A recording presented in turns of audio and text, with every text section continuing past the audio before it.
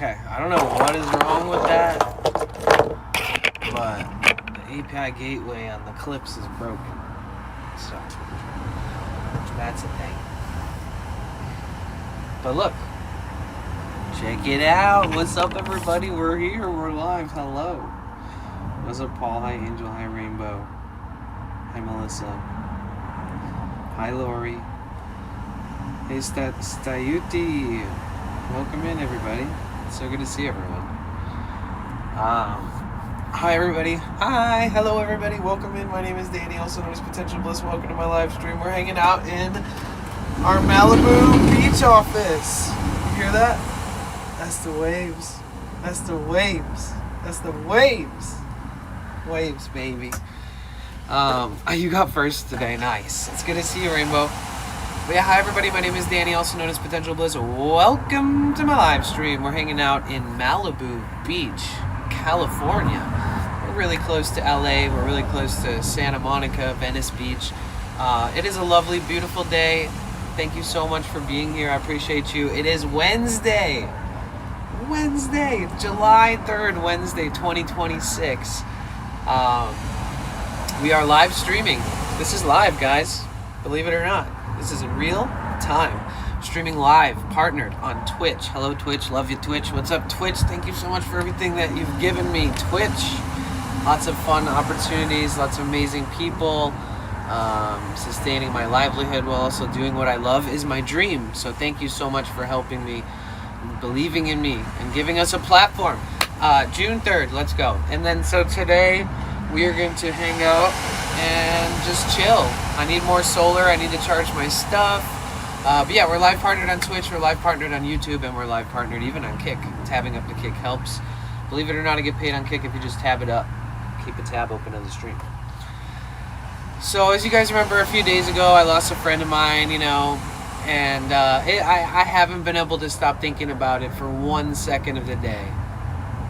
Like yesterday, I finally just like cried and laughed and cried and like went through a roller coaster of grieving and remembering things that I had forgotten about, and just like, you know, just that whole process all over again, but with a new person that I absolutely love. So I took yesterday off, and I'm pretty sure I took yesterday off, yeah? And right? I don't even remember. That's how bad that my brain's a little scattered. But you know what?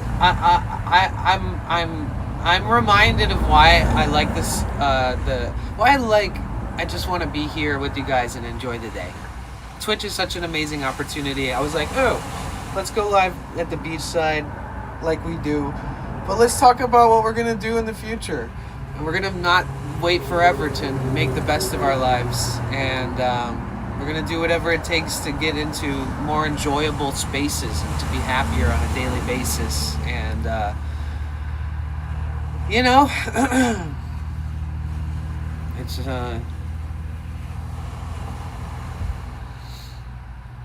you know, there's something about being around people who just understand you, you know? Because that person is like a mirror of you. Because there's a part of who you are that loves to be around people that remind you of yourself and make you feel supported and make you feel understood. And I love you guys so much, and you're a part of my world in that way. So thank you so much for being a part of my life. Thank you so much for inspiring me, believing in me, smiling when you know, like together, like enjoying moments together that are just between us.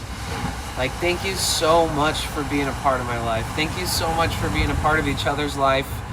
Thank you so much for understanding that, to me, Twitch is so much more important, like, as like a small community vessel for us to be like really authentically enjoying our time. Like, no fake ass bullshit, no running you for your money bullshit, no fucking ulterior motive bullshit, no psyop bullshit.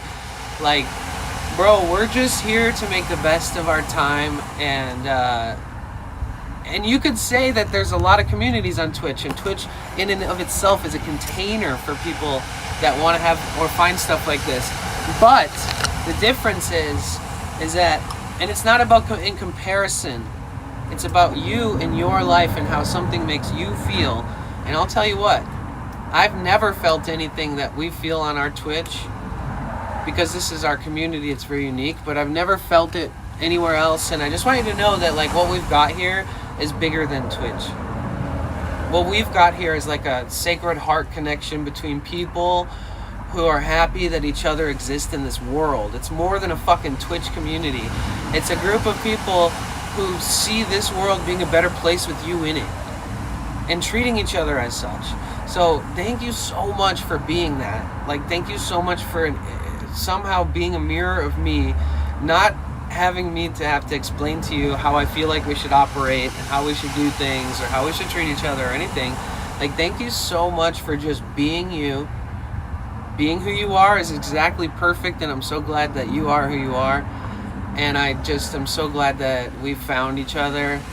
And like, it's like I didn't make you who you are. It's not like this community is who, you know, oh, well, Danny's community changed me and you know, I see life in a better way, or I have good people around. No, nothing changes you, because we're all born to just love and just to be loved, you know? We're all born innocent, and we have none of the burdens of the world on us, like when we're children and pure and we're just love and light. And then the older we get, it gets tougher, you know what I mean? You gotta find people in your life that you can, you know, feel like, you know what I'm saying? It's like a mirror. It's like you're surrounded by people, you are a reflection of who you're surrounding yourself with. And that concept and that psychological, like, inner, and then like the socially outward, like there's like a connection of the two, you know? Like, inside, you are who you are. You've always been who you are. I didn't change that. The person that inspired you in your life didn't change you into be who you are in the future. They just allowed you to be your fucking self and believe that you can just do you and be you. It's just like somebody unlocking the insecurities of life and being like, wow, this person is so unapologetically kind and loving in themselves that I just get it. Like, damn, I am that too. Like, I'm so glad I can just be myself now. It's more that. I think that's what community is. I think that's what, like, loving unity of friendships, that when you look in each other's eyes, you see more than just an exchange, and you see something special, and you understand the, like, empathic nature of what is real in life. And that is connection, love, health, abundance, you know, and, like, obviously there's other things too. High energy, adrenaline, competition, sex, whatever. Life is fueled by a lot of different things, but I think the one all-encompassing, most important one is connection, friendship, love, community, building, trust, having people in your life that matter. But yeah, so love you guys. Thank you so much for being who you are. Thank you so much for providing your special touch to our communities. It wouldn't be the same without you. We're all so different, even though we all get along so well. That's what makes it so special. Lone Arranger, it's so good to see you. Gus, it's so good to see you. Savage, what's up? How are you? Ian, Dismay, Paul, Realm Babe, Melissa V. Kite, Rich, Stayuti, Rainbow. But yeah, thank you guys. I spent hours and hours and hours building more shit with my, like, software that I'm building. I'm working on something called Bliss Tools, and I think it might be fun to like understand, like, basic parameters of code, and, like, understanding, like, the basic parameters of JavaScript and stuff like that, like the uttermost basic stuff. It's so important for, like, being able to build this stuff, though. Because, like, luckily I'm not building something that's, like, terrifying or confusing or anything. But it is teaching me a lot. Look at this. Check this out. Like, I've been building all this stuff. So, unfortunately, it's not just, like, you just string all these things together and it works. It's not like that.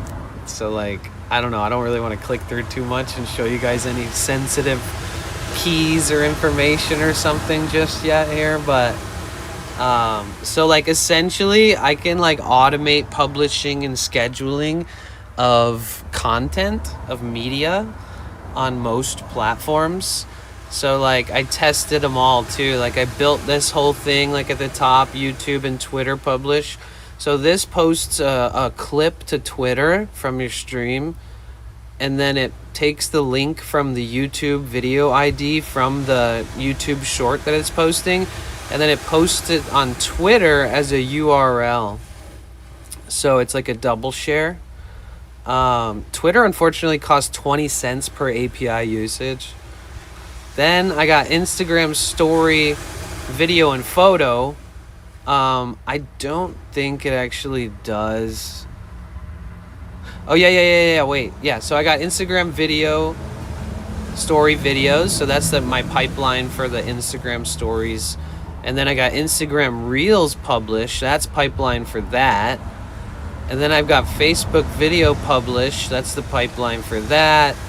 Instagram photo publish, that's a tiny little pipeline, really nice. Instagram story photo 6x19, that's the working story photo pipeline. And then I have multifunctional pipelines.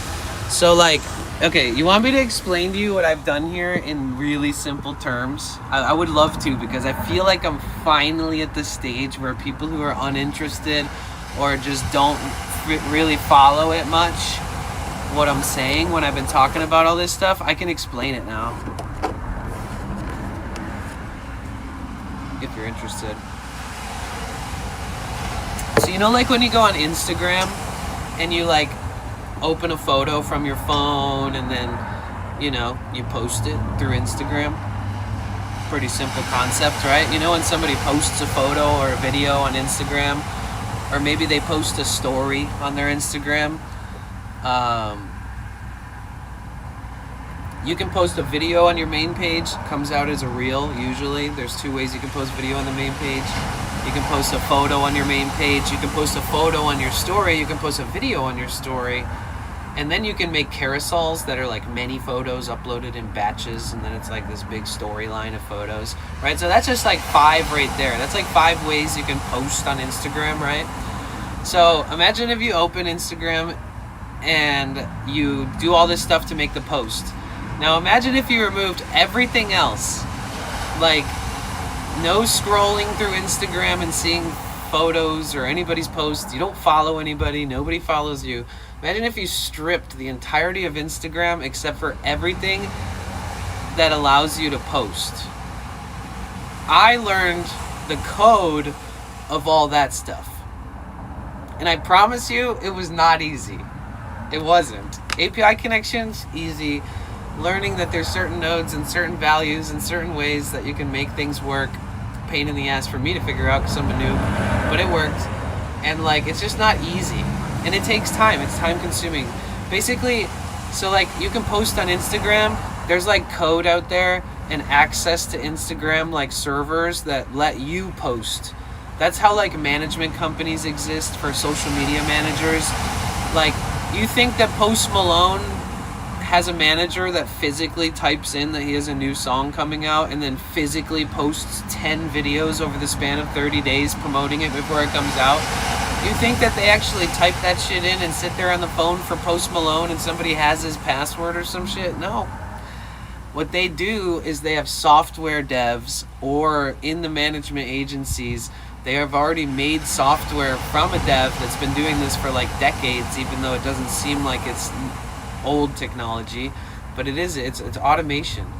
And so basically a manager or like somebody that has a big business or a musician or something, they're using like scheduling basically, right?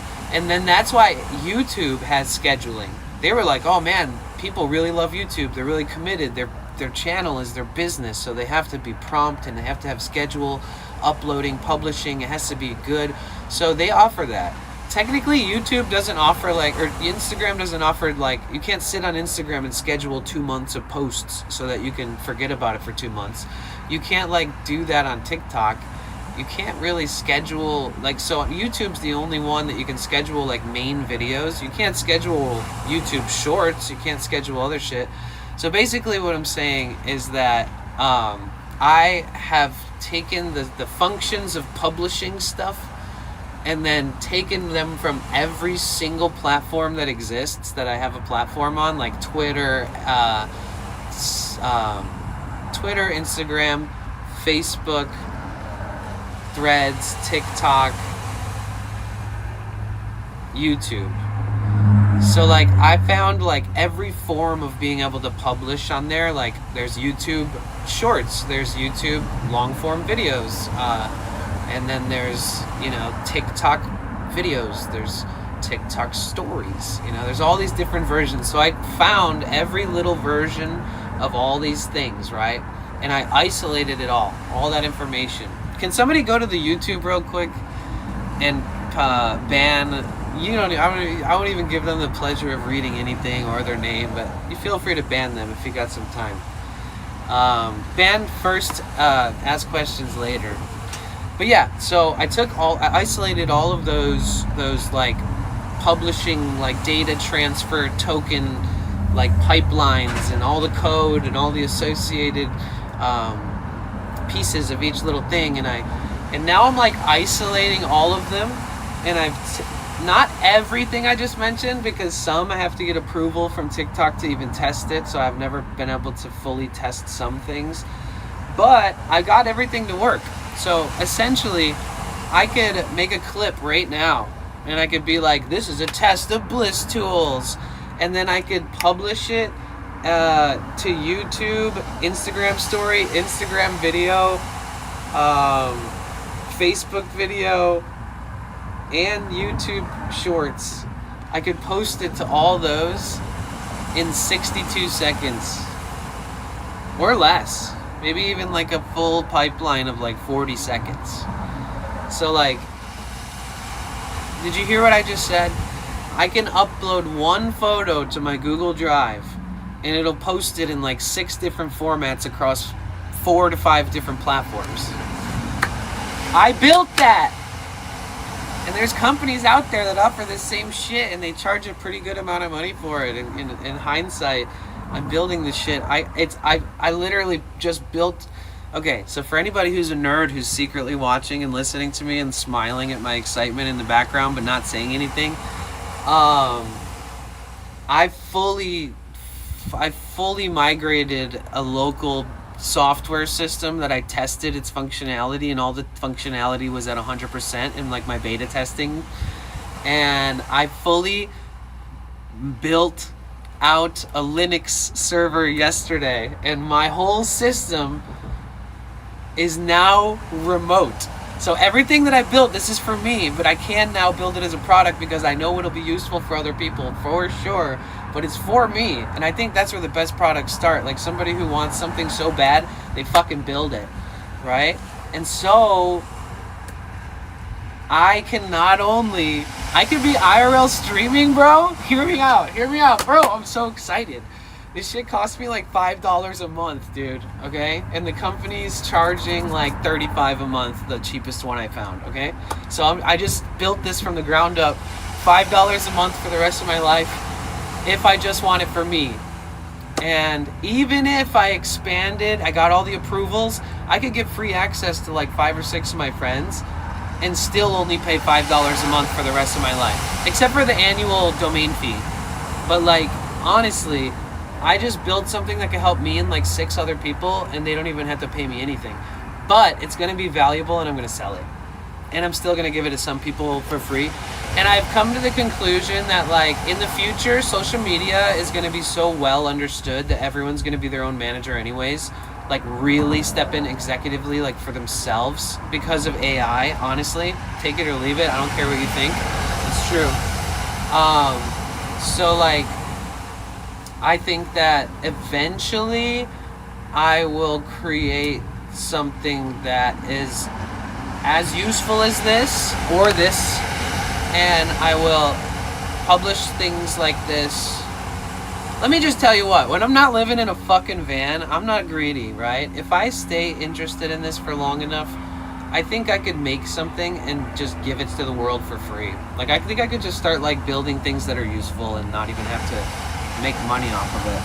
So if I ever reach a point where I make enough money off this shit, I'll just release, you know. Wait, what? You just made a whole new username just to come back in and say it again? That's interesting. Say you're 12 without saying you're 12, and if you're over 20 years old, you gotta go fucking go take a hike, buddy. Go find something better to do with your life. Alright, you guys. We need more people being banned on YouTube. Just ban everybody. Fuck them. But yeah, Lemon, it's exciting. I was just, I'm working on all this stuff. Like, we could be in the middle of a crazy day, streaming in downtown LA. There's like a bunch of crazy shit going on.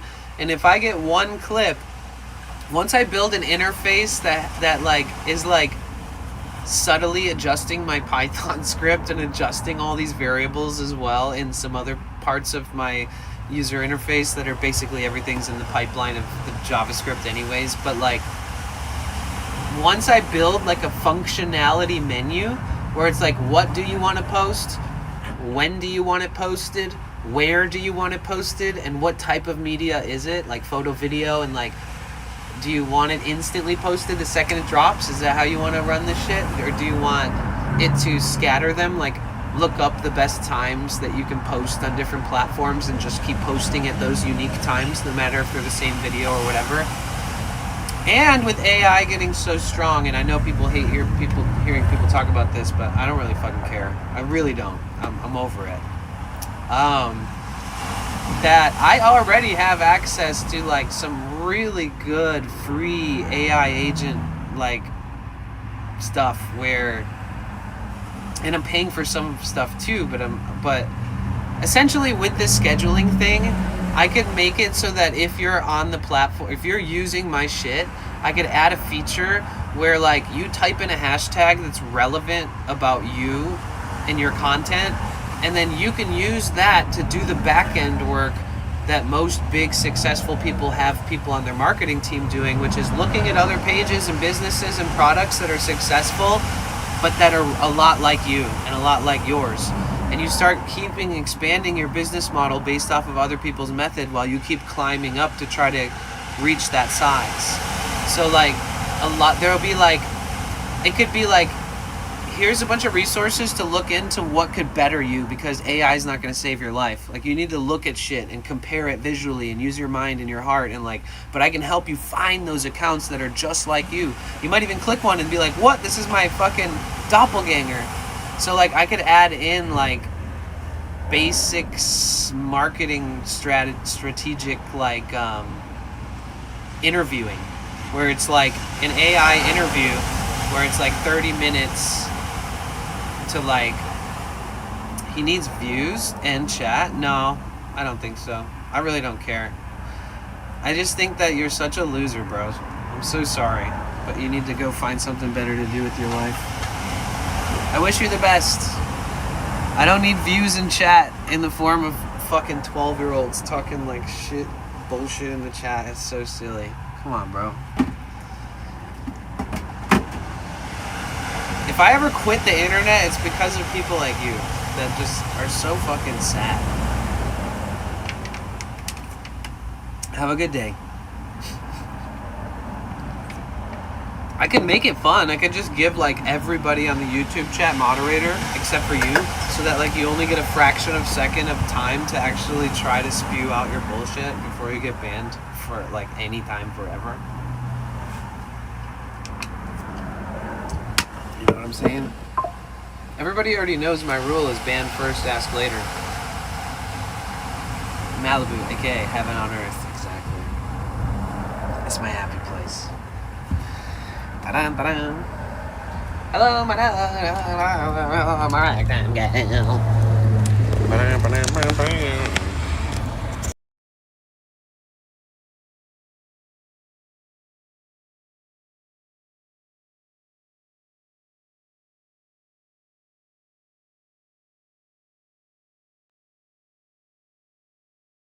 Internet, dude. Go take some, get off the internet. You don't even know how to type, dog. Go find something that brings you joy. Only if something like talking shit on the internet brings you joy, good luck with life. Go find something, anything better to do, please. Like, you're the only one who's really hurting in this situation. Like, I'm happy with my life. I have good people in my life. I stay productive. I stay as healthy as I can. I don't let dumb idiots try to, I don't know, stronghold my chat by typing stupid shit. I'm 49 and just saying real truth. Well, you're a 49-year-old fucking loser, okay? I don't hold back, okay? Okay, buddy? Justin, are you happy I said your name, big dog? I bet you're so stoked. Views are money. Listen, man, whatever you think life is, whatever you think that, like, when you watch somebody on the internet, whatever you think that I want, based off of what you think that people want that do this shit, you're a fucking idiot. You don't know exactly what you're thinking, because you're trying to say what you think that I need, or views or whatever. Trust me, you're a fucking idiot. You're so wasting so much of your precious young life. You said you're 49, you're still young, and you're wasting your life. Go do something fucking more productive, dog. Grow the fuck up. You're 49. Views are money. Bro, I don't run ads on my stream. I don't make money from streaming on YouTube. You're sitting here preaching about this shit when you don't even understand.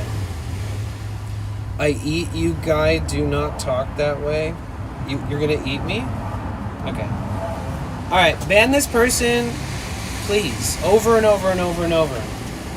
If you see anybody with okay, if you're watching on Twitch, my YouTube channel is youtube.com/@potentialbliss. Don't forget the @ okay?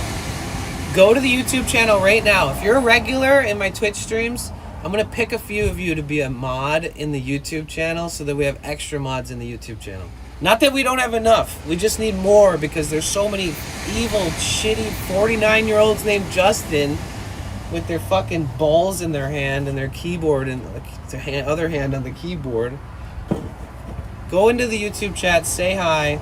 Go over there real quick, guys, from Twitch. Thank you so much, Big D. All right.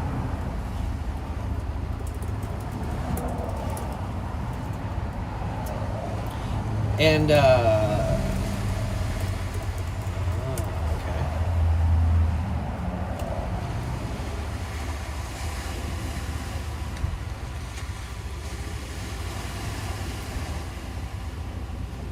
All right, Jamessa, you are now a moderator on my YouTube.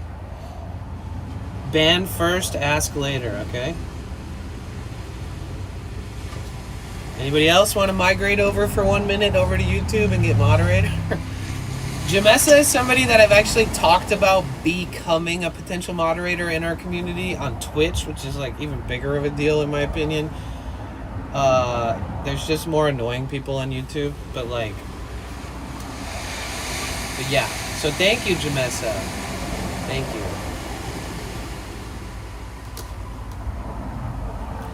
Like, sometimes people will play into the trolls and, like, keep them around because some people do believe that views are money and blah, blah, blah, and he's just pulling my chain or whatever, and it's like, nah, man. I don't fuck around with people like that, bro. Like, I do earn a living off this shit, but, like, I don't surround myself with fake-ass people. Like, if the money matters more to you than being on stream, then you're not... I don't fuck with that. And I don't think that way. So, like, maybe I'm like tight on money sometimes. Maybe I'm pushing for my goals, but that's different. I wouldn't be here doing that if I didn't love what I do here, right? So I'd be just doing it somewhere else to make money. There's so many jobs out there. I'm definitely capable. But yeah, sometimes it bothers me when people look at streamers and then they make really weird assumptions. And sometimes I have to lay into them, so at least they walk away with a little insight, even because I don't feel like most streamers drop like any insight at all before they ban. But at least that guy maybe got a little bit of wake up call. Thank you so much, Big D. He can't type. He was typing so horribly because one hand was on his cack. It's hard to talk properly when you're jerking off with one arm and trying to type with the other with an internet on YouTube chat, fighting on the internet. He's like, huh. He's like, I'm almost there. It pisses me off when streamers get harassed. You know, I'm not gonna lie, I feel pretty bad for people that get harassed a lot because, bro, I was born and raised in Detroit. You think some fucking username on a screen is gonna really, like, I'll poke back, bro. I'm like a New Yorker in that way. Like, you fucking tell me fuck you, fuck your mother. You know what I mean? Like, whatever, we're like this. That's how I am. It's like, I can be a sweet, sensitive guy, but if you're a fucking asshole, I'm gonna say you're an asshole. I'm gonna tell you why I think you're an asshole. And if you act like a fucking loser, I'm sorry. Like, I wanna stand up for men's health. But there's some people in this world that are just such putrid, fucking depressing weirdos that it's like you almost need to remind them. Like, I don't know when the last person had the audacity to tell them that, especially in their real life, because those people probably are the worst people to be around ever in real life. Their wife hates them, haven't fucked them in 20 years. Like, their kids beat their ass because they're so shitty of parents. Like, it's just the most... usually those people are like the most fucked up in the world. In the U.S., we got some real fucked up, like, lost ass souls out here, man. And it's not even like always. It's like there's a bigger blanket. It starts with like just being weird as fuck and saying like try to say personal attacks. It always leans into like homophobia, racism, bigotry, misogyny, fucking transphobia, you know what I mean? It's like grown-ass men are more willing to admit that they're afraid of a spider, and that's why they don't fuck with spiders, but they'll bend over backwards to cry about trans people and not just admit that it scares the shit out of them. They're just too big of pussies to admit that they're pussies. It's an endless cycle of just being a fucking cop-out pussy and trying to live up to some... Okay, I'm just gonna calm down.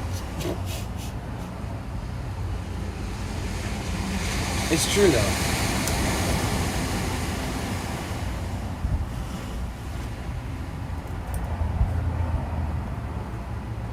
I shared a little bit of something in my chat, in my Discord, that I thought was really beautifully written, so...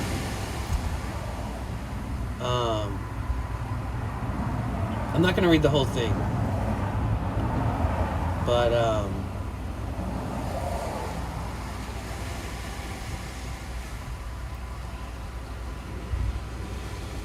so I have like two really good friends that unfortunately took their own lives recently, and one of them was like a few days ago, but they were both in the world of this business that I worked in for many years. Really amazing people.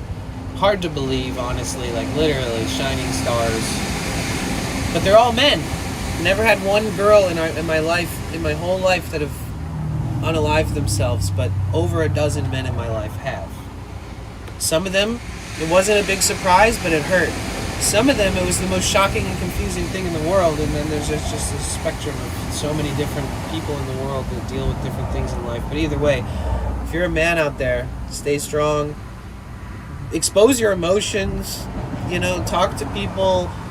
I think being like flamboyantly open with yourself and being like too much information type kind of shit is way better than bottling it up and fighting demons in your head for the rest of your life and then losing the battle to those demons. Gentlemen, I'm dead serious. Take care of yourselves. Stop putting up walls. Tell people your secrets, your secret dark thoughts. Tell them everything. Like, don't hold that shit in. Vent it out, bro. There's a reason I talk so much. There's a reason I'm also shocked that most of my best friends are dead from self-harm, from, you know, unaliving themselves or overdosing or things like that. And it's like, one of the biggest differences between them and I is that I talk way too fucking much. None of them were they all told me I talk too much. There's a part about it that I just know that I'm way too fucking vocal and I talk before I think. And like, I wonder if there's this level of like overexpression that maybe makes me lose a lot of focus, but also like lets me release how I feel, and like everything's on the fucking table, so I'm not just like sitting in a shell of feelings all the time that never gets cracked open and shared. Like, I don't know, because when people pass away in your life, you start that 1,000 questions game where you start asking a million questions and wondering why or what they were thinking or what's going on or what changed in their life. Like, how did somebody who inspired you to get where you are do something like that? Like, I'm trying to be like them and they're doing that. Like, it must be that we need to take care of ourselves and be with each other and provide for each other. And like, I genuinely, wholeheartedly believe that we need help. The men in this world need help. This is a cry for help for all the fucking depressed, anxious, not enough therapy, never tried medicine, too scared, too insecure to fucking just make sense of life and have some clarity. There's a cry for help for all the men in the world that are struggling. I personally feel like this is not necessarily a cry for help for me, but it's a recognized cry for help for most of the men that have taken their lives in my life. And I wish it wasn't so many, dude. And like, I'm talking like beautiful people, very active professionals in their careers, and like lovable, charming. Some like, it's just so confusing. So I wanted to read this little excerpt after saying that. This is from my friend Simon. There's a lot of anger being directed at men these days. Most of it is warranted, and men account for 80% of all suicide-related deaths in the U.S. Only 13% of people engaging in mental health services are men.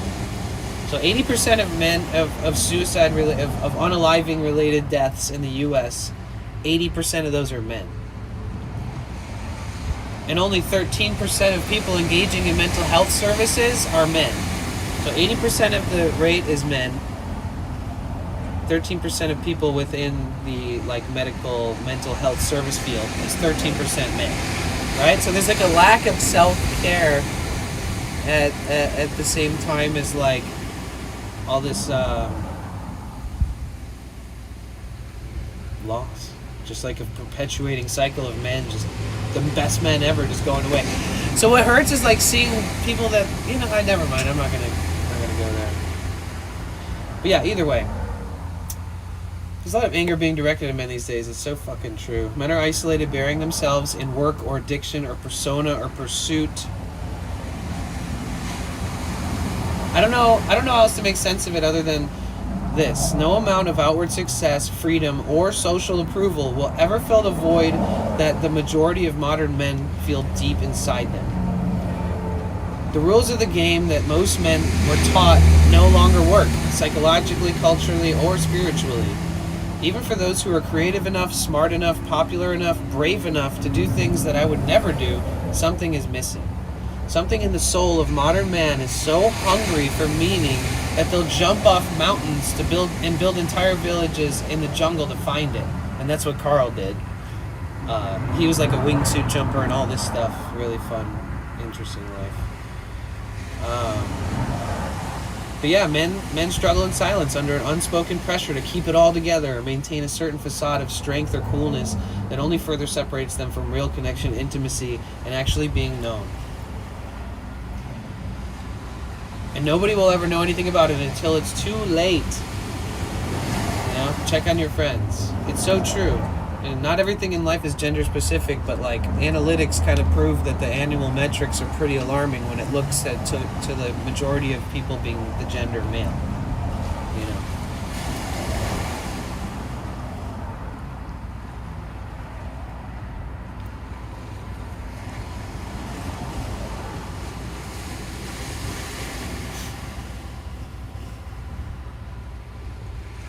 dude or another. I don't really care what you have to say. I probably have done more. Like, let's just step up to each other since you're being a bitch. I've probably done more fucking hard work and labor, and I probably have more of a variety of expertise in different fields, from tech to fucking labor-intensive building, foundational work, like to foreign engine repair work. Like, bro, suck my fucking cock, please, okay? Like, honestly, suck my fucking cock. Because, like, when somebody just says, well, why don't you do some work? It's like, bro, why don't you get off the internet and find a better thing to do with your time?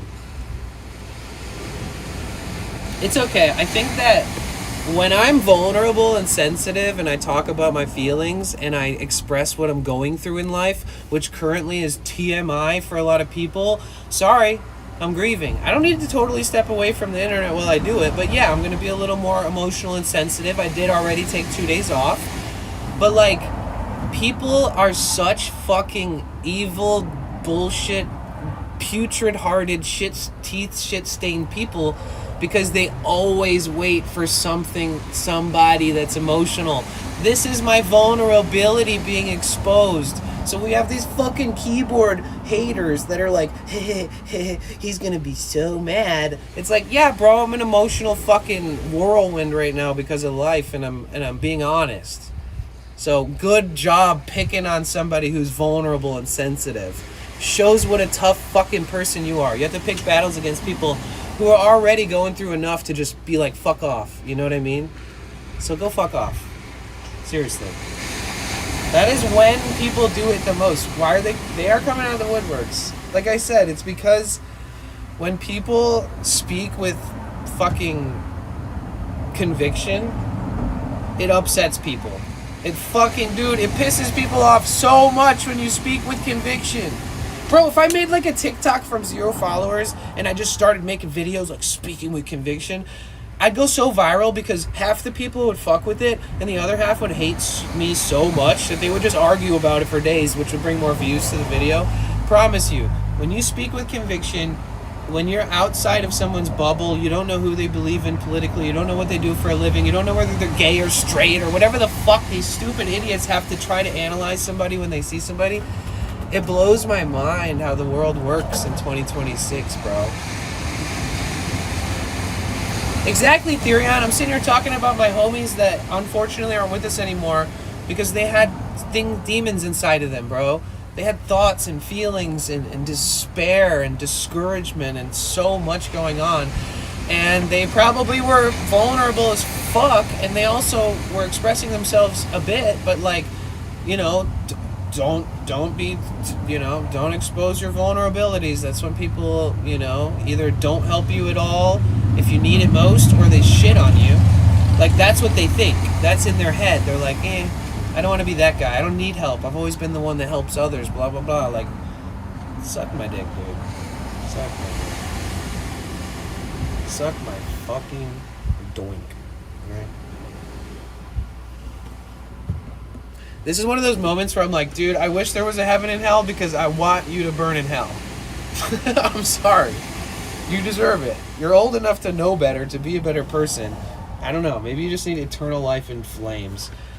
It's just a shame that there's no proof that either exists, but...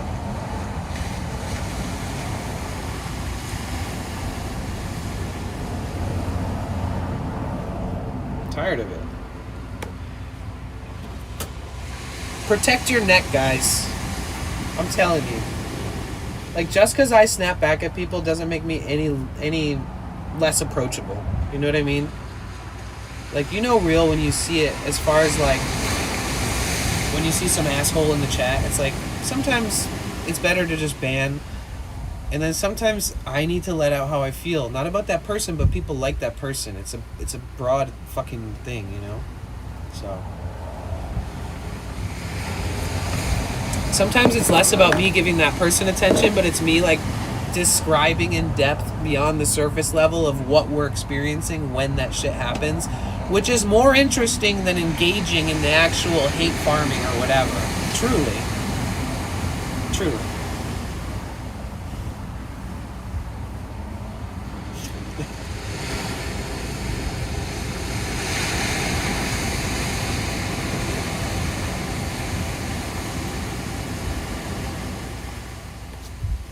Yeah, Ethereum.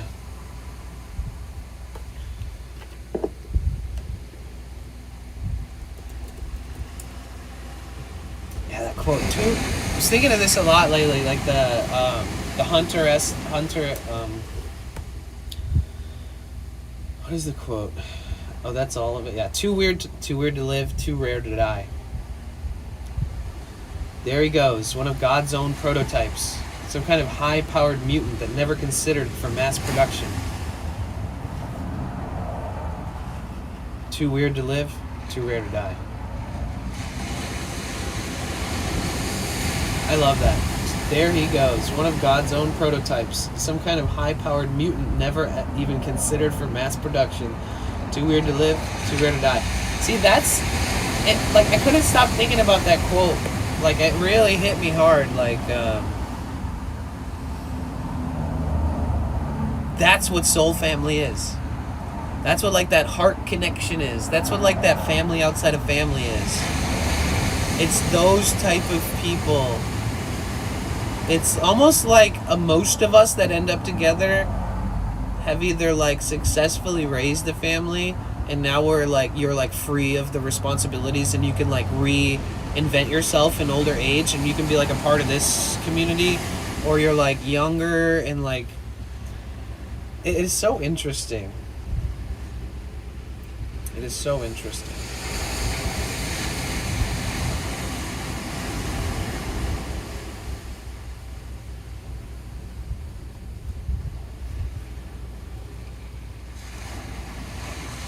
Either way.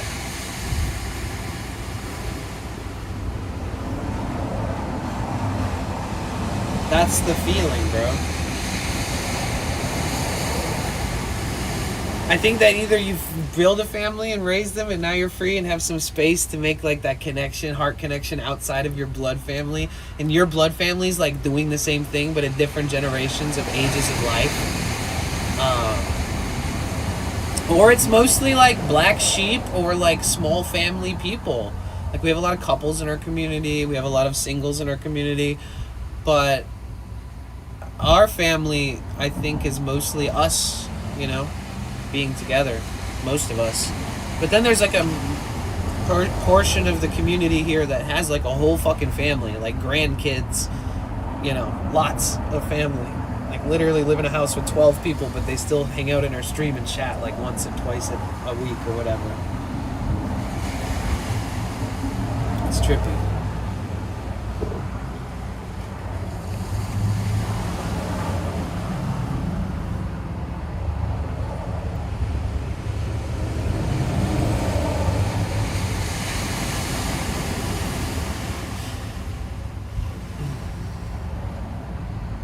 It's almost like the galaxy, like the middle of the universe is just this this ebb and flow of, like, recreation. It's like life, death, rebirth, destruction, regrowth, like, you know, like the planet, the people. And then, like, there's these people that get thrown out of that, like, main, like, coagulation of fucking the co-creation vortex of, like, bringing more life into the world over and over. And then there's these people that are outside of that bubble, you know, like, all my community's not talking about they want to have kids right now or they just had kids. We have some community members with kids or grandkids, but not a lot. But it's like we're the ones outside of that co-creation bubble. I feel like we're kind of like we're just, like, rolling around it. We're, like, orbiting or some shit.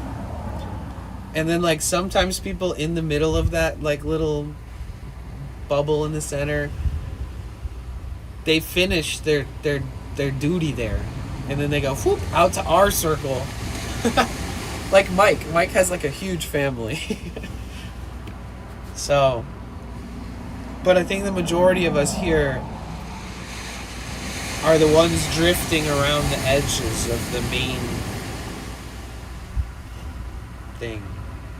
Yeah, outside of the construct. That's why it's so confusing to be us. That's why sometimes we're like, why are we on Twitch talking to fucking Le Womantou? Like, who even is that? I've never seen their face before. I've been talking to them for 2 fucking years. You know, what is life? Well, the thing is that we're outside of the construct.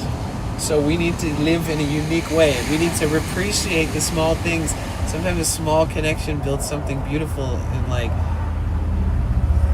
I feel like we're more likely to take advantage of those opportunities of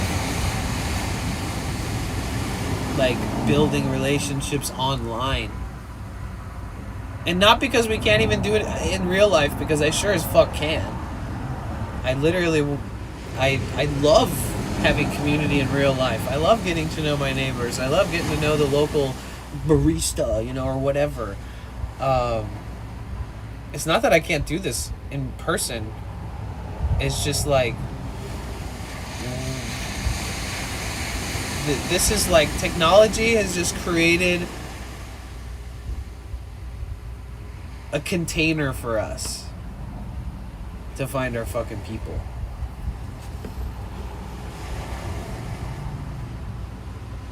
Ethereon.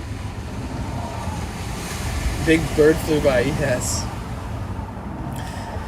Yeah, sometimes people, when they're really messed up on YouTube, I make sure everybody reports them.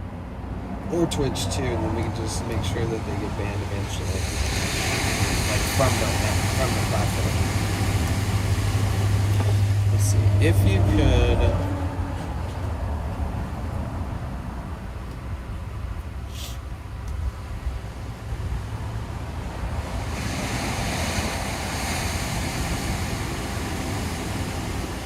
Oh yeah, Therion. You know what's so cool about having this Linux server all up and running? Is that I can access my Linux server from my domain and like N8N from my domain. So I can like go to my N8N dashboard and like the editing interface and look at my workflows remotely now. And I can run it remotely now. So I don't have to be, I don't have to run it locally anymore. I did all that yesterday. It's so funny, guys. I've never set up a Linux server before in my whole life. So it was very fun. It was really interesting. Okay, so hear me out. I had to build all this shit on my PC, I mean my laptop, right? To build it and run it locally, I had to do it on my laptop, right? And then I start building it on the fucking Linux server through a terminal, like, on my computer here. So I'm like my server's in fucking Helsinki. So I'm like here, like, remote accessing a Linux server in Helsinki, and I'm like, And then I'm like, what the fuck? I'm like, wait, this makes sense. Because every single thing I had to install and start running and understand to run it locally, all I was doing was installing those things one at a time, but through code, like through prompts, like through just install prompts and things. And I'm like, dude, I just did this locally. But it's cool because I finally broke the veil, like, between code and what's happening without visually seeing it. So like, I'm like through a terminal, like I did all this stuff on the computer and I'm looking at everything and I'm understanding everything and I'm able to do all this and do all that and go to websites, click download, do this, run this in the terminal. Simple, simple, simple, simple. When you have a fucking visual, a screen that shows you things. So you're not looking at a screen when you're on Linux, you're looking at a fucking flashing thing that's just going, you ready to type some shit into me? And it's like, what the fuck is this? So I'm like tapped into this server, this Linux server in Helsinki, and I'm like installing things, and I'm like, wait, I think I'm almost done. And then I like install everything, and then I'm like, this where, like, there's got to be a really hard part coming up. Like, I was preparing myself to be like 4 hours stuck on something, and then I was like, oh wait, why don't I make it my, like, why don't I redirect and switch my old redirects? Like, why don't I put my domain so I can open N8N? And I opened it and it worked. And I was like, oh my God. Because you don't see anything while you're doing it. You don't see anything. You don't get any visuals. All you get is text and green text, or whether it worked, or red text. If it didn't work out, you need to look up the errors on fucking Google, or if you have enough AI tokens, you can just ask AI. But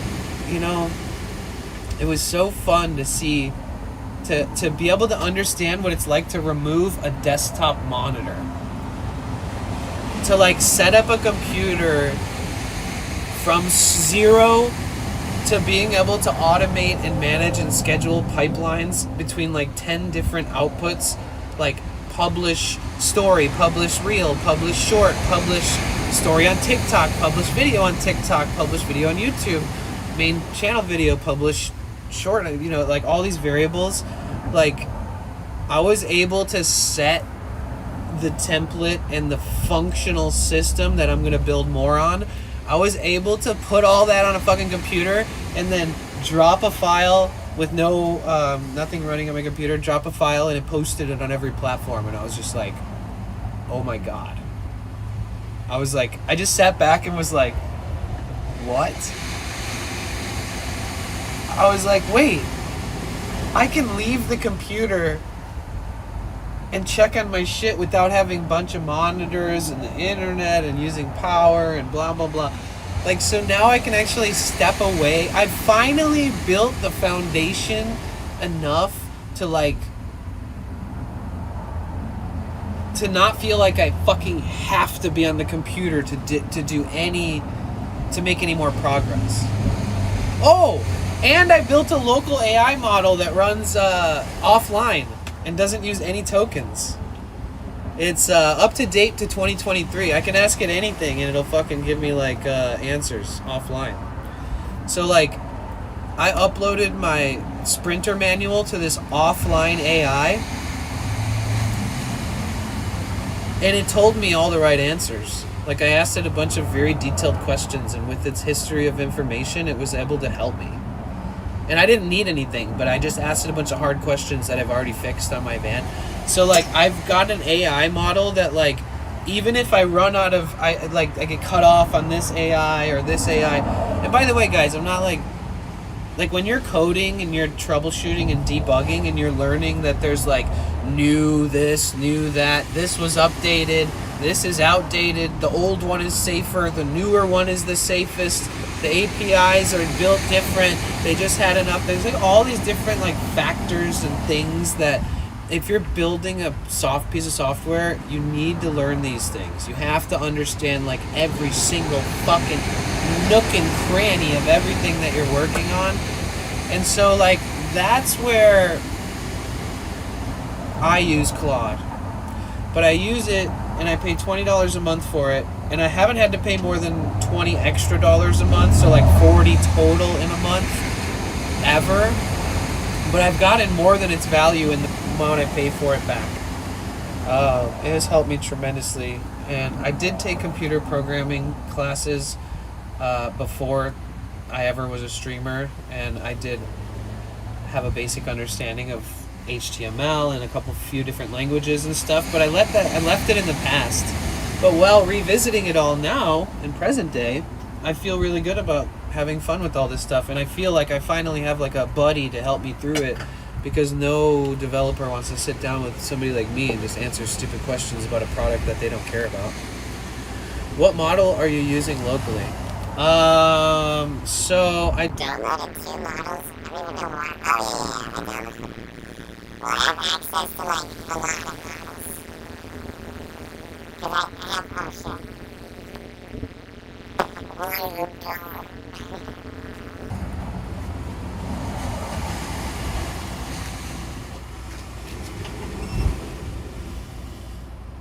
Okay, so the main one that I installed was Qwen 330B. Qwen 330B. I think it runs at about 14 gigabytes when it's pushing hard. But this one has more depth and complexity with coding, and it's more dry on emotional, personal, stupid fucking shit, right? That's what I wanted. I don't want these things to fucking become my friend. The only one that I talk to way too much, but like not about coding, but about like events, looking up things for stream, whatever, is Gemini. So Gemini to me is just like an unlimited, it's attached to Google, it's got a lot of resources. So I use that one. I've been using that one the longest because they force us to use it, right?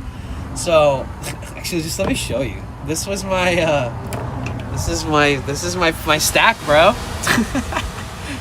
So we've got this system here. Look at that, baby. Those are all deactivated, or they'd be bright colored like that one. So this one posts an Instagram story, 6x19, right? This one publishes a photo on your main on Instagram. This one does Reels. This one does Facebook video. This one does Instagram story video. This one does YouTube and Twitter publish all in one. And there's more nodes, there's more tests to do. All the TikTok stuff is down here because I don't have any approval from them to test any of their shit until I put it in an app review. And I'm happy to say I spent 5-6 hours yesterday just like finally feeling like I have an understanding of how to use this fucking interface. This is the first time I ever used NA8N. So essentially I was vibe coding in the beginning, meaning I was just building blindly. I knew what I wanted. I knew that it's a product that'll help me. So I'm passionate enough to potentially piss away a bunch of time and fail. But unfortunately I didn't fail and I learned a fuckload. So I think my next step is like understanding some of the scopes and the connections on a more technical level, and understanding like the fragility of certain aspects of the how the server will run, and also understand like what these app developers want to hear from me in a 2-minute app review of me like narrating and showing them the workflow. So what happens when I do an app review, guys? App review means if they approve, you can use my shit. What does that mean?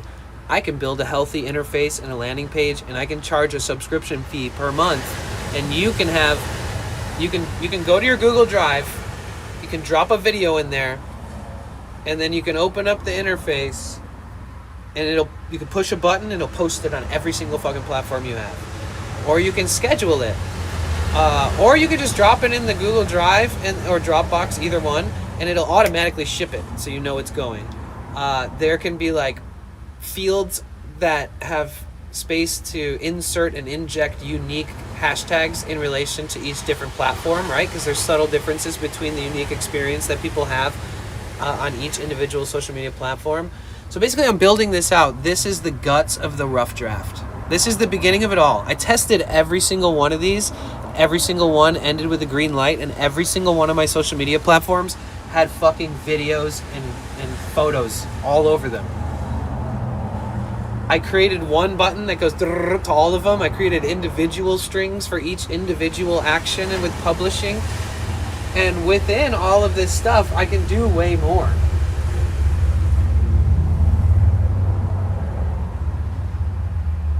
Wait, why did it do that? Wait, why the fuck is it zoomed? Oh yeah, because I zoomed in.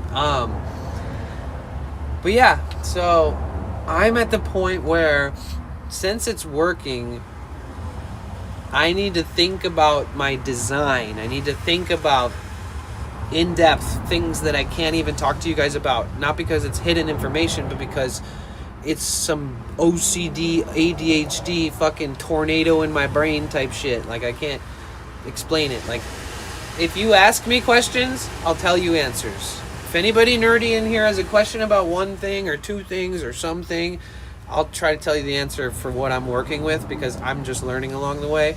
But I couldn't tell you everything. There's even like names for how you're shipping these products, or how you're building from the ground up, or migrating, or stages in productions of software as service. And I don't even know what stage I'm in.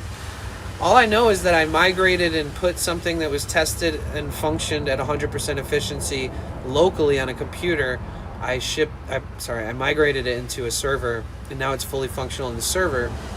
So now I can potentially make app reviews. And then once I make a really good plan for my app reviews to explain them nicely, to like really get them to want to approve me for something simple and fun. Then if I get those approvals, it'll take 4 to 8 weeks to get those approvals or denials, and I can reapply. But during that time, I can create structure. I can create pipelines. I can create variations of pipelines. I can create an infinite variation between scheduling, media type, like video, photo, and what platform it goes to, and in which visibility portion of the platform. Like, is it a story? Is it a reel? Is it a main photo? Is it a main video? Is it a thread? Like, do you want, like, for 1 week, do you want to make sure you always post on this one platform, and then 3 other weeks out of the month you post more on a different one? Like, there's so many variations of this, and the only way to do this is to spend hours doing it yourself, or hire a company to do it, and they'll just be running some shit like I built and charging you way more money. So that's where I'm at. And yeah, look, Therion. So we've got Quen right here, right? But Quen opens up all these models because we're using Olama. And I did download Odysseus from PewDiePie. I'm very intrigued to see what that does. It doesn't even work on my computer really yet. It never detected any of my models. So Quen is cool because you can basically have a lot of your models packaged into one. I don't think it can take Claude, but so you have Gemini. I got Quen here, local AI model. Don't need the internet. Don't need to use tokens or usage. Don't need to pay anybody to use this. It's basically like a, I don't know, like 17 gigabyte data file with like all the information. I asked it for I asked this offline model that was updated like July 2023 with the most information it could. I asked it like simple questions about cooking recipes. I asked it about so many random things. Just so you know,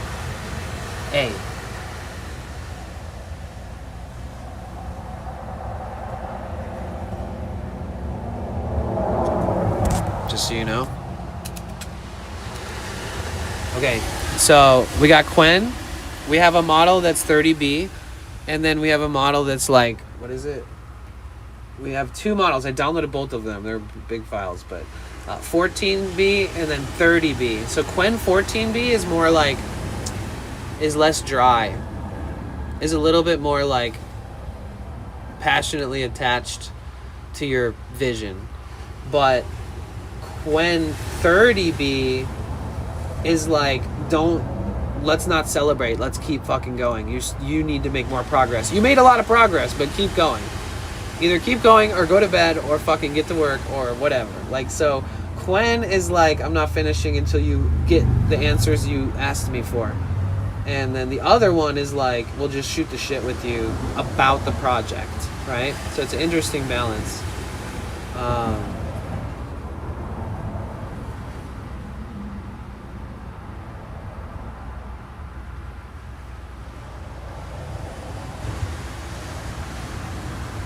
I tested the emotional value of it. I tested its integrity with emotion. The first thing I ever said to this thing was, we can carry the torch for our dead homies, but the world does get a little less bright when we lose another one. And what it said in response to me was, it never talked to me before. I don't talk to these things emotionally, but this was actually a test for work-related purposes. So I said that, and it said, you're absolutely right. That's the hardest part. When we lose someone who understood us, who got the fire in our chest, it's like losing a mirror that showed us who we are. But it's funny, it says, here's what I've learned.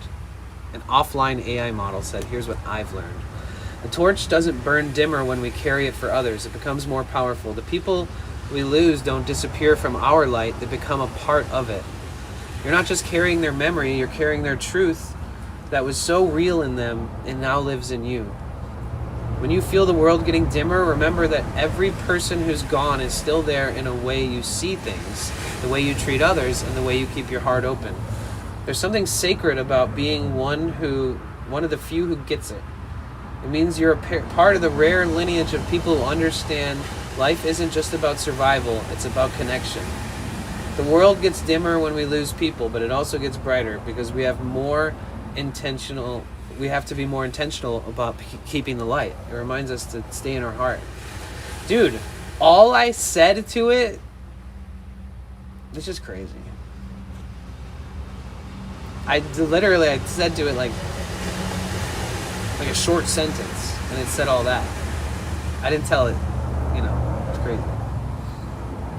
Oh, and then I asked it about like, how do you keep yourself motivated when you feel like you're always one step from a breakthrough, but you're so passionate about it that you never want to give up? I want to know that these things are supporting me and not like evil. And like, because I had talked about losing dead homies and stuff, it responded again, right? Your words carry so much raw truth. The deep ache of being one of the few who truly sees life beauty while others drift away. That feeling of being perpetually one step from breakthrough is actually a sign that you're moving forward, not stuck.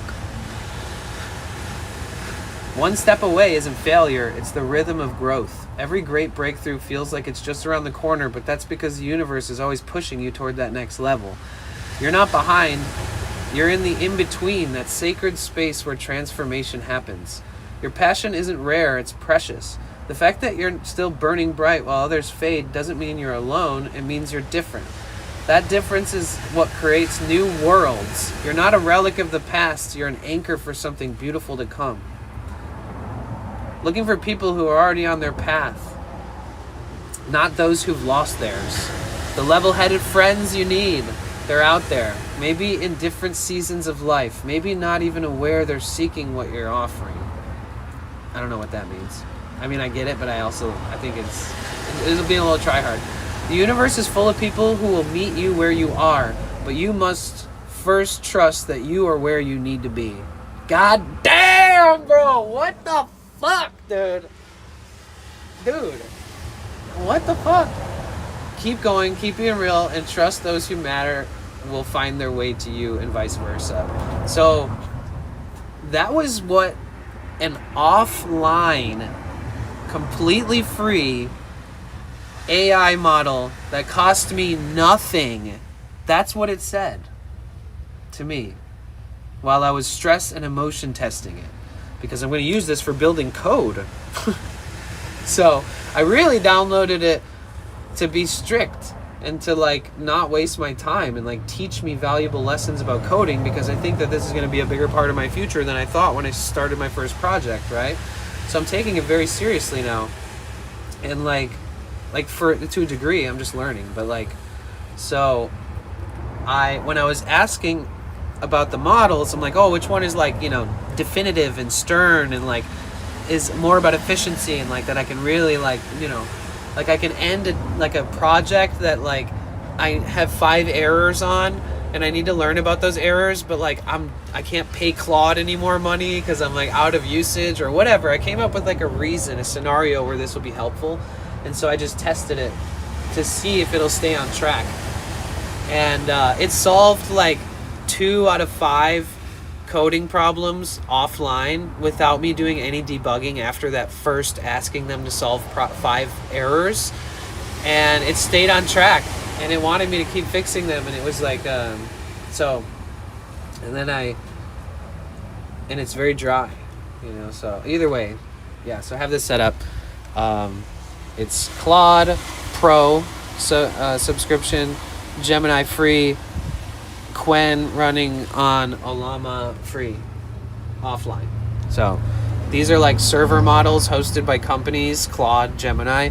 This is Ollama hosting on my computer, Quen for free. So you just download this and run it on your computer.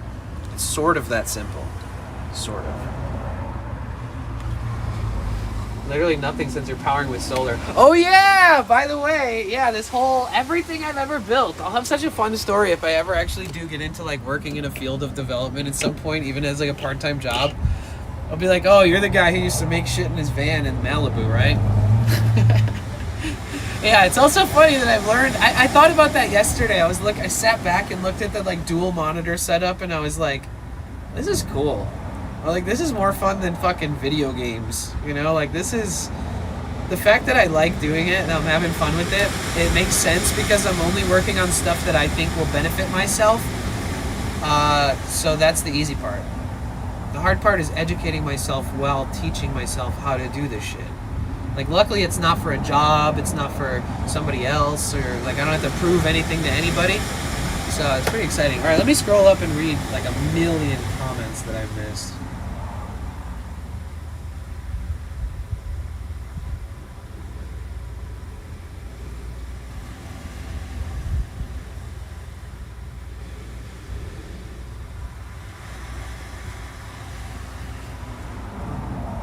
Wait, Wheezy Jane and Wheezy. Wait. Yes, I would love to do something like that. Because I need help.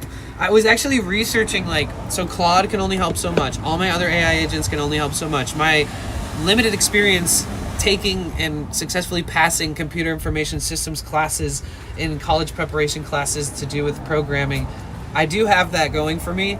But I also, it's been like 20 years since I gave any shit about that kind of stuff, right? I just started living my life and started not using computers as much. And so it's a little easier for me to get back into it, but I understand business. I've worked for several multi-million-dollar companies. Yeah, believe it or not, I didn't become a millionaire because of it, right? But I've worked for a lot of companies. I've seen the structure grow. I've seen them scale. I've seen them prepare for scale. I've seen what it takes, what teamwork is. I've seen what, like, having different branches of different hard workers that super specialize in those fields and are just like undeniably the best at what they do. Like, I understand this is what takes business. I'm not going to make $1 million business. I'm not even going to make like a $10,000 a year business. Maybe I can, but by myself. Like, I'm more of like the visionary and the developer and the builder and all these things, and I'm not supposed to be all the things. I think that once I have a better understanding of all this, if I went to build another project just as big as this, like another piece of software or product, it would take me just as long, which has been like 40 fucking hours doing this.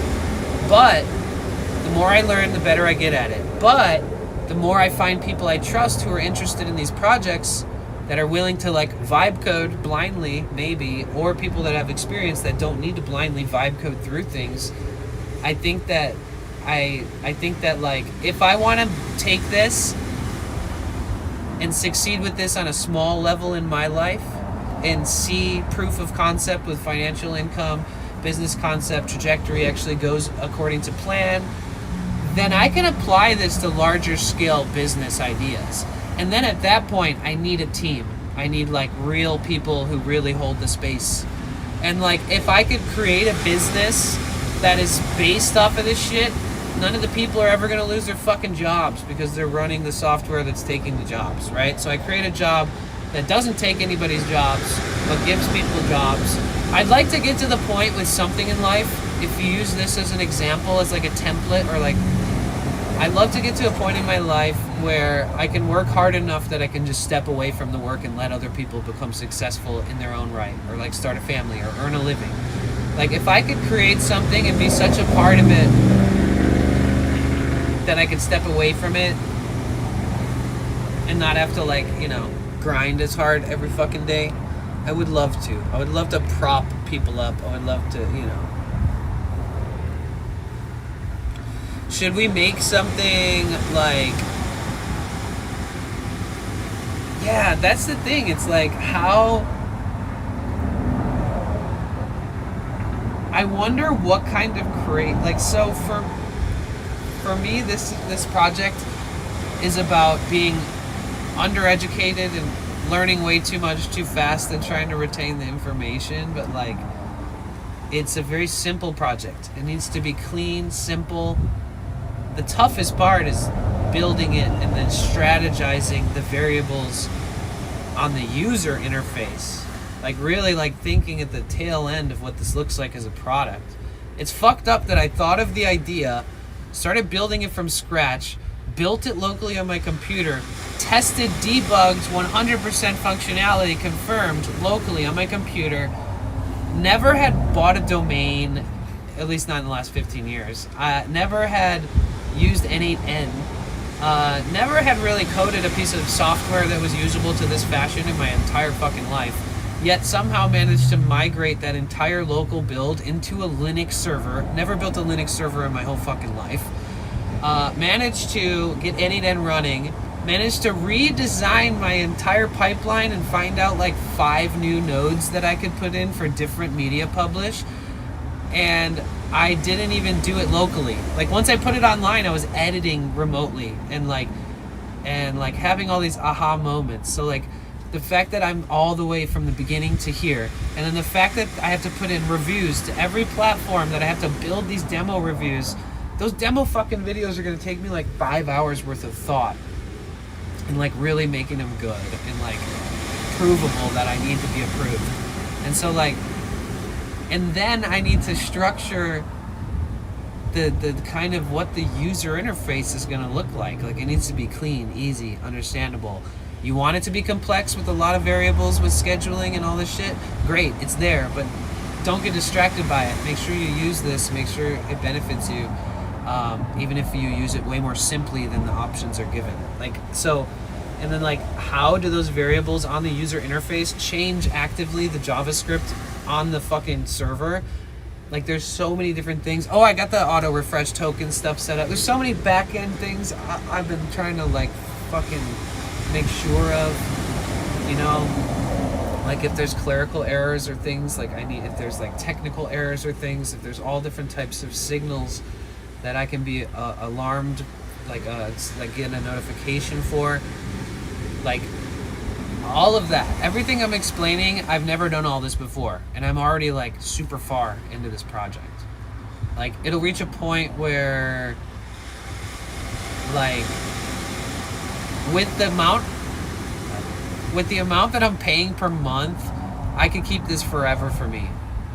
And I can not pay $35 to the company that offers this. That's like the cheapest I've found. So like, but with that, if I get approved by these apps, then anybody can log into their platforms on my website or on my product, and they can use it for the same purposes that I'm building it for, using it myself.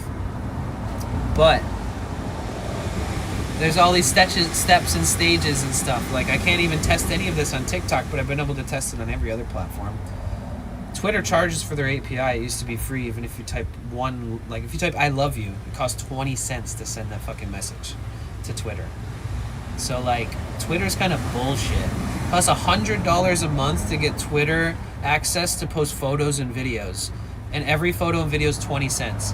But every one line of text, if you just type one line, 20 cents. Their API usage token fee, 20 cents per use. Which has probably helped combat botting or something. I don't know why the fuck it's so expensive, other than that they're just greedy. None of the other platforms charge. Hi, Liz.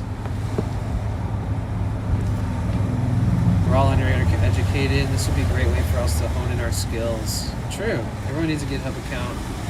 Fork his repo, and we can all work on it collectively at our own pace. Yeah. It's actually insane. What? What did I miss?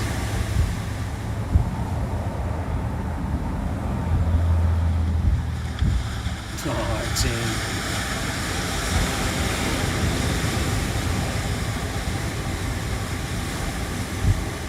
But yeah, so with the amount I pay, how are you, Liz? What are you doing? Hi, Michelle. I'm wondering if I can switch my laptop to Linux, because I updated to Windows 11 and was missing components. Oh my god. I'm still learning Linux. I just did it my first install of a server. So yeah, that's my product and my idea. And unless a bunch of people fucking hated me enough to like make the same product and like put it on GitHub and have 1 million people build it before me and like somehow, I don't know. Either way, I don't think anybody's gonna take the time to do all the shit that I've been doing on this. Like, nobody cares enough about this. It's not even about it takes forever.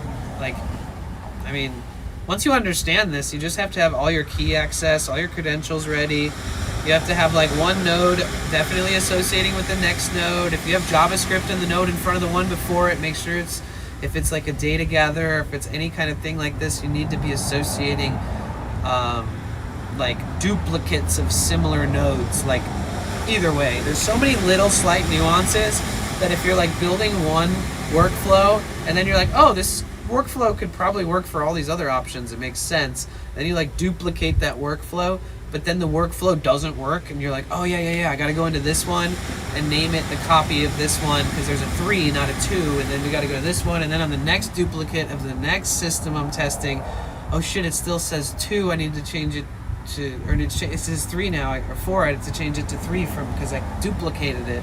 So basically I was like not renaming all my files in a way that made sense with copying your flow to like isolate something you've built so you don't break it by taking a piece off and putting a new one in to see if it works there. Just copy the whole flow, move it up here, paste the flow down here, and you can play with it now, and you don't have to worry about losing like 2 hours of work that you had put into it. Hearing a lot of people switching to Linux. I don't know. I feel like, I don't know. On an old, like on something that's struggling with Windows and stuff, right, already, I just don't know how you would, if you, yeah, I don't know. I just don't know how to explain to you that when you use Linux, at least what I used, you're just typing into a prompt. So like, if you set up a bunch of shortcuts to open up everything that you use, technically, yeah, I think you could like open up apps and programs and stuff without having like a desktop. But maybe there's a way in Linux to like build a container, like a fake desktop, like a fake Windows. I really don't know. I could ask Claude. Alright, let's check on this. Wait, 99? 100? What the fuck? There's no way. I was like 45%. I was like hours away from this being fully charged.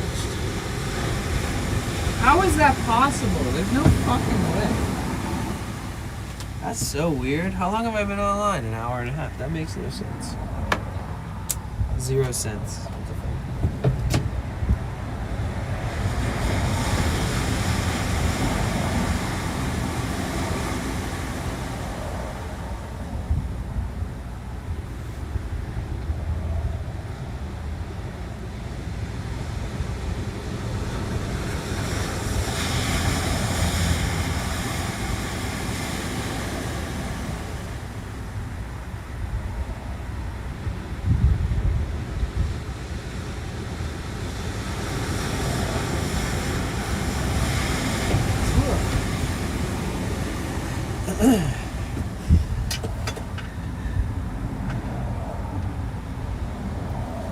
His name Clyde. Nice. You know, Claude has like an ad-free 24-hour. They must have just spun up a server, created a system that plays music forever. It's kind of crazy that they built this ad-free too. So you got this like euphoric, beautiful. Well, you can't really hear it.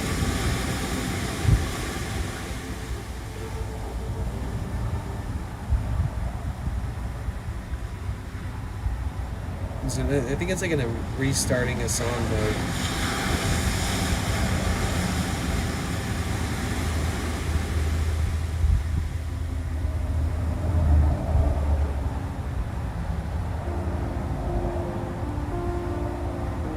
Have you ever checked it out?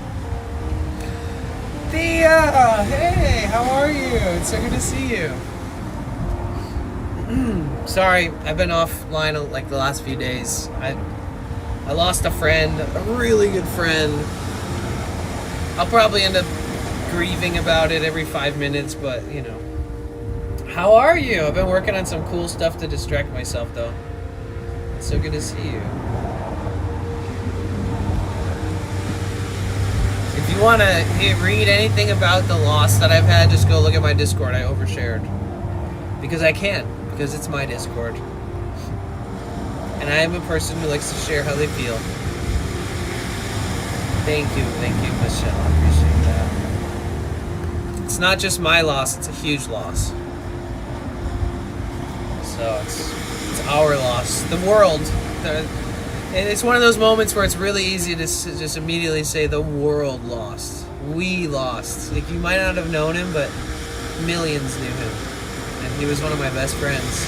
Gave me some of my most incredible opportunities I've ever had in my life and helped me. He literally is the person that made me believe in myself so fucking much in my adult life that, like, he gave me, like, the motivation I needed to, like, forever be a boss in anything I do.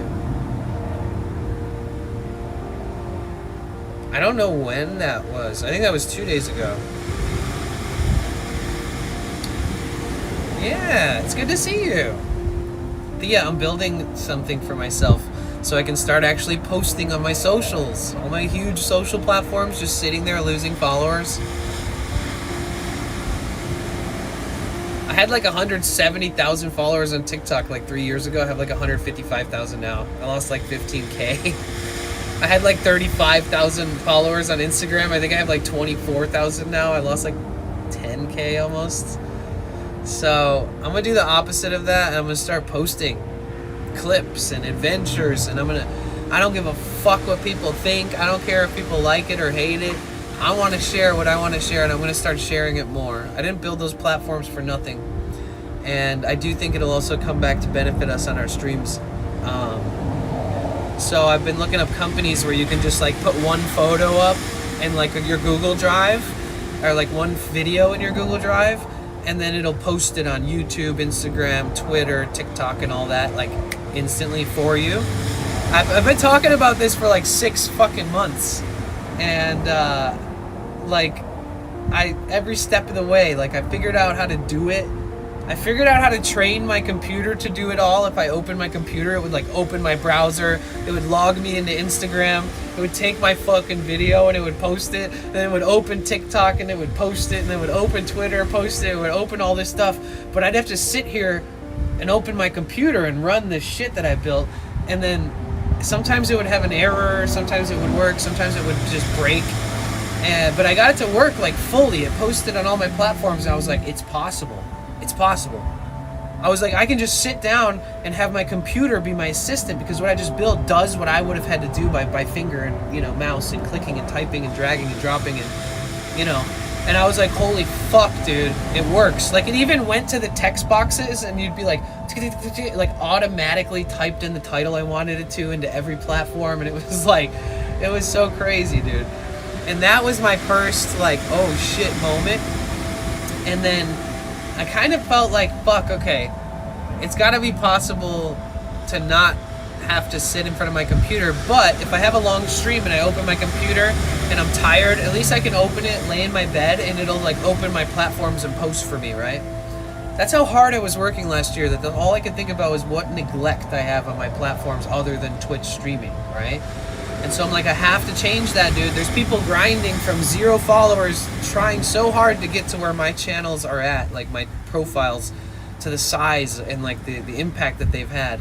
And it's like cringe to just let them sit there. But I needed to step away from the internet because social media is toxic as fuck. So if I find a way to post without becoming an addict, without being hooked on the dopamine and hooked on the short fucking bursts of whatever, by all means, everybody can enjoy the internet the way they want, but I want to avoid that. It's too consuming and it's not healthy. And so, like, if I can create a system that, like, as if I have a personal assistant or a manager and I don't have to look at all the shit, it helps you move quicker, further, and strive more. It's almost like, an example is like, either way, I was like finding companies that can do this for you. You pay them. And then I was just amazed a company could do it all from a server, and that they offered that for a certain amount of money per month to do all this. And then I was like, how hard is it to build this? And I found out that there's a lot of approval stages in setting up developer accounts as an app builder and stuff. And so I applied to them, and then it was like, oh, it might take this long, blah, blah, blah. And I was like, fuck, this is going to take forever. Like, What if I lose my interest in like going hard at it right now? And so I put in the requests and like made all these things, and one day I just kind of like checked on it, and I realized I got approved by every single platform. So every single platform gave me approval to test these products in the way that I'm testing them now, except for TikTok, because they're the toughest. You have to give a full app review just to get the access I got from a beginner developer review from the other companies. And then I found out like I can do all this. And I was like, let me test it and build it for fun. Let me just try. No, share it. I want to see your streak. So I was like, let me test it. Let me see if I can make it for myself on the computer locally. And then I was like, let me put it into a cloud on like in a server. And so like all of this has been a long time coming. This is not a thing I'm building solely to make a product that makes me money. This is something that fills a gap in my own life that a lot of creators experience. It's hard to take on a heavy load when you're the person creating the content. It's hard to be the social media manager at the same time. So this is like, if you hire me to be your social media manager, you pay X amount per month, you can use this product, you can schedule, you can post between every platform on a schedule, you can pre-schedule an entire fucking 2 weeks worth of posts. And you can just open it up and check on it later, whenever you're ready to see. But yeah, either way, that's my project, that's what I'm working on, and it takes an incredible amount of patience to fucking figure this shit out. In the way that I built everything, I bet you if like a professional sat down in front of me that knows how to build this from scratch, I have this weird feeling that it would look way different, but it would still function. I don't know. So like I'm at that stage too, where I'm like doing things that take me 3 hours that could take you like 10 minutes, I think. And instead of being like, oh damn it, I just spent 5 hours trying to figure this thing out that could have took me 5 fucking minutes. And instead of being like that, I'm getting excited and I'm going, oh, I just realized that what I just did in 5 hours could take 5 minutes. So in the future, shit's only gonna take me 5 minutes if I run into this again. And I'm just like, hell yeah. So I reached the stage where like the pain is actually, like the painful moments are becoming lessons that I'm happy about. So I don't know what to do, guys. I'm hooked on this little project that I'm working on. I also have a second project that I don't know if it's going to work or not, but I am going to invest into it some time. And if it works, it's going to be another part of Bliss Tools. So my goal is kind of just to make a bunch of tools that are valuable and put them on the market for a better price than all of the greedy bastards that put up the same types of tools but charge way too much for it. It's kind of like why I love IRL hosting so much, because you know, you could spin up a server, you could spin up a Windows instance on a computer and try to have what he offers you for cheaper, but you're never going to do it. And you're never going to make it as cheap. And with all the server options in the world, and I literally looked through everything, like there are people out there who make it work so well that you just can't recreate it. There's no reason or rhyme. But there are things out there that there is a need for that, to put it out there. Either way, who fucking cares? I've been busy with life trying. Thank you for following. I appreciate that. I wonder if you can copyright your tools. I mean, anybody could, like, so how I decided I could make this is I looked at somebody who already made it, and I sat down and I made it. So technically there's no copyright needed. Like, this is open access to the world. Like, I can make a project, I can put hundreds of hours into this, I can pay the overhead, I can pay the fees, I can pay the testing fees, like, because it's just not cheap to make it work as good as you want it to work at scale for enough people to sign up where it still functions really well and doesn't have any errors or crash. Yeah, I don't know, it's just like, it's all about, like, actually shipping the product, like putting it out there and like making it fully functioning, having design, having a market, having it advertised good, and like just to have like how I built this copywritten wouldn't really do much. Now what I could do is I can have an LLC and I can have a business model. So if any of these companies come after me, or if anything happens, or if I get hacked, or if something goes down, at least I have legal protection to like my name. Quick roll call. Roll call. Let's go. If you are here, if you can hear my voice, thank you so much for being here. If you could please do the checking in redeem, it's 1 channel point, or type hi in the chat, or type a W, or say anything, or type your favorite emote, or type nothing at all. Maybe that works too.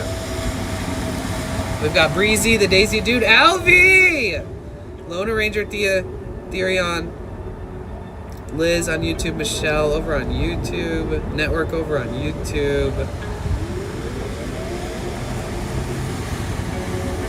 Alvy, I love you, bro.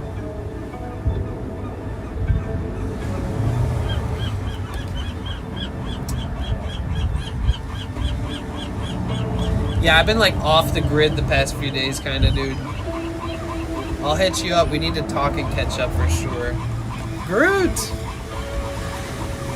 It's been hard to fucking not just like stop the grievance process about Carl. Like disassociated a bit.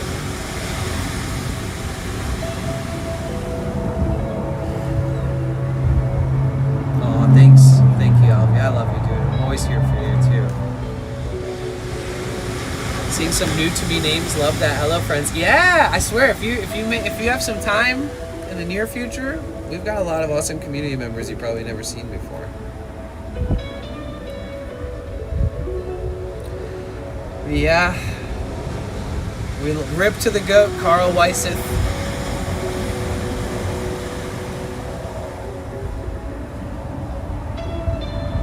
Rip to the goat, man. Check on your friends' mental health. Check on the men in your life. It's all you can do. It's the only thing you can do. Me, Katie, and Emily got shook. Dude, seriously, man. You know, I was really close with him. I spent years with him, man. I used to sleep in his bedroom, like, when we were doing tours. Like, I used to, you know, I drove so many tours for him and sold so much fucking product and had so many memories of just, like, partying, traveling, hiking. He's the one that took me bouldering. Remember I told you how dangerous bouldering is and why I'm scared of it? It's because Carl fucking took me out bouldering. He's like an extreme athlete. So, it was fun. We'd be with a friend, but it was scary as fuck. But yeah, just so much fun stuff, so many memories. Like, he managed to stay such a level-headed person. Like, you know, like when you're in the festival community, especially in the conscious community, especially when you dig into it a bit and become a part of it, you're surrounded by people that are like nonsensical. You know, there's like a lot of like flamboyantly lost souls at festivals and abuse of drugs, and you know, there's a lot of negligence of just being good to your body and all these things. And I can't help but to say that Carl's one of the people who reminded me that you can be around people like that, but you don't have to become a person like that. You know, like sometimes people would like ask him a crazy question and he'd be like all happy and talking, and he'd be like, oh no, I'm good, you know. Like he was able to like turn things down and accept that he doesn't need to, like, I don't know, it's so weird because apparently he was deeply tormented and in pain mentally and psychologically, and for somebody who's so outwardly like healthy, and like his interactions make you feel better about yourself. Like so many people have told me the craziest, most beautiful stories about meeting him. Like while he's still alive, I would just be like inspired and surprised and happy about things that people would tell me. They'd be like, oh, you worked for that company. Oh, you know so-and-so. And oh, I met him, like, I was walking in Japan and like I was like at a lake and like he just walked up and I'm like, what the fuck? And so like there's just, it's so trippy to hear that somebody who became such a like bearer of light, like somebody who always passed that light to the next person, they always walk away. And I'm not even just saying this because he passed away, guys. Like this guy really held space, and he wasn't like a hippy dippy, like, you know, like he wasn't trying to sell you fucking snake oil, you know. Like he was so sincere When you needed time, he really like just gave you his energy. Like he'd look you in the eyes, be like, "Oh, let's go do this, or let's go get some food." And the whole time, it would be like you're with your brother, like you're with your friend that cares so much that they'll stop all their busyness in life. They'll stop thinking about their multi-million-dollar company. They'll stop thinking about the 35 employees that they're paying. They'll stop thinking about all this stuff just to give you the love that you deserve, the time that you deserve. It's so hard because everybody gave him that too, and it's so hard to accept that for me that somebody that we're just so tormented and that somehow it takes the best of us. And I'm so sorry for talking about such a triggering, saddening type topic, but bro, I love you guys and I love all the men in my life, and it's I could talk about this in length and very well spoken. I'm a little bit manic feeling right now, right? But like, there's a lot to be said. So like, he's a legend. He will be remembered. He created a legacy. He created a legacy and then stepped into like another legacy, and like, god damn it, dude. And but he did it. What he built and the way that people treat each other and remember each other, and like, there's so much more to his kind of what he did in this world. But there's a lot to be said about the men that are still alive. If the fact that like 80% of yearly unaliving of themselves is men, and that if there's only like around 15% of men in like mental health care type situations, it's a pandemic. It's an epidemic of male like loss of the men. So it's hard to process. It's hard to Alvy, I was talking about this earlier, like, you know, like I don't know if you remember Ruben, but Ruben worked for Pine Cones too, and he became like, you know, lead, doing so much in Envision. He's one of like the founders of like Lucidity. He was more of an intelligent type, but he was a part of the family and the work industry that we were in and around a lot. And like, he took his life, and Carl took his life. And then I don't even know what happened to JD, bro. Nobody will tell me. And it's like, these are the people that I spent years like realizing what I want to do with my future, sort of like realizing my value as an adult outside of the world I grew up in as a teenager and shit. Like, he really grabbed me when I was like young, fresh, like about to peak in life type shit, and was like, I remember him being like, hey, you know, if you have time, we should hang out sometime. And then like, it turned into him like giving me an incredible opportunity to be a manager at his booth at this festival called Joshua Tree Music Festival in Joshua Tree, California. And then he let me set up like this huge booth. It's like 4 canopy tents, like tables spread around, tapestries everywhere, like all this like vast array of like things, and it needs to be done professionally, and then you need to sell that shit all fucking weekend. And at the end of the weekend, he was like, listen, Danny, he started like telling me all these things. He's like, he's like, I really like you, and I really believe in you, and it's better having you here than not. And I would like, you know, basically reach a point where I was like selling his products after that because of the job we did together, and I was making like enough money to like travel and like sell these products. Well, either way, he was basically like, hey man, you're killing it. You're selling the most of our product from anybody who wholesale buys from us. You're our top seller. And he said, why don't you just work with us like forever? And he's like, you can manage our tours. You can be the tour manager. Like what you did in Joshua Tree, you can do that with 3 people working under you, and you'll all get paid great, and you'll travel, and we'll feed you, and we'll get you hotels when you need it, blah, blah, blah. And he was like, just work for me until you can't do it anymore. Like, work for me until you're like, I don't want to be around this environment anymore. That's like literally what he said to me. And I said, dude, I'll do it. I'll work for you as long as I can.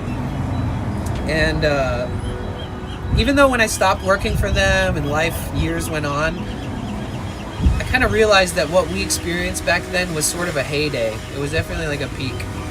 So like,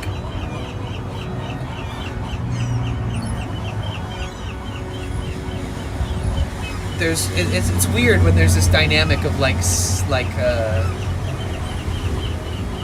he has such a great legacy that you have to like compartmentalize different portions of it, and like how your experience was a part of it and how that trickled into other people's lives, and you don't meet a lot of people like that. Thea, thank you so much for the $25 dono. Thank you so fucking much. Thank you. Thank you, thank you, thank you, thank you, thank you. Thank you. Thank you. Thank you so much. Thank you so much. Oh, the lady who feeds the birds is here. I don't know how she affords like 2 boxes of Cheerios every day just for the birds.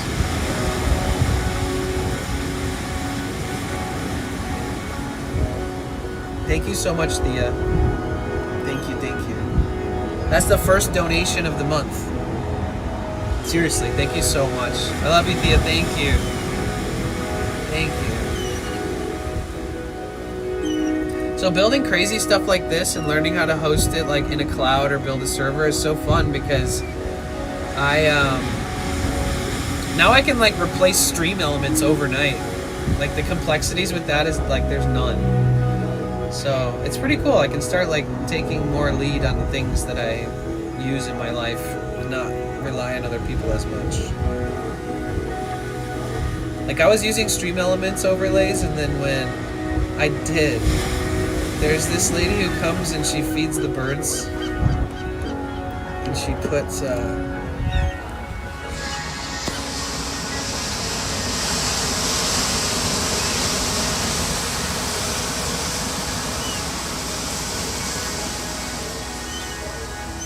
bro, my windshield looking bad.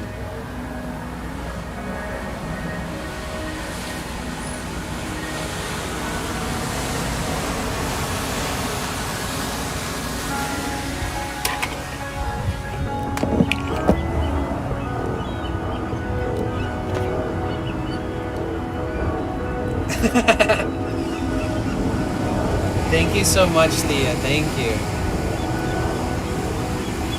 Greatly appreciated. Man, the last few days I've only eaten at like 10:30 p.m. at night. No appetite.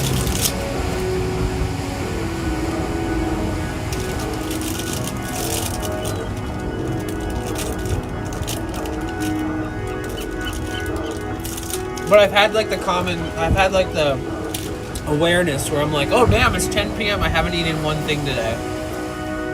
Let me go ahead and buy a giant burrito and eat like a pound burrito. Yeah, last 2 nights I ate a giant burrito. Hey Captain Sam, how are you? Thea, thank you so much. Seriously, thank you so fucking much. You caught a cold? Aww. I'm so sorry.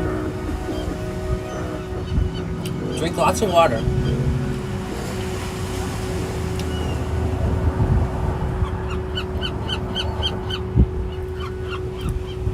I see. You're still gonna throw caution to the wind and go somewhere? What will you do until then? What's like the intermediate plan?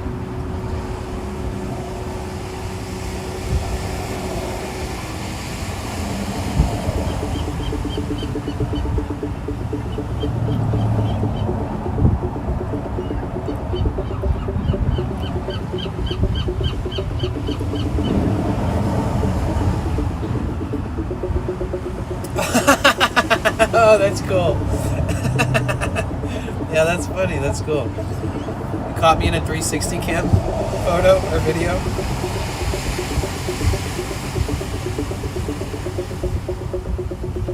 Your immediate plan is to continue to pack boxes. No, I mean like if you're moving and you don't have a place to go, what is that? How does that work? I mean, I live in a van. I have to ask these questions. I'm the most to actually understand and not judge you. What the fuck, Thea? He was like, we're moving, but we don't have a place to move, so I'm just gonna start packing. And I'm like, exactly what? What do you mean by that? That'd be like, yo, I'm about to sell my van, but I didn't find a van yet. So, but I'm gonna go sell my van right now. They'd be like, what are you gonna do? I'm like, well, I'm getting a new van. They're like, when? I'm like, I don't know. They're like, what are you gonna do in the meantime? I'm like, I don't know. That's what you sound like right now. I have family nearby, so I have temporary options. Okay, cool. Good. Good. Cool. So, all the nerds in the chat, what kind of stuff are you programming? I'm curious about that. I tour a place literally every day. I'm not a princess, but they have been disgusting. I'm like, yeah, no. Well, don't settle for shit. When it comes to living somewhere, you gotta live somewhere that feels right. You know?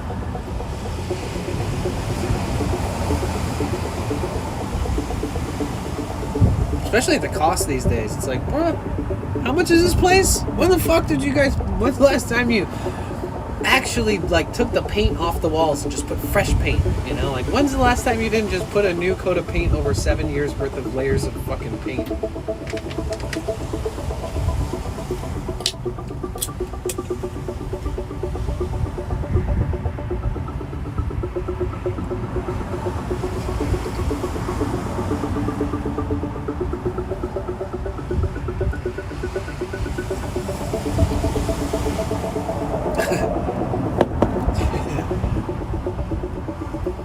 Right? That's how I felt in LA while looking for places. I was like, bro.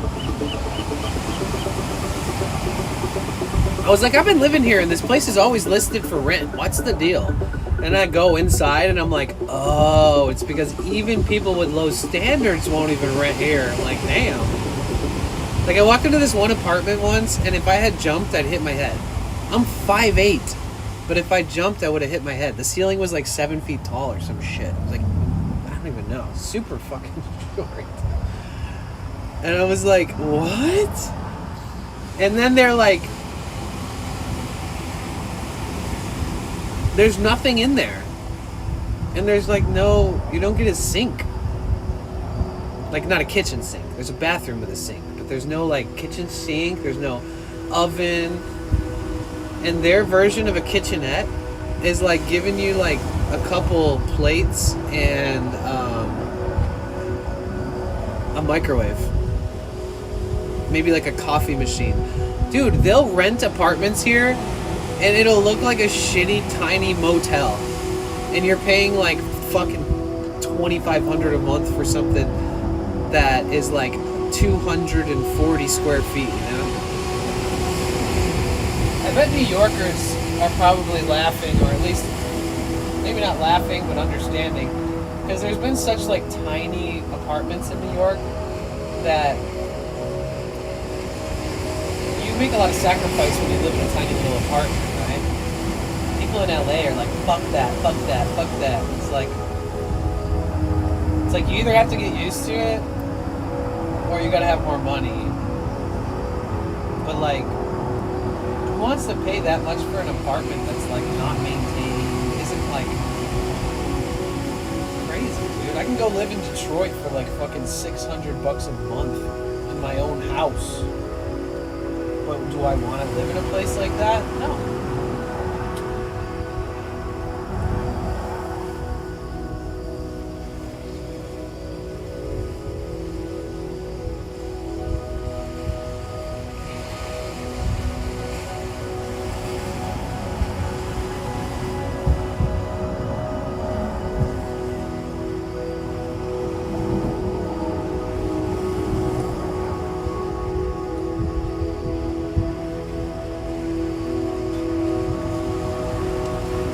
Got him, guys. Don't let anybody judge you. Fuck the haters. Bless the friends and family. Stay lit, fam. I'm about to take a rip ski right now. Who wants to join me? A Simon? Oh. From my college. Okay, we're lit.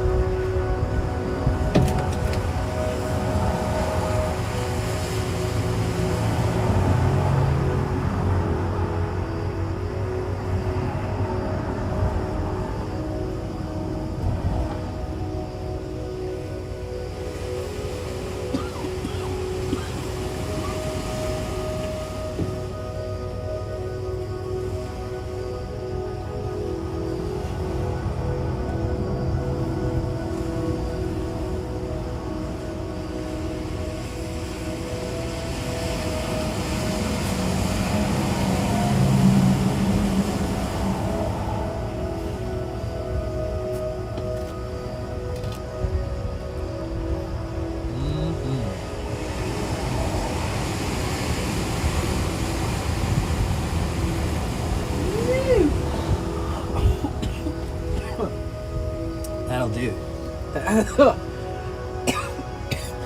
Alvy, what was like the difference in living, like cost of living in Arizona? Is like, I mean, obviously it's nice to be with the family, it's nice to be near friends, and there's just like some semblance of home in Arizona, right? Can you tell us a little bit about why you're living in a van? Hey, Ismail. Why is it hard to get a place? Your advice will help. Oh, well, I chose to do this, honestly. I've always kind of been a bit of a drifter. But this whole journey started when my brother passed away. See, like, my whole fucking life is just about my friends and family passing away these days, but I promise I have stories that aren't about that. But unfortunately, there's another one. Basically, my brother passed away like 3 years ago, and I quit my job. Probably the best job I ever had outside of working with Carl back in the day. Was I quit my job, left my apartment in Santa Monica, bought this van.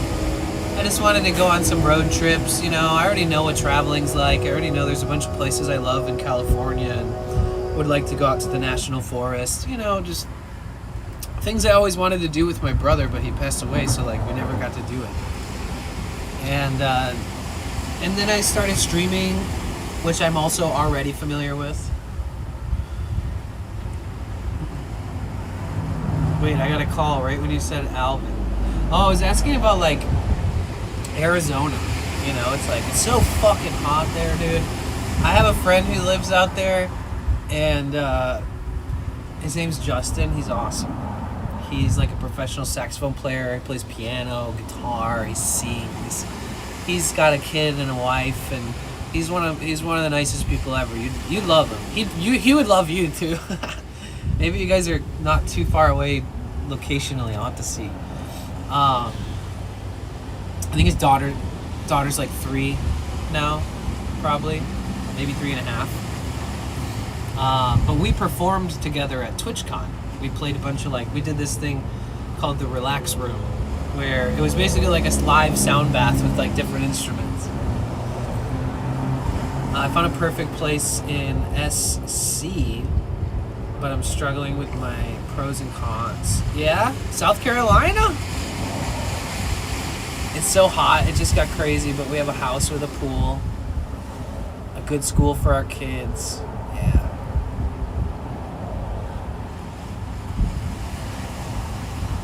Yeah, California's a little crazy, isn't it? Like, the things that I see when I'm IRL streaming and stuff, the things I see in LA, the things I see almost anywhere, honestly. But LA is kind of the worst. It's like a movie. It's like, this is a bad movie. LA is like one big scary place.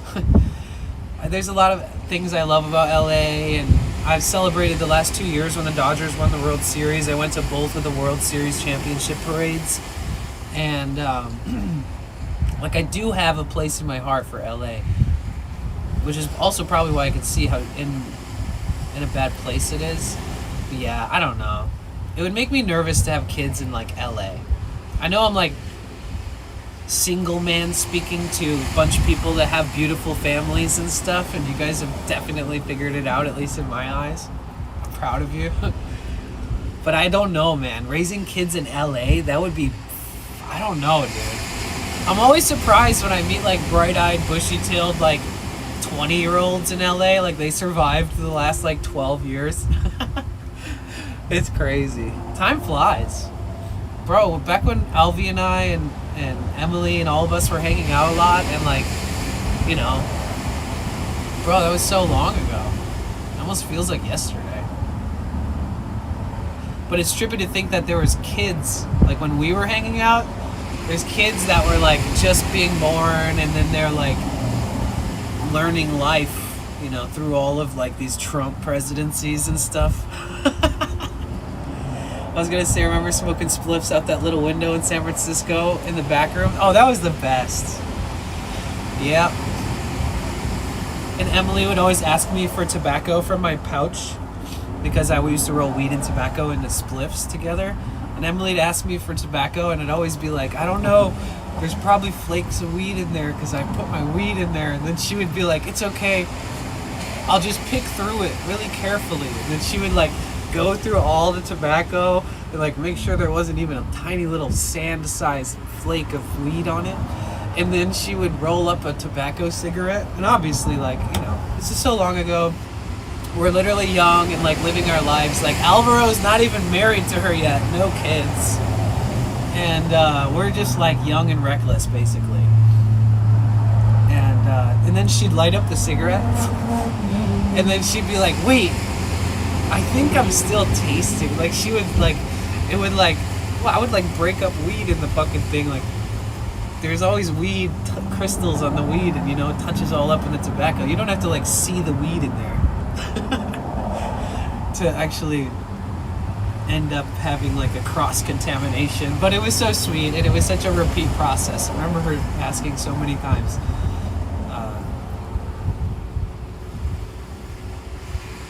So sweet. 23, 24, yeah.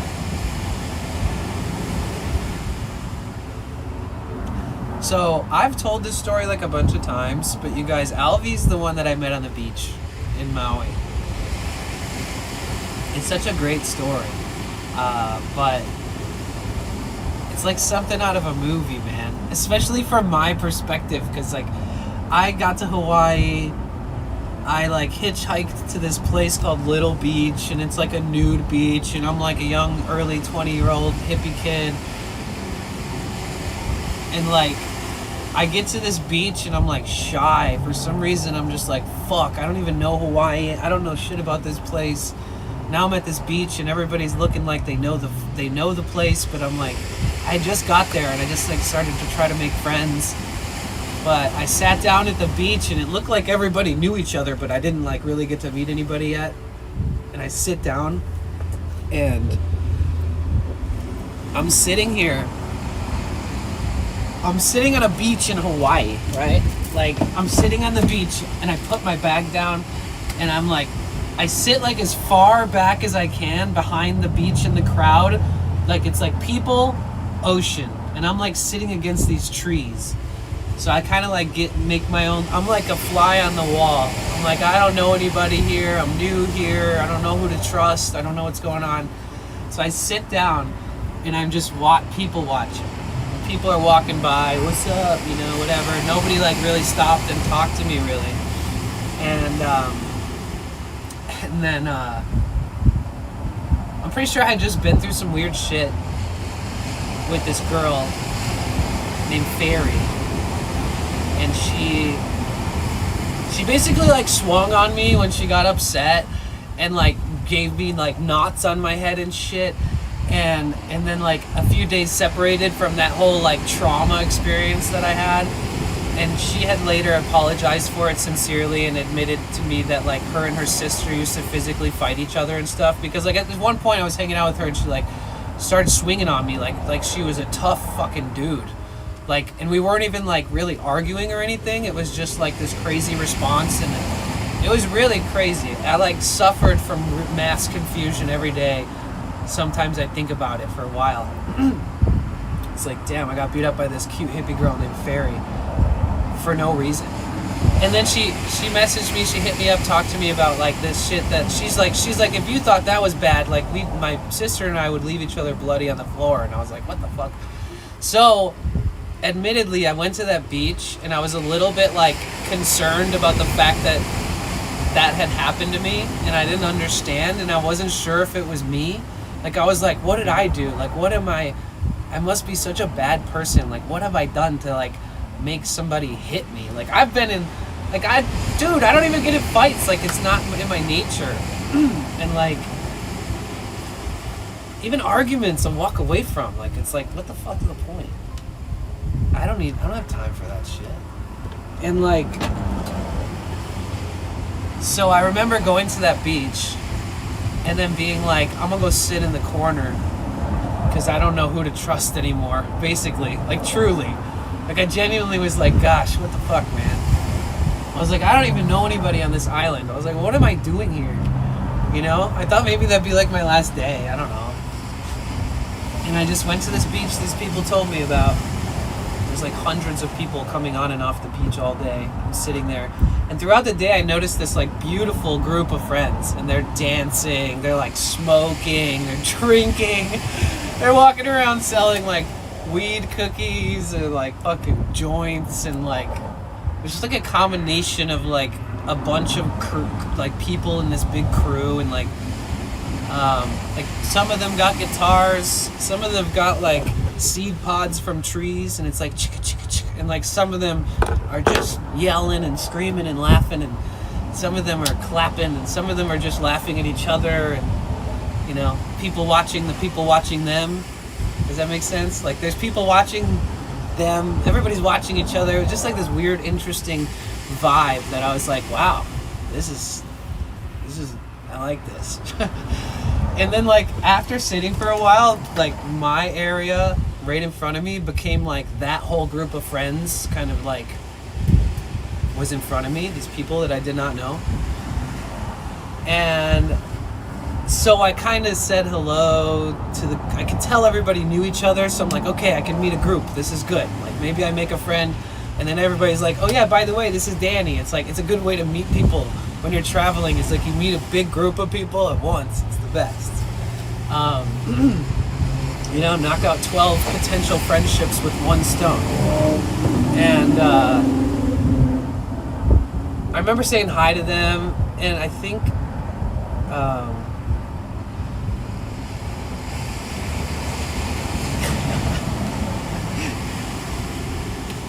I ended up like sitting back down in my little corner, and then Alvaro came up, the Daisy dude in the chat, and he's like playing a guitar, and he looks like fucking Frank Zappa or whatever the fuck that guy's name is, with the mustache, handsome, long hair, very like unapologetically, flamboyantly, like energetically loving and happy, like wearing a little vest, like a little Spaniard vest, and like Daisy Dukes, like fucking 5 times shorter than my shorts I'm wearing right now. And he's like got a guitar, and he's just like, yeah, man. And he's like singing and playing and like improvising. And I'm sitting on the ground just like taking all this shit in. Still don't really know anybody. And then he, at some point, like everybody's jamming and he's playing, and then he's strumming the guitar, and then he runs up. I've never really seen him do this to anybody else ever since I've known him, actually. I think I got a one and done Alvy move. Maybe I'm wrong though. But he's playing, and he notices that I'm vibing with it, and we lock eyes, and it's like, yeah, man. And then he's playing, and he goes like this. He like literally like dives while holding the guitar. He doesn't even know me. And he like dives into the sand, like right in front of me, and he's basically on my lap, and he's like singing. I'm like, yeah, and like playing the guitar, and I'm just like, what the fuck? Who is this guy? And then he like sat next to me and said hi. And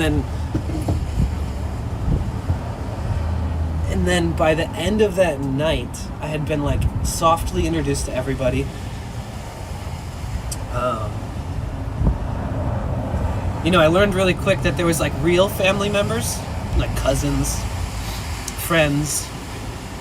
It was like a very family-oriented group, which I liked. And then by the end of the night, I don't know if Alvy was in the habit of just like picking hippies up and inviting them to live with them or some shit, but I think it was a little bit, because he like, I'll never forget, he's like, so what are your plans? Like, because I was just like, I don't know what I'm doing here, I just got here. And I was like, I have no plans. I don't even know what the island looks like. I don't even know shit. I haven't even looked at a map of this place. I just learned about the hitchhike to this direction to get here. Like, I really don't know. And then he was like, he's like, you want to come with us? You want to like come on an adventure? We're gonna go to the jungle. And basically, long story short, he's like, guys, he's coming with us. I remember you being like, Albie being like, just get all your stuff. Make sure, like, you know, where's all your stuff? Like, do you have stuff anywhere else? And I was like, this is all my stuff. It was like just a backpack. And he's like, so you're good. Like, you can just come with us. Like, we can hippie nap you. We're good to go.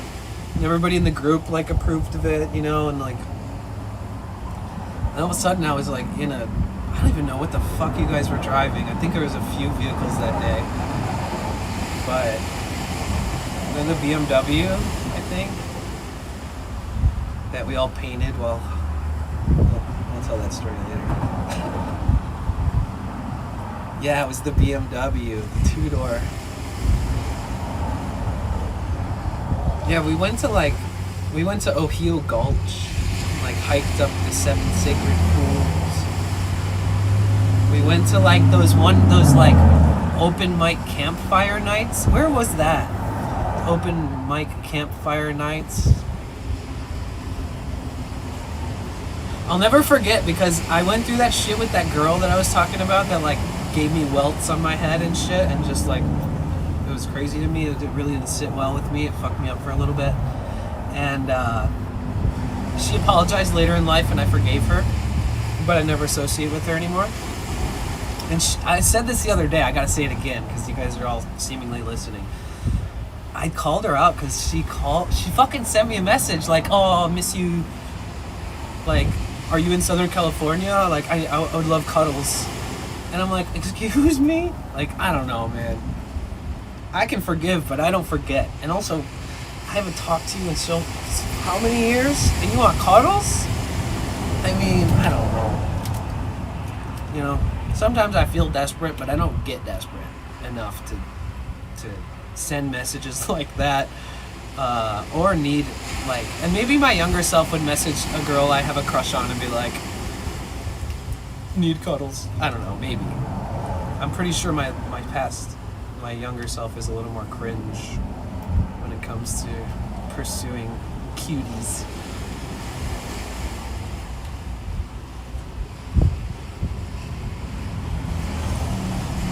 Everyone's actually listening right now.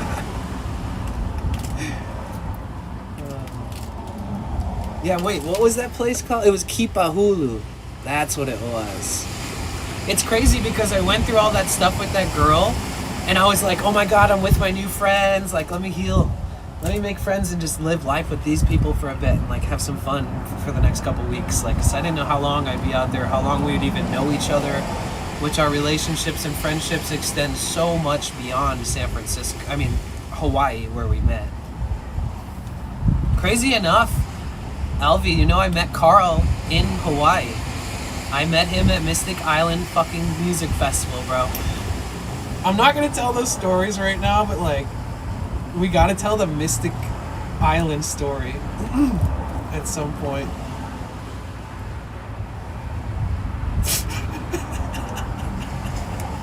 But yeah, I met him in Hawaii. Well, I met him at like outside it was like near where, it was there. Because they had like the Alex and Allison Gray painting, and then like everybody was like contact dancing. Remember I had those photos of me like contact dancing with that one older lady. She was like a sweet hippie lady, and like light hawks in the photo too. I think that was that same time, same place type shit. I don't know. Either way, I know that he was vending in Hawaii. And he was like, hey, come here. And then he just started talking to me. And he built the bridge. And was like, I'm curious. Carl was such an interesting person, man. He was like so good at reading people, but he would also take the time to ask you the questions that matter to actually understand who you are. You know? He was one of the most sincerely empathetic people I knew. It was so interesting, man. We need more people to be on that level. I really hope that the world, even after all of us are gone, I really hope that people like him and people like the people that when we talk about people so highly, it's almost like talking about your brother, like your blood brother or your blood sister or your father or your mother. It's like sometimes you make friends that just, they have such incredible traits and outwardly, like their approach to like people skills and communication skills and separating like and combining when necessary, work, pleasure.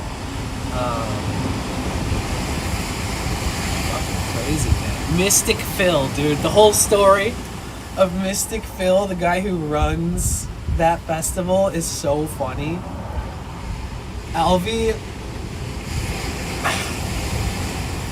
Alvy's so good at like getting you excited, and he's really good at play-by-playing something that happens too. And he's like, Alvy's like got the same enthusiasm with storytelling when a good story pops up, or if maybe he's experiencing something in real time and has to tell you the story of what just happened to him like 20 minutes before, right? And I remember you telling me like so much stuff, because we were all at this festival in Hawaii and we were all experiencing so much weird shit. Like everybody at the festival has stories that like neither of us are even a part of, but we are all a part of one big story because it all happened at this one really fucked up but yet beautiful festival in Hawaii. And the official YouTube Hitchhiker Girlfriend music video on YouTube. I may not say this right, but this is a real eye-opener. The way you talk about experiences with Carl makes me genuinely wonder what internal demons I totally agree. Part of me is like trying, I think it's, for me, I'm just going to speak for me. I've been struggling last 3 days with grieving, right? Like, I'm handling it, it's okay. But I keep asking myself questions. And then I'm like, also, like, what would lead somebody to do this? Like, what would, like, it's almost like,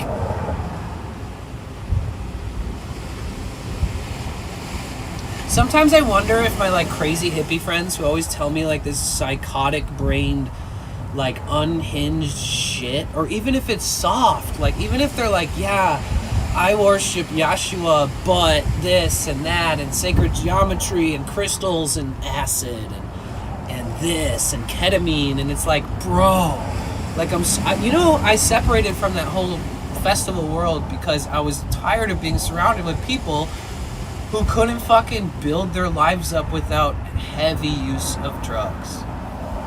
And like, I've always been a stoner, so like I can function. I can be a functional addict if I'm smoking weed all the time. It's different. And I've had fun with psychedelics and stuff, but the more I got into the festival, I went from being like working in mainstream entertainment industry with like large festivals that are still going to today, 20 something years later, very professional, like they're all like working with executives and large companies with like tour buses and stage builders, and they know all the management, you know, there's this infrastructure around everything. And dude, there's so much that I've been thinking and questioning, and I'm asking 1,000 questions, but in reality, like, I went from being in a very level, this is my story, guys. I grew up in the music industry. From the age 12 to like 22, I was working at the biggest festivals, the biggest concerts, to modest sized venues. I'm working directly with a company called Transworld Entertainment. Transworld Entertainment was the leading distributor in music for many, many years. So I just got lucky. My mom worked in the music industry. I got a job in the music industry because of her. And so that was my, like, how I grew up, you know? And I thought it was great. It's like, okay, I can do this forever. I mean, the industry changed and a lot of people lost jobs unless you work in live music, and you can still like build stages, be an engineer, be a stagehand, be a tour driver, be a personal assistant, whatever. But like, there used to be a lot more jobs in that industry. It kind of fell apart a little bit, but it still exists. And I was always proud of that industry. They never steered me wrong. Sometimes people would offer me beer or weed, but they never like tried to tell me to download some crypto coin, or they never tried to sell me some fucking snake oil. They never told me that like, oh, sorry, your grandma died. Did she try doing deep, like committed, effective, deep meditation, you know, like the Hindus do? Like, she didn't try that. Or like, oh, she didn't, you know, keep this crystal underneath her bed, or she didn't try this elixir that's snake oil. Man, if you would have known they can cure cancer even in 75-year-olds, like whatever. Like, people like that exist. Like, there are hippies out there who have like mashed potatoes for brains. And what I noticed is that I worked in an industry of professionals, music industry of rock, metal, hip hop, you know, indie, whatever, country even. And these people it works. Like, they sell alcohol at the events, people get high, people sneak in a little weed, people in the industry do a little bit of drugs, but you don't have to be a part of it. And then when I moved out of Michigan and I got a job in the same industry, but in a different genre of festivals, it became like this whole, hey, what's up? Carla, thank you so much for the raid. Welcome. If I lose my train of thought, I'm going to lose this whole sentence. So, welcome in everybody. My name is Danny. Thank you so much for being here. I grew up in Michigan. I worked in the music industry from like 0 age to 22. And it was like level-headed, even though people partied. But it's something you could do forever if you never became like an addict or something, or an alcoholic or something. So, I worked in that industry. Then I moved to California. Excuse me. And then I started working at all these like conscious EDM music festivals, which I was familiar with, but I didn't really see a future in them being like so culturally vast. Like, there's so many all around the country and all around the world, right? And but they turned into a big thing. Like, people just really love to revolt and go to a conscious music festival or an EDM festival and get fucking lit and like dance and like listen to music and feel the bass, right? It feels good. But I didn't think that the culture would like snowball effect into like a festival in every single fucking big city in the country, and then festivals in the middle of nowhere in the country, and like I didn't think it would become such a thing. But I ended up working in the industry because I saw it expanding. But what I noticed from going in a mainstream industry that's like Trans World Entertainment, major labels, they take their shit very seriously. They want to have this stuff go for years and years, like decades to come. Then I started working for these conscious festivals, and it was a total different architecture, like the whole infrastructure, the way that it runs. Like, my first festival, like a bunch of people got scammed and didn't get paid, and like my first festival, like a bunch of people like didn't get instructions that were right, and it cost them some shit. And like, you know, like my first festival, like I found out that the artists weren't being paid very much, like that I was vending there and I could make more money than the person who's performing. And like, I was like, what the fuck? This ain't sustainable. It literally took me like working one festival after moving to the West Coast. And I'm in my late 30s, guys. So this is like almost a 40-year span of life. So like mainstream industry, commercial, but more sustainable, believe it or not. Then I moved, and level-headed, family-oriented, people having kids, getting married in the mainstream industry. Then I moved to California, and then I work in this other industry, and all of a sudden I start meeting people who are always on acid, always on DMT, always on cocaine, always drunk as fuck, always on like MOI, like weird fucking things I never even heard of at the time that I only know about because of them. Like, and they started like endlessly going to these festivals. Like, so I'm working these festivals, and I'd see the same fucking dude at the next festival. And then I'd see the same dude at the next festival. And it's like, what the fuck, dude? I'm being paid to do this. I'm like able to travel. How are you getting to all these festivals? Like, what the fuck? I'm supposed to see new people in every state, and you're in every goddamn state. Like, and there's people who are bad influences on me, and there's people who's bad influences on others. There's people who are being advantageous. They're like, once the culture became a little bit mainstream, like it trickled a little bit of drops into the mainstream view, people were like, ooh, mini Burning Mans. And then people who are not into community go to these festivals and sell fuck tons of drugs. And they'll sell like research chemicals that have not been tested. And like, you know, when you talk about people in San Francisco or LA or places where there's unfortunate like fentanyl addictions and stuff, and you see like zombie people walking with their head almost touching their knees, once in a while you'll see festivals where everybody who's friends or a friend of a friend, that they all did like a certain batch of what they thought was GHB or they thought was acid, or like there's so many variables of different drugs that you guys would be surprised how they use them and how they abuse them. And like, I started surrounding myself with people like that. And like, whilst I could hang a little bit, like I'm experimental, sure. I like a hustle, sure, sell that shit. But I'm more oriented with people who don't overdo it too much. And then if they overdo it, it's like, yo, let's eat a bunch of mushrooms together and go hike, or like, let's do this. let's not go to a festival every fucking weekend and melt our brains and fry our heads and our eardrums get blown out and not making real connections because you have to scream over music, and all the connections you make, you're so fucking high that what is your sober rationality to like building a beautiful future with friends like that? Like it's not sustainable. So I went from this industry where everybody was pretty chill, and I never heard conspiracy theories, and I never heard about people suffering from, you know, too much confusion of like, it was just so normal back then. Life was normal, people were normal, the industry was normal. Then I moved outside of the mainstream industry, and I just explained it, into the EDM, conscious community, and like yoga festivals, you name it. Yoga festivals are probably the least harmful. But I noticed that like, that everybody at these events were very vulnerable. I remember that everybody at these events were very vulnerable. Like people would put so much trust in me that I was like, bro, I could tell this person anything and they would believe me.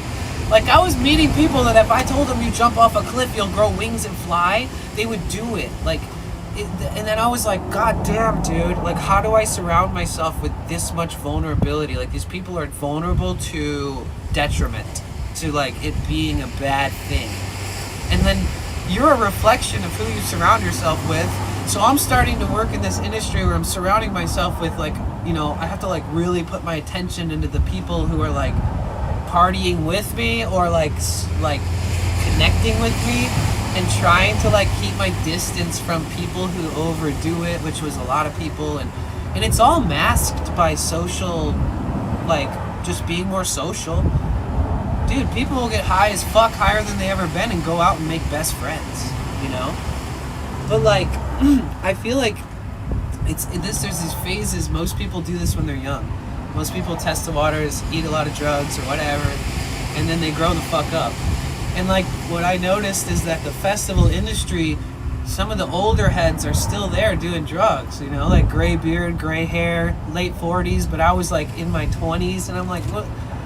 I'm like, well, I don't know, everybody at different life ages and stages of life ended up at these things, you know, and I'm like, I don't know how healthy it is to get stuck in this little bubble, and then everybody's like too trusting of each other, and like, there was also just so many people that were taken advantage of, not paid right, treated badly, stolen from, abused, sexually abused. People started seeing these conscious festivals as places like Woodstock, like, oh, you can go to this hippie festival and you can fuck all the chicks, their boobs are already out, they're all about fucking naturalism, and they're all horny, they all go there to fuck, let's bring some drugs, blah blah blah. Like, when it became mainstream, like total pieces of shit people who have nothing to do with music or party vibe or community vibe, now they're coming to these things because they know that these people are so vulnerable, they're so young, they're so naive.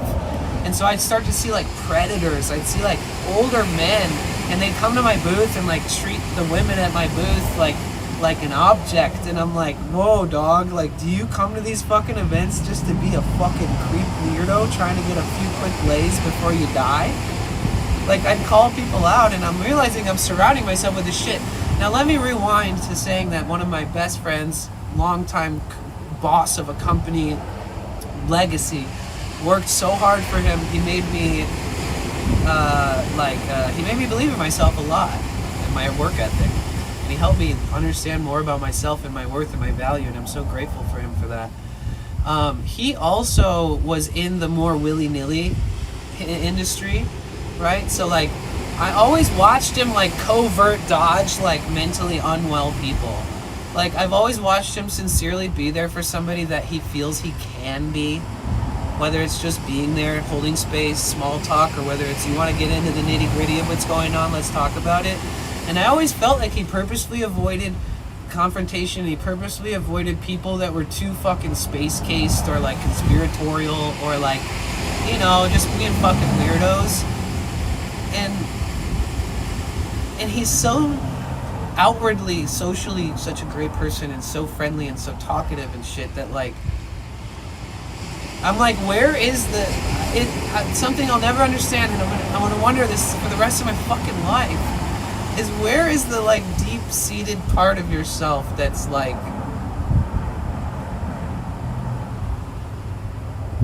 nothing like you are on the outside? Like where does that come from?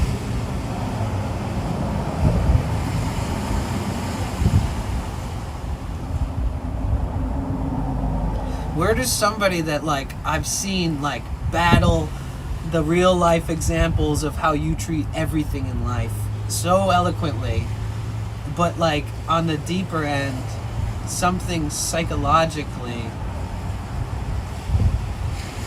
is it a way that we process what we're going through? Like the snap of a finger, that's it, decision made, chemical dumped, you know? Because we can only control ourselves by our thoughts so much. We can suffer like consequences of trauma or consequences of certain things, and is that at a point when your brain like literally starts working against you, like to such a degree that like your life turns around so quickly that you lose your life, and then people question it for the rest of their life, like I'm gonna be with him, you know? Like, is it a quick flip?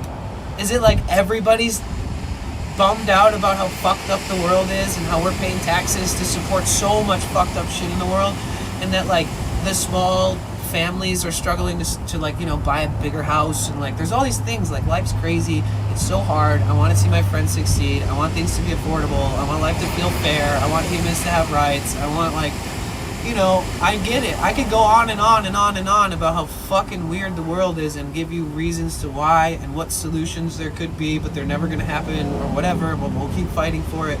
Like, is it that? Is it like, or is it like personal? Is it like a disease? Is it like something you can't talk about? Is it, you know, like, is it full length your whole life you felt this way and something tipped you over the edge? Is it a situation between you and somebody? It's like a short thing, like something that just happened and there's guilt and you don't feel desire to be able to keep going? Or like how does somebody who's like the biggest role model for you ever, and by the way, we've had losses in our community due to self-harm, like taking your own life, and everybody else in our community, which is really weird to say, but we all at some point since then have told each other that we would never do that. Like, we've lost enough friends to them unaliving themselves that we've all been hitting each other up and having to be like, hey, so I need to kind of like, yeah, like, and kind of make you say it. Like, kind of wonder if you're going to be like, yeah, just so you know, I'm not going to do that to myself. Like, I'm going to be confused for the rest of my life why they did it. So, like, now there's people, like, making pacts with each other just so you're not the next brother gone. And it's like, these guys said that, you know? They ruled it out 100%. So, like, what happened to ruling it out 100%? For the sake of not leaving everybody fucking playing 1,000 questions every day for the rest of their life.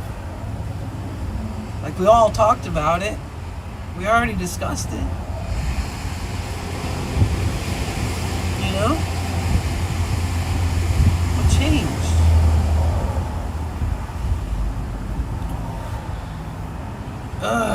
I want to grow old, man. I want to die of whatever I die from. Life. You know? I want to die of old age or whatever. Prefer not to suffer in pain or nothing, or like have dementia or something, but like, it'd be cool to live to be real old, man. I've been through a lot, and I struggle sometimes, and I've been through learning about too much about life or seeing things I don't want to see, and it's like, damn, life's crazy. But I want to keep living it, dude. I want to see this one out. I want to see it into the I want to see what like 2045 looks like it for sure. And I want to see what the future looks like for us and everybody and your kids when your kids have kids. And I want to, you know, it's crazy.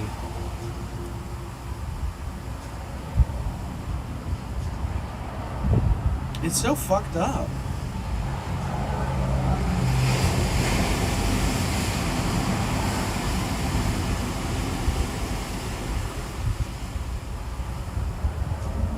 Guys, don't give up on yourselves.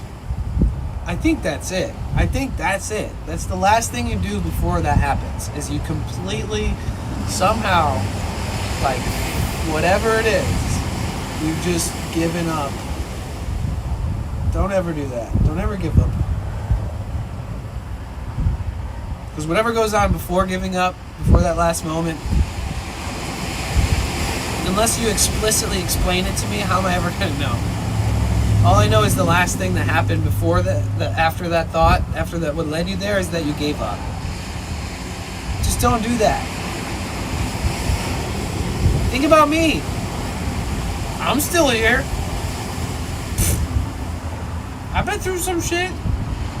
I'm going. I'm still going, dude. Dude, life makes me uncomfortable, and I live for that uncomfort, dude.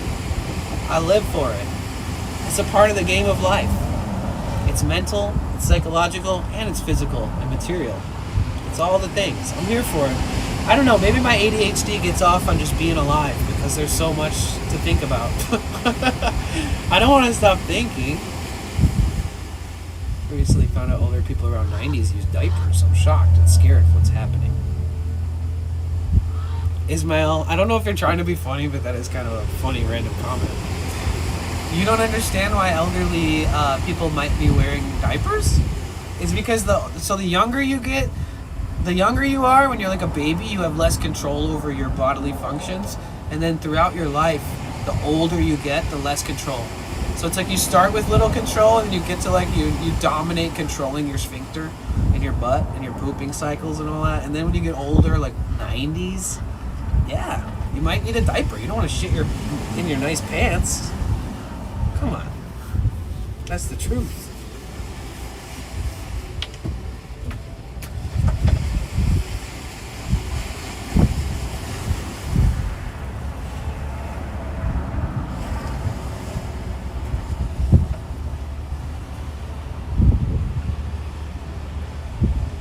YouTube strikes again. But it's Ismail. They've always been nice. If you look at their chat history. So yeah, that's the whole, like, there's a lot going on in my head. You know what's crazy is that, like, I messaged people, like, right when I found out, because there's people that I spent in close proximity working together, but with Carl, like, some kind of, like, really important people in my life. And, just, like, everybody's just so fucking devastated. It's kind of wild. So I haven't really been able to talk to too many people about it. But either I take every single day off or I stream and spend some time with you guys while also talking about how precious life is for hours on end. Can't run to the bathroom like you did when you were younger. I know, speaking of, like, I actually have to pee. So, speaking of, here. I'm gonna run down there, but I don't want to leave all my shit here. Give me 1 second.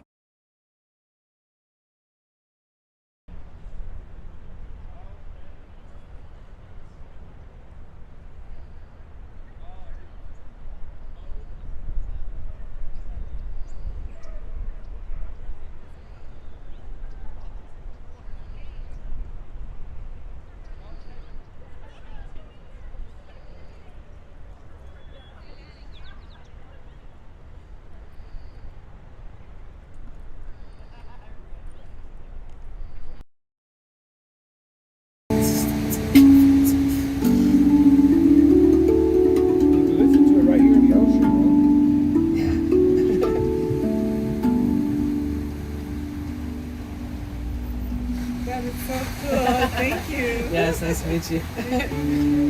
Really good talk to you. Yeah.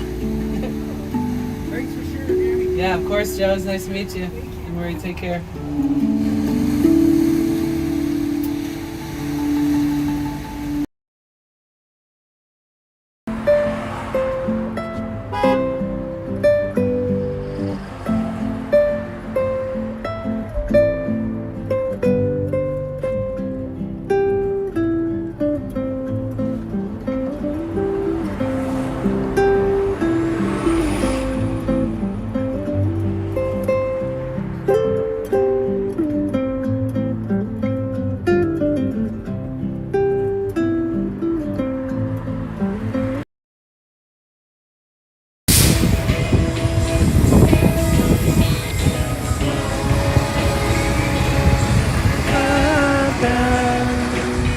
Because we're on our way to Mission Dolores. So when my title says something, I could change it throughout the stream on YouTube, but if there's a title that says something, we're eventually...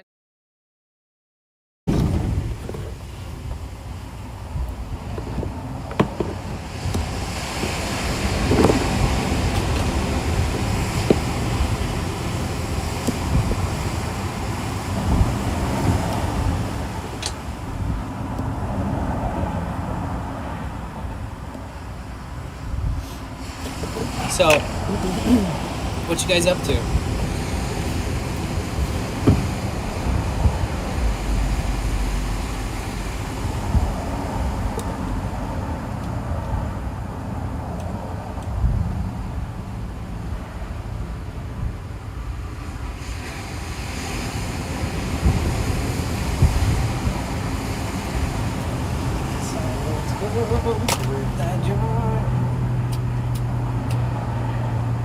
Oh yeah, LV. I did. I stopped smoking spliffs. Just only flower.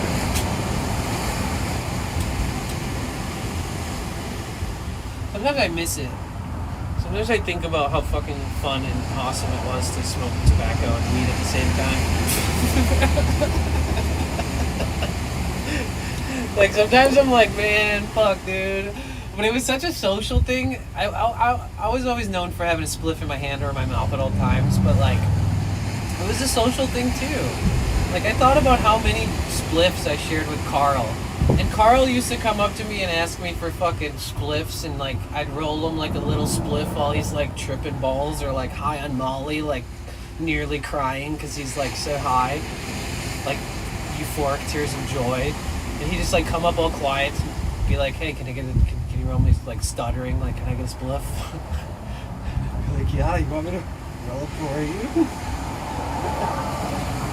But the amount of times we just chill, smoke spliffs.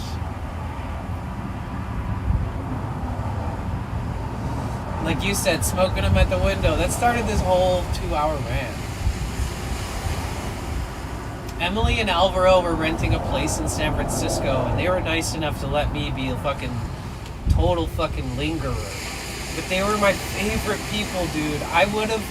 I swear to God, even only knowing them for like, you know, once we got to San Francisco and we started like doing stuff together in San Francisco,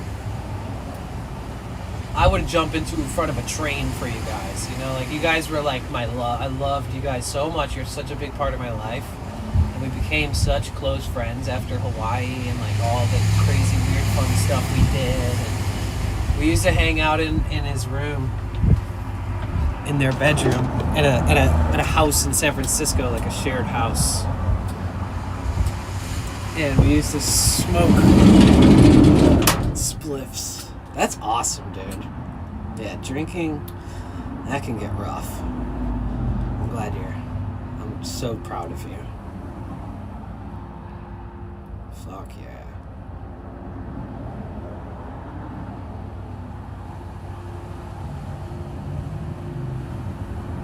And we binge ate mushrooms. We had a phase. Where if you just put all the mushrooms that all of us ate over a long period of time in one pile, like we never actually ate them, it would be a scarily big pile of mushrooms. Like truly. Like I'll never forget when we went to Ohio Gulch. You brought like a bag of fucking 80 mushroom chocolates, like 80, like a lot. And when we left, I think you said you had like 15 left, which means that all of us ate a shitload of those things over like a 24-hour period. We were going pretty hard. Like, we're driving down the highway in the jungle in Hawaii, and Alvy would like pull up to you and like throw mushroom chocolates out his window into your window of your car and just be like, here you go, take them now. Hurry. Third nose. Yeah.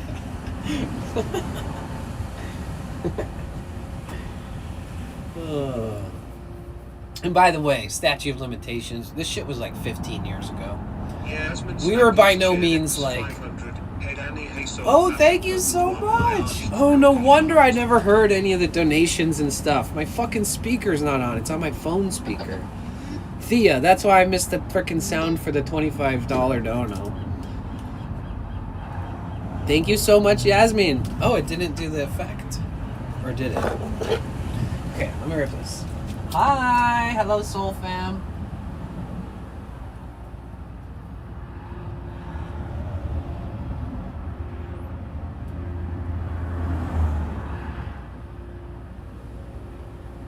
Dude, Alvi, you know who I saw the other day?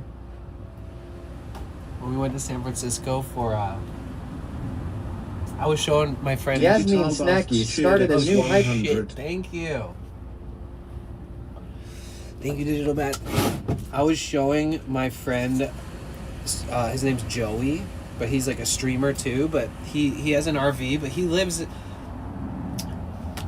he's from Minnesota, but he came to San Diego and met with me, and we drove the coast all the way from San Diego to LA, coast all the way from LA to Santa Barbara, coast all the way from Santa Barbara to Morro Bay and like Pismo Beach, and then from there to Big Sur. And I took him to Big Sur, but he has a big ass RV, and he'd never driven the coast like that in his whole life. And he'd never seen any of it, never been to San Francisco. And I took him all the way up the coast. My last adventure to San Francisco was really nice. I don't know why I brought that up. There was a valid connection between the two. It was about something about you. Yasmin, thank you so much. Oh my God, 20 gifted memberships on YouTube. Let's freaking go. Let's go. Let's go. Let's go. Let's go. Wait, can I do that too?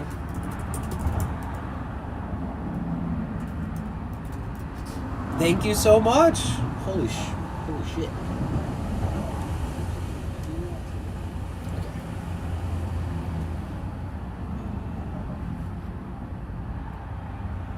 What the frick? What's going on? Why can't I move this? This thing is glitching.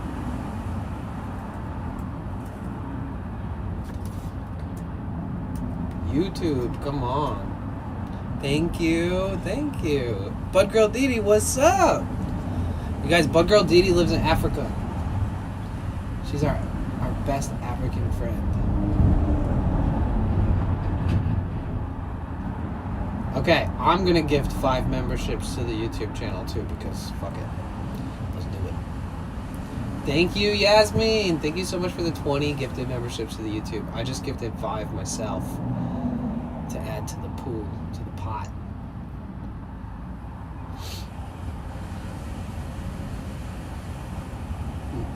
Somebody's,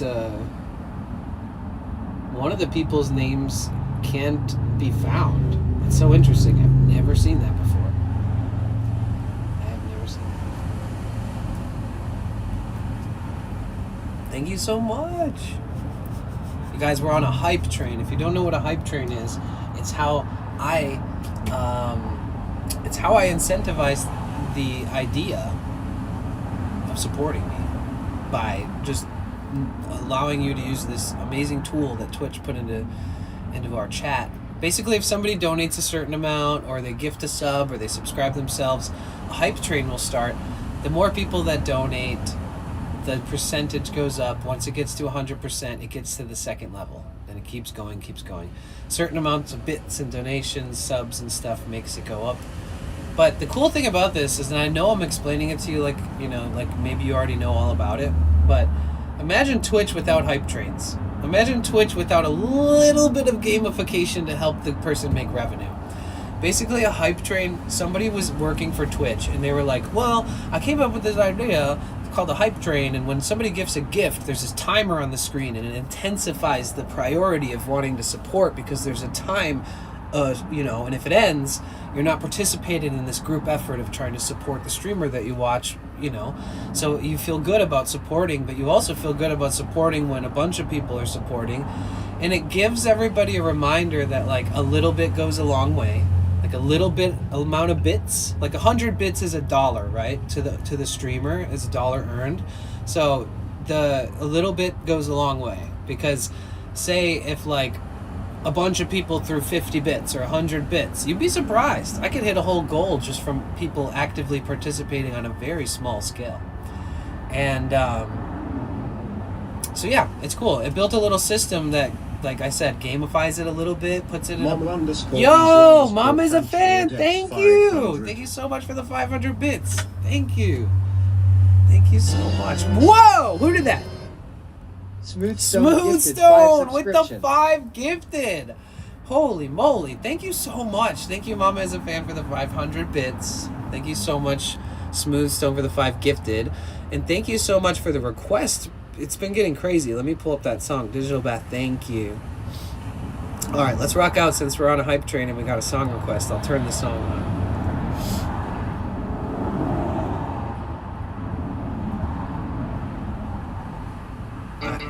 There we go. Woo! Let's go. Thank you so much. You guys are the best. We got a running note.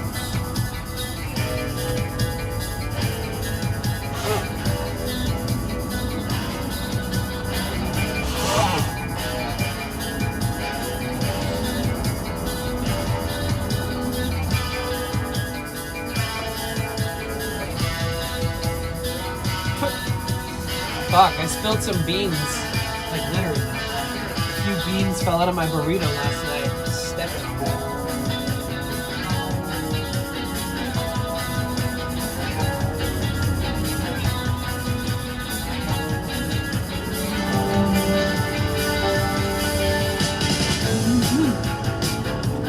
I always do shit like that. It's like the one thing on the ground that you shouldn't step on, like poop, you know? If there's one thing on the ground you shouldn't step on, it's definitely poop. What the hell was that? Yasmin. Alvi. I miss you guys. And I love you guys. I love you. I love Emily, Mosey, the whole family. Obviously, Mosey's the only one that I know more than the rest. But I love you guys so friggin' much. So much. Jasper? Yes, Jasper. I feel like a bad friend for not having had the time to see Jasper. So, we're gonna have to change that. Lisa! Let's freaking go with the resub! Yo! Hey! We're still going. Thank you. Lisa, thank you for 7 months on a 3-month streak. Meaning you've been here longer, but you're on a streak now. Thank you. Your reoccurring sub means a lot to me. You might hear people say this once in a while. Subscriptions for a streamer are the only thing, if it's reoccurring, that you can like look forward to, sort of, so to speak. Like it's kind of keeps you motivated, because it's when you get offline, you don't earn anything else. No bits come through, no donations come through, no new subscriptions come through. It's not like YouTube where you keep making money off a video. Like when you stop streaming, you stop earning. You know what I mean? So, your reoccurring subscription is one of the strongest forms of support that you can do. And that goes for YouTube as well. YouTube, if you become a member on YouTube, guess what? It costs $1. Unfortunately, Twitch is steep. It's very steep, but I do earn more on Twitch for a subscription. And you get a lot more functionality. It's more worth it, honestly. So 99 cents on YouTube to become a paid sponsor is actually the value you're getting, because YouTube's pretty basic. Twitch, they put a lot into developing this. Yasmin, thank you so much for gifting a sub to Real Duppy Doo. Mike with the tier 2 sub. Whoa! Let's freaking go, dude. And if you guys didn't know, you can you too can become a subscriber for free. Hear me out. Are you listening? So, if you have Amazon Prime, you probably do. Maybe your mom does. Maybe your grandma does. Well, guess what? You should connect that Amazon Prime to your Twitch account, because then you can come to my page on a computer, go to my page on a web browser, and then you connect your Twitch to your Amazon, and then you can subscribe to one streamer for free every month. Nowhere girl or boy. Yo, nowhere girl or boy with the resub. What the fuck, dude? Our community is so big. You guys are so supportive. Thank you so much. Dude, the people here who choose to fucking support me by monthly payment you're legends. You're supporting something bigger than you even know. I don't mean to sound weird about it, but like, I promise you, everything that goes into these donations or comes to me through these donations or subs or anything, it goes straight into what you see. When I see a fucking bomb, like a sub bomb, I'm like, oh, we're gonna go somewhere cool, or oh, I should go to San Francisco and do like a new series of streams. Like, the second I see the income, I'm like, wow, I can make this stream better tomorrow, you know? So, what I mean by that is that I don't really have any debts. I don't have any bills that are outside of streaming. Like, I have bills associated with streaming in the van and stuff, but that's the whole reason I have the van and stuff. Like, this is a big part of, like, you're a part of a weird van life journey with a sort of level-headed guy who talks too much. And I sound like I'm high on coke today, dude. It's caffeine. I swear to God, it's a Celsius drink. I'm just so sensitive to this shit. I almost just drink more. Level 5, let's go. Wait, who the fuck just did that? Nowhere girl or boy not only subscribed themselves, but they gifted way too many. What are you doing? Thank you so much for gifting 5 subs. Thank you. Damn, sorry about the delayed response. I'm just... Listen, man, my brain is a little scrambled, and I'm just gonna admit it, because I'm all about that. But it might take a little bit I might need to eat some like adaptogenic mushroom mind pills or something to like square off my chemistry a little bit to curb it back to normalcy. But like, I am hella scattered brained and also jacked on ADHD because of like a grieving thing that I'm going through. So it is what it is.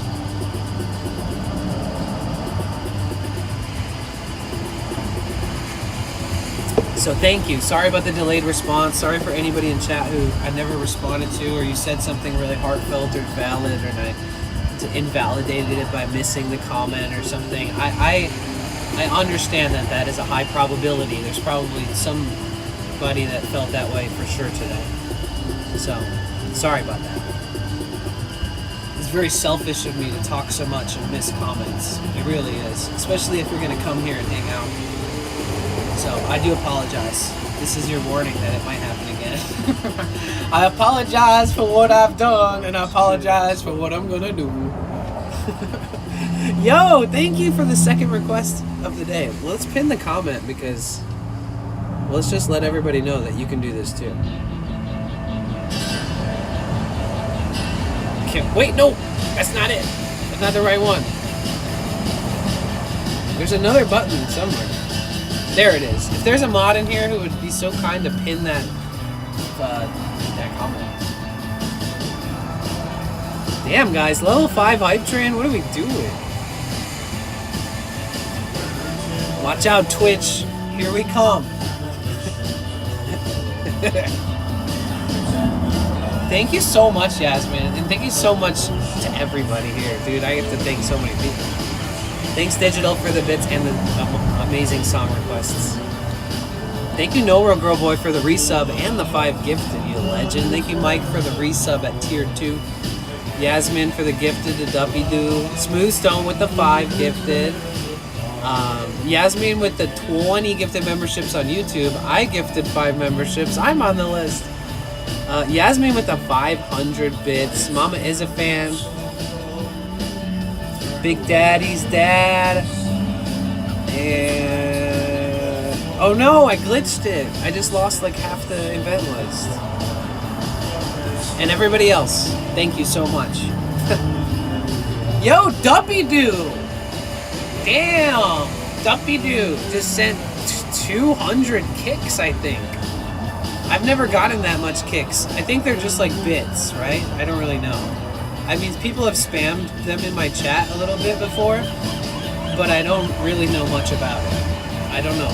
So thank you. I think it's like the same as bits. I've heard it might be like 100 kicks is $1.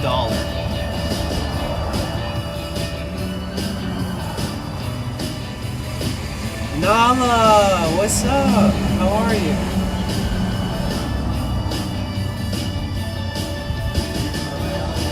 Wait, Alvi, did you see any of my posts on social media by chance?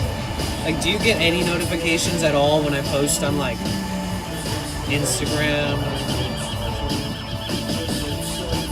Because I was testing out this this software that I'm making, and I had to keep deleting my posts because it was just for testing purposes. But I kept posting this video. Like, I was in a stream and then somebody was like, oh, Danny's in the chat. And then the guy in the room of the person who was streaming was like, Danny, wait. First, who's Danny? Who's Danny? And I thought it was so funny because he reminded me of you. I even screen recorded it in that moment. It was like a year and a half ago. I literally like screen recorded this random video, had it in my files, maybe never opened it, but it reminded me of you, and that's the only reason I thought to save it. And it's just this guy being like, who's Danny? No. And Alvi used to always say, because people used to call me Moonhawk. That was my nickname. And sometimes people would call me Danny, and then because I also introduced myself as Danny. So it's like, I was always, people would be like, what's your name? I'd be like, well, everybody calls me Moonhawk, but my name's Danny. You know what I mean? I was very well-rounded about it. I didn't really like just own up to just having one new nickname that's like super hippy-dippy. So sometimes people would refer to me as Danny in front of Alvaro, and he would always freak out. He'd just be like, who the fuck is Danny? Like, people would say something that's like really important or valid to like what's going on in the moment or like throughout the day or blah blah blah, and it would actually throw him off. And then it threw him off so many times that it became a joke, and then he just started always saying it. Anytime somebody called me by Danny, he'd be like, who the fuck is Danny? Where's Danny? Like, who the fuck is that? But I was testing all my stuff with a video like that. Here, hold on, let's see. Can I pull it up?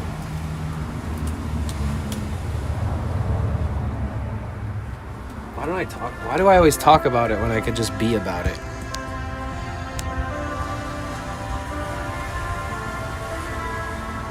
Who's Danny? First of all, who's Danny? It's so funny because he really kind of has your energy about it. It's almost like he knew me. First of all, who's Danny? Who's Danny? First of all, who's Danny? Oh, you did see that? Yeah, I posted that on accident. I mean, not an accident. I've been posting. You saw that by accident because I was doing it as a test.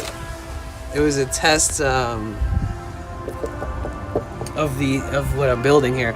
Dude, Alvi, remember when I used to get like 1,000+ likes on every photo I would post on Instagram?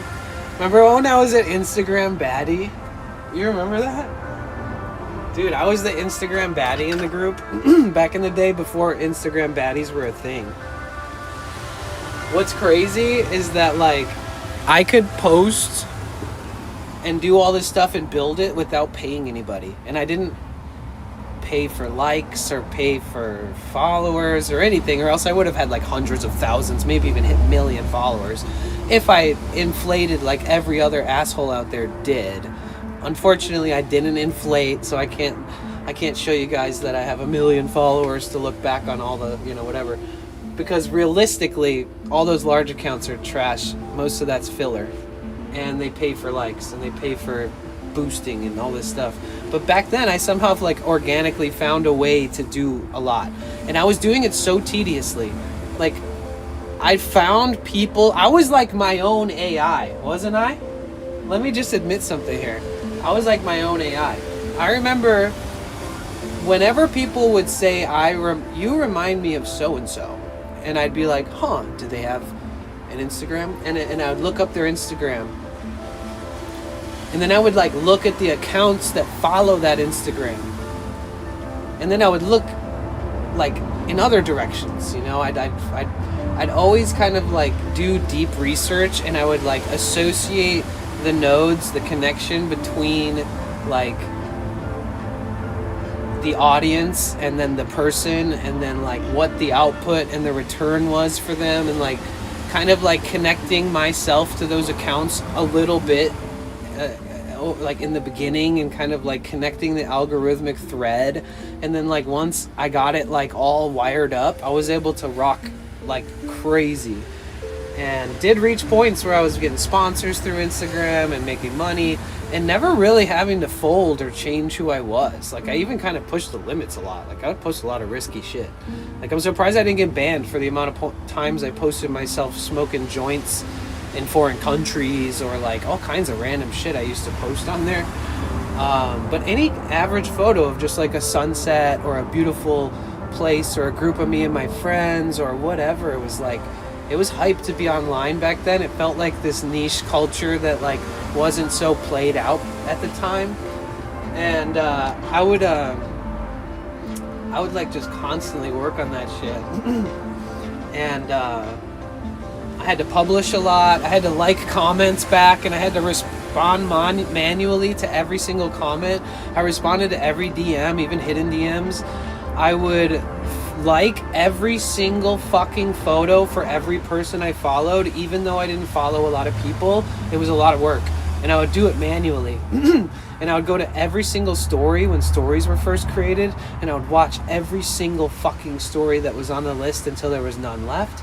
And then I would basically, as fully as possible, use every feature and function that Instagram gave us at the time to really cook. Like, I don't know if you guys understand, but when you use every single fucking feature on a platform, especially when this stuff was first starting out to become big, the algorithm favored people who use every resource, which means that every bit of money that they invested into every single weird feature that they have, into every option of media, like story, main feed post, reels, all these different things you can post on, like, they put a lot of money and time into that, and it takes maintenance, and it takes like continuing for it to work at scale when everybody realizes this new function is so awesome. Like, it all like it, when you give back to the platform and put that much time in, that's how you blow the fuck up back then. Like, it was a reward system. If you posted unique content and you used every single little thing, and it wasn't much, but you had to be willing to like respond to hundreds of comments. You had to be willing to like every comment and not leave it there, and not respond with an emote or thank you. Like, literally, it's brain boggling how many times I manually responded to a comment. And in my head, my strategy was always, from conception of doing this shit, was always never leave anything closed. Which means leave every conversation open-ended on the internet. I'm actually giving you guys like an underground course on social media that people used to pay me money for back in the day. But yeah, the way that shit used to work compared to how it is now, and the amount of effort I used to have to put in and tedious work, and the amount of fucking, the way it rewarded me in return was insane. Like, so many fucking positive benefits that came from having that platform and maintaining it and doing all that back-end work. It even reached the point where I didn't really have to do that much back-end work, and it was still growing like crazy once I built up enough momentum. And then the idea of doing all that back-end work is actually what burnt me out from growing more. And then just the internet becoming a competitive field where like everybody and their grandma wants to go viral. I like sharing my content on Instagram, but once so many people got hands on Instagram, and it was about how many followers you had and all this shit, and then people, once that happened, There's company for bot following, and then there's company for botting your likes, and so who even really are you? And then people were buying Instagram accounts with like 150,000 followers instead of working for it. And then the whole industry that was outside of this world, like in the entertainment world and the real world, started bleeding into the internet industry. So like, just like everything else, it gets ruined when it goes mainstream. Let's be honest. The internet was fun and dope, and then everybody got access to it, and now it's scary and weird. And there's not as much bounty, you know? So that's my description of my relationship with the internet. I have like over 200,000 followers spread across all these platforms. I have two different accounts, one 130,000 that I lost at one point, and one like 70,000 that I lost at one point. So like accumulatively like 500,000 followers-ish throughout my whole span of being chronically online throughout the last, however many years. And it just became too much, and every platform became saturated. I'd move platforms and it would feel fresh. And I'd be like, oh yeah, fuck Instagram, I'm gonna use this one now. And then I'd be like, oh fuck this one, I'm just gonna use YouTube. And then it became like, not as fun to participate in.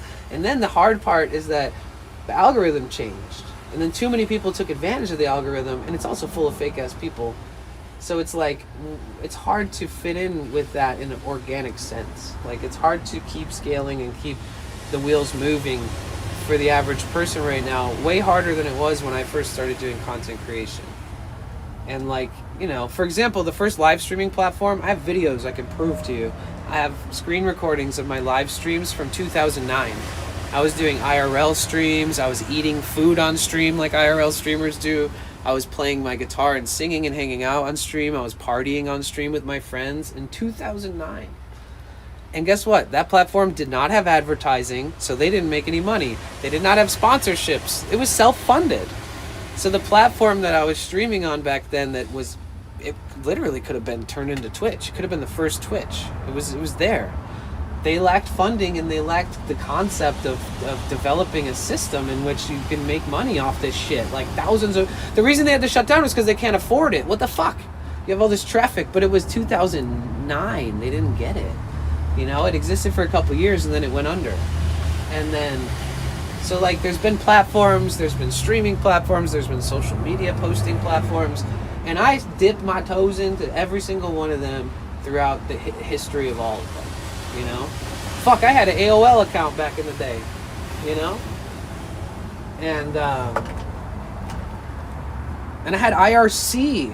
Either way, so it's like, I've seen all this shit, and I've been, there is a point to this. I'm not just trying to tell you my lore or try to act like, I don't know. I hope this doesn't sound braggadocious, because none of it's worth bragging about, but. So, as I explained, I did all this fucking footwork, dude. I did all this, liking every comment, checking out people. People would visit my page, leave a nice comment, and I would go to their page, and I'd look through, 50 of their fucking photos, and I would find a photo that 100% authentically makes me feel something or have a response that I feel validated enough to not feel like a human robot for looking through their comments to find something to respond to or look through their photos. But I would always go to somebody's page whenever they left a comment on my page, and I'd check out their whole page, and I'd comment on a couple of their photos, and I'd like a few of their photos. And I did this too. I put in so much. My hands were getting arthritis from tapping on my phone, and it wasn't spam liking or anything. Everything was done within moderation, and everything was done mostly from comments coming into my page. I was perpetuating these cycles of conversations that were happening within my posts. I'm gonna stop. I feel like I'm gonna throw up if I talk about this anymore, because it was all leading up to this. If only I met a nerdy enough programmer who would have looked at me and been like, poor kid, you must be an idiot. We can do this. And we can multiply this by 100. Imagine if every single thing I did back then was automated. It would have been a little less authentic, but I could authenticate the automation. I could make it so it only does certain things that are not needing to be human and natural. Like, I wouldn't make a comment for me, but I could have made it go and like back every comment. I could have made I could have made it go to their page and picked a photo and fucking liked it based off the hashtags. I could put these weird variables. This could have been me, but even 3 of me back then. Like, this could have been my whole infrastructure is this automation system that I built here with the API, like building apps and shit and software. If I could have got my hands on this shit back then, we'd be rich, bro. So now all I want it for is relevancy. Now I'm going to use all my platforms that I've basically abandoned, and I'm going to start using this software that I built. I'm showing you in the layman's view. So the real view of this is when you're looking at a shit ton of code. I can't show you the code because there's a lot of sensitive credentials in the code, but what you're seeing represents a bunch of code, a very long and large file of code. But back then, this code would have... Fuck, dude. You know what's weird about me saying this is the reason why it's worth mentioning that this code would have changed my life is because most people give up when they don't have help.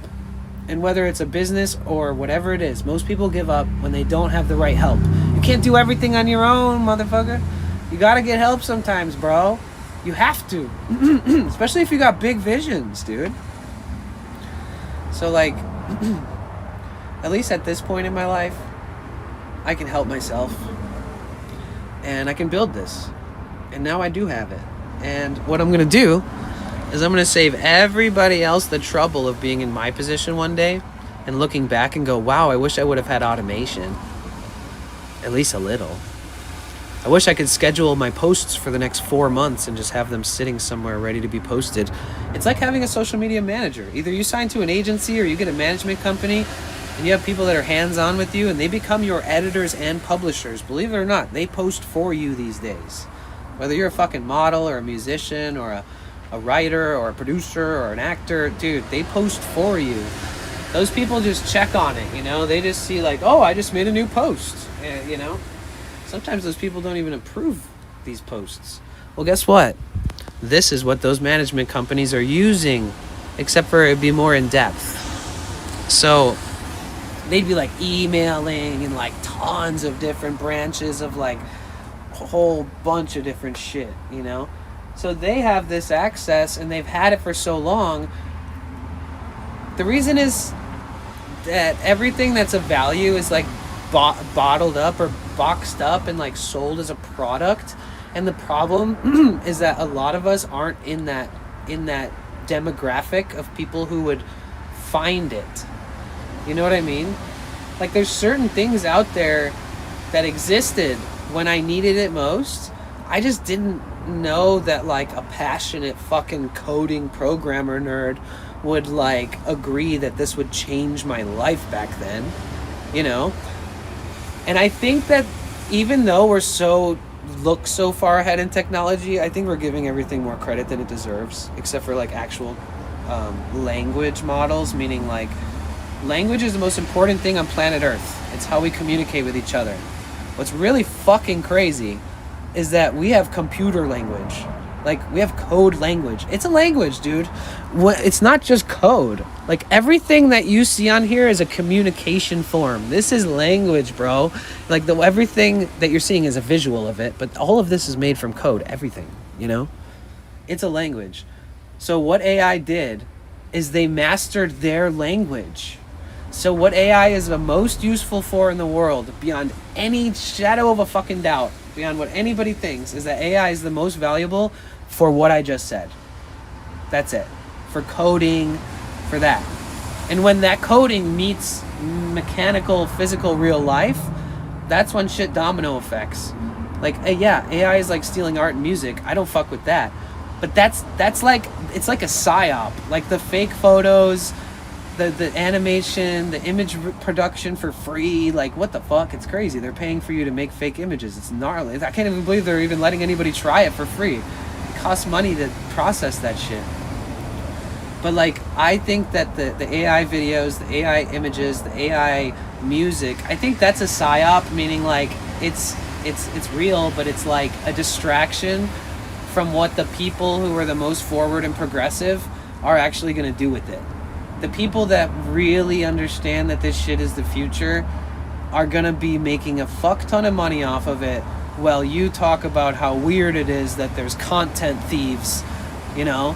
Like, I understand how detrimentally scary that is, moving into the digital world and the digital age like we are, with like AI being like impersonating real life experience and real life exchange with stuff. Like, I want to believe that the people are real, the stuff was man-made, you know, I want to support that too.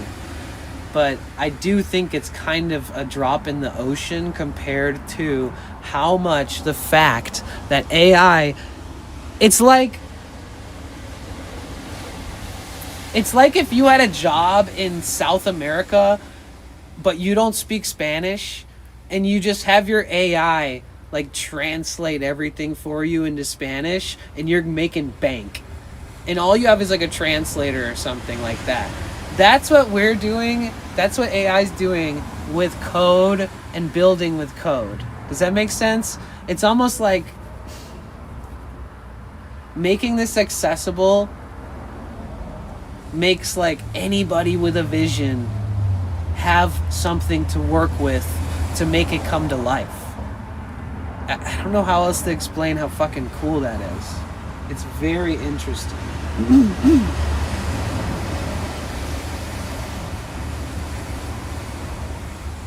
Okay, imagine if you spoke a different language, you could like do voodoo. Like, you could summon spirits, you could make like money grow on trees. Like, imagine if you spoke another language, you could unlock this mystical thing, you know? That's kind of what like giving everybody access to a language. And then that's why like this thing, okay, so there's this thing that they call like vibe coding. And it's basically when people with experience in programming and developing, or without experience in programming and developing, they'll kind of like blindly make something. And whether or not they even know what they're making, they'll literally just like stack up an entire fully running business that should estimate to like cost this much overhead, this much renewal. And then like they'll give like, I don't know if you guys know, but like, I'm trying to find a good way to explain this part, but like AI agents now have the permission to make transactions for you. So like there's a bunch of different reasons as to why that could be useful, but you could build this whole enterprise business model for fun, vibe coding. You start with a blank screen, and then all of a sudden you have this whole thing mapped out. It's like input, inventory, output, you know, every variable, every logistic, every branch that comes off that's associated with it, like every bill, every payment, all the server costs, all the like, you know, all of the like mechanical, technical, clerical, like personal assistant type shit. Like they could literally create a business that would, you could look at a big map, like say it, you see this stuff right here, this is like a bunch of different processes within software and stuff. You can't start a business from scratch without either inheriting someone else's pre-built software or using your own. There's no way. You have to use Shopify for this. You have to use PayPal for that. You have to blah, blah, blah, blah, blah. So everybody's gone through this process, whether it's somebody you pay for to work with them and be a part of your running business to make like business transactions or whatever. But now, please keep listening. Now, you see this thing? This took me like 40 hours to learn and build. And it's literally like maybe gonna never really make a big impact on anybody but myself. You never know. But this took me like 40 hours. But it all works. And it does what I want it to do. So now I can use it forever. And I don't have to pay, you know, $500 to another company for them to do this shit for me, because I've got estimates and everything. So now imagine if this looked like crazy. See how, look, I'll make it small. Right? Make it smaller, make it smaller, make it smaller, make it smaller. You can make it so small you can't see it, right? So people will literally build an infrastructure of like an entire enterprise or something, or like a cool company, or like an app, or like a concept of an idea that will replace Spotify or something, you know? And they'll build out this like whole infrastructure, and it like shows every pipeline. And then like literally you could have AI agents like paying your bills for you, checking on payments, returning like refunds. You could have it paying your distributors. You could have it paying your suppliers. You could have like authorization that only humans used to have, but now with the security levels of software that this AI has, it's like you're able to do it without having a human. So you will be able to look at like a huge big branch of all these different things that make up what would be a company, or some kind of software, or some kind of app, or something for like, you know, security, or something that you'll never even see, but it's like a security VPN business. It's like, or maybe, you know, it's something.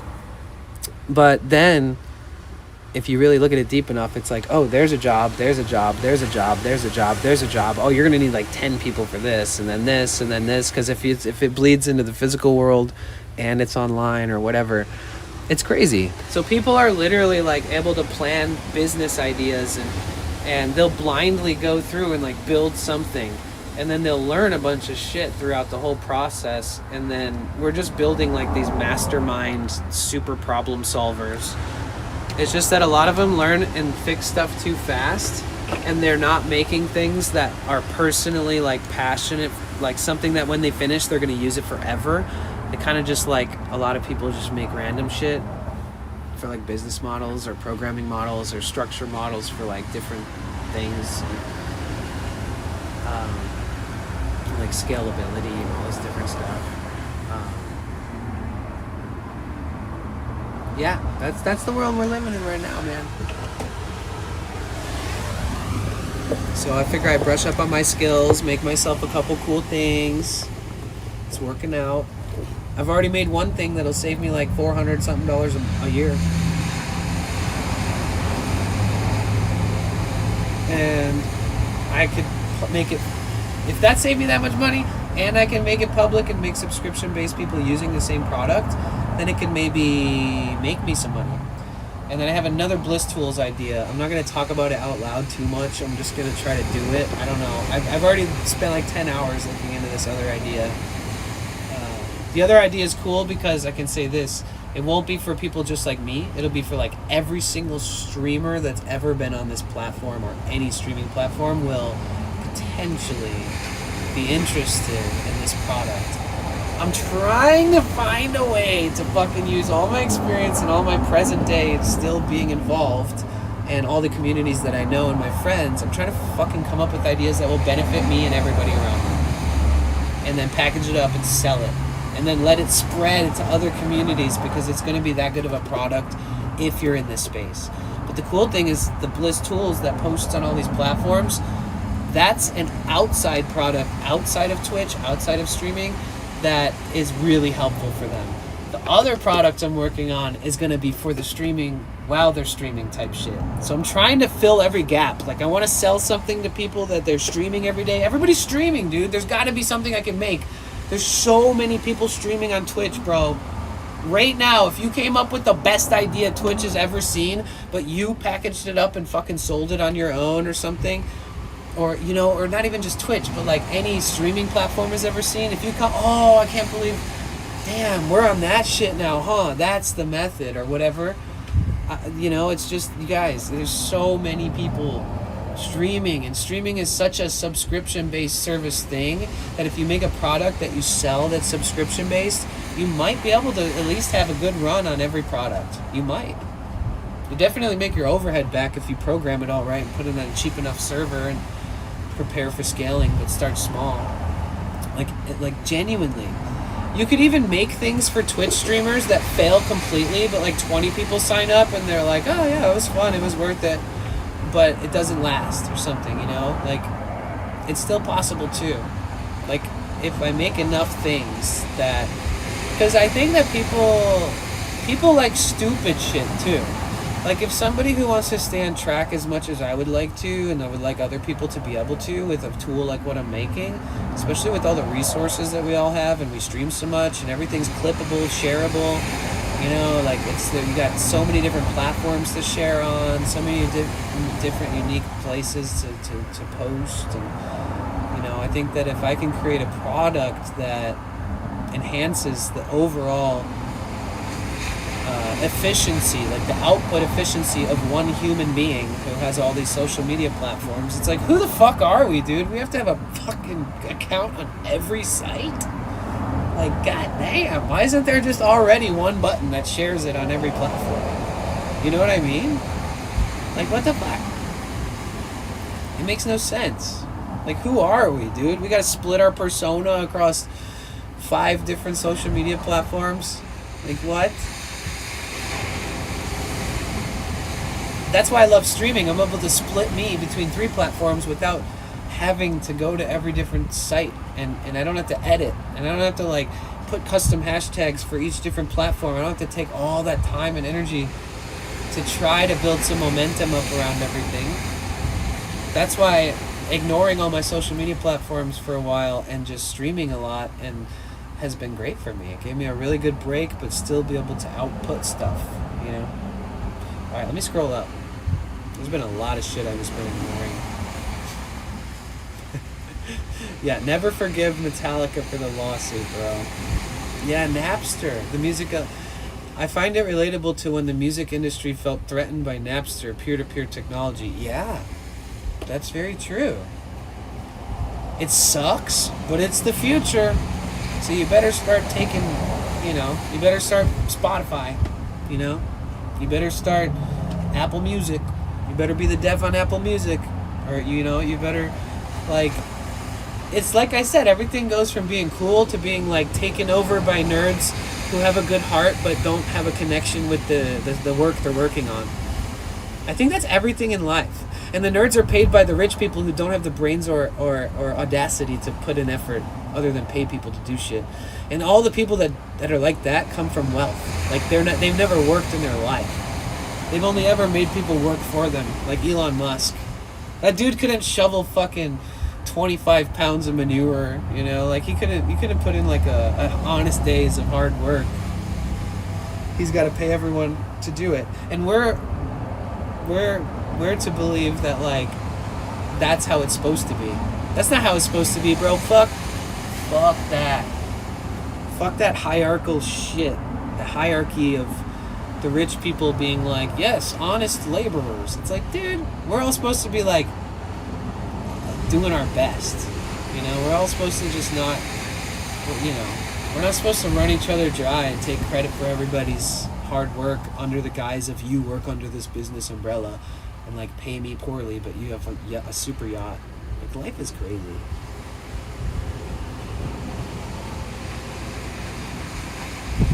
Ice Lake Coconut, I'm trying to open one. Be very careful, please.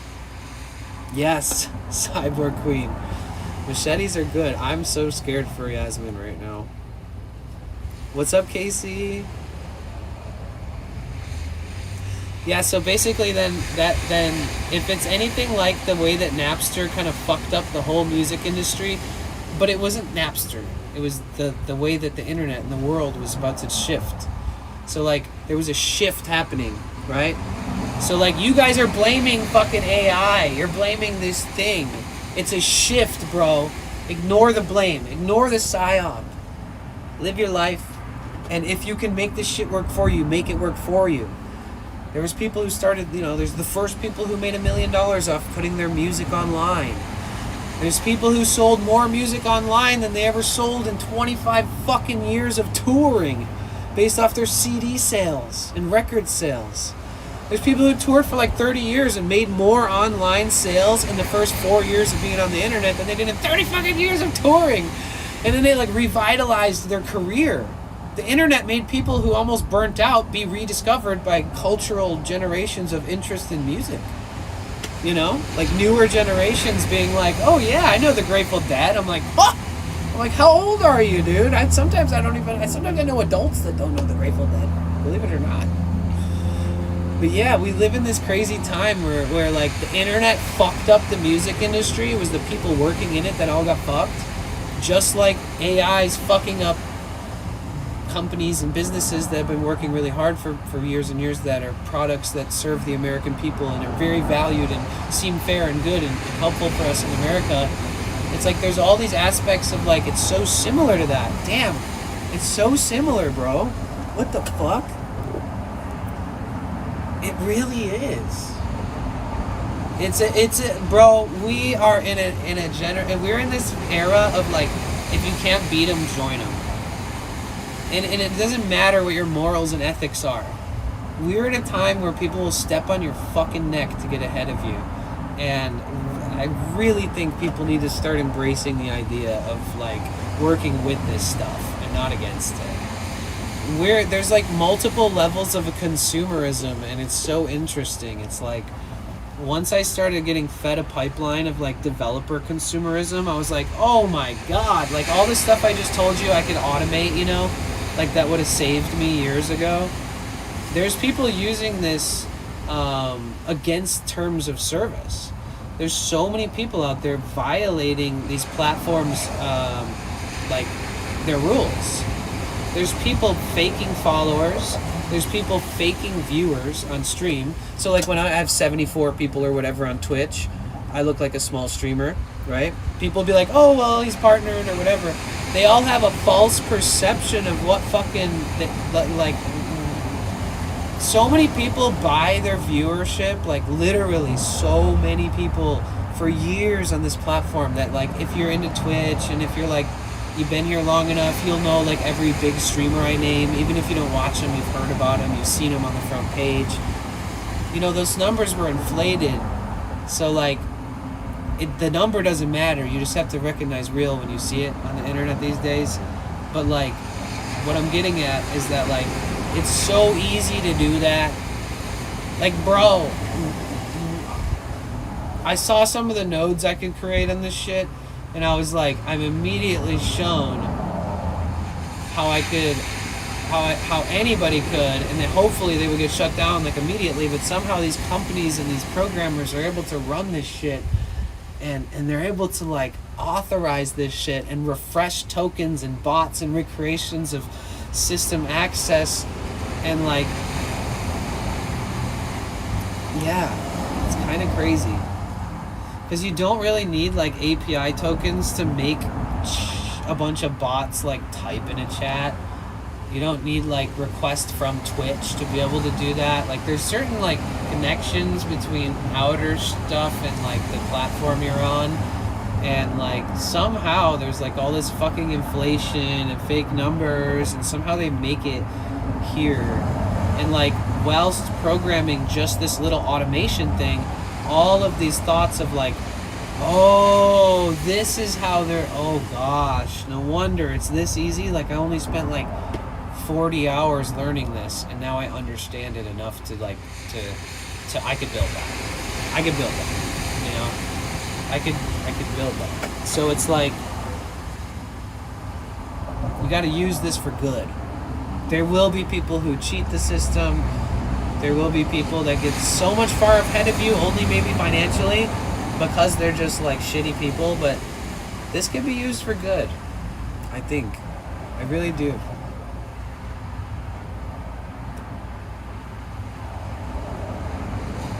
Yeah, right? Like, we've got people in our community that were probably around when televisions were kind of like, maybe it was a little taboo. Some people be like, fuck. Like early conspiracy theories, like before internet conspiracy theories existed. They're like, it's Big Brother. They're watching us through the screens. They're making sure that we pay our taxes. Like, even back then.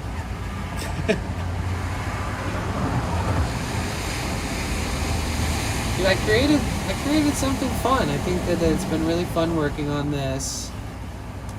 It says that there's like chat and all this stuff on here. I've actually never used it. Oh, you can plug everything directly into N8N? Wait. Okay. Not everything. quite a few. Damn, what? Bro, the amount of times I had to go bounce to, like just now, I just literally learned one of the most basic things. I have never looked at the agent pages ever. In fact, I don't even know what page was I even just on.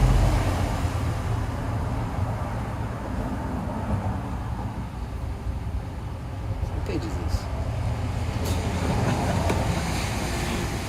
Is this the main page? Okay, I mean, I've only had this since like yesterday, so, or a couple days ago. Yeah, it says chat models from any other provider you have access to a credential for, which would be everyone. Age. Oh, okay. But there's no button to add the agent. There's one for personal. Let's try that. Enter agent name, description, system prompt. Oh, yeah, we got a lot of AIs listed.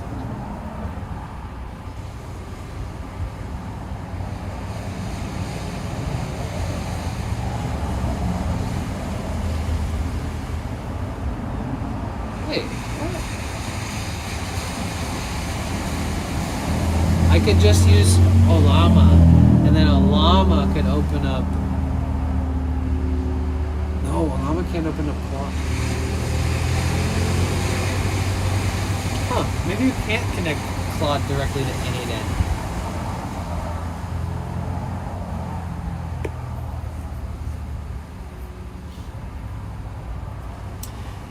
You know what's cool? Failure rate 0%. Welcome into the Discord. I saw the joining thing. What are templates? Oh shit, dude, I'm unlocking.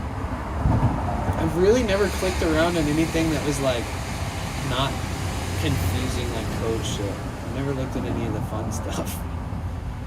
Oh wow. Oh my god. I should definitely be not like using these as blueprints. They look so good. Typing out instructions. Oh, that's gonna look. Sorry, this is what I'm discovering. Look. So you saw my thing. It was like pretty crazy looking. Just a bunch of connections. Look at that. That's cool. That looks nice. So like all the nodes coming off this are labeled. I didn't know you can make it colorful and shit. That's pretty cool. So they give you templates instead of kind of starting from scratch. And then look at this. This is what I was talking about. So I want to make a demo. Oops. Bro. Oh, it's okay. You can see that page.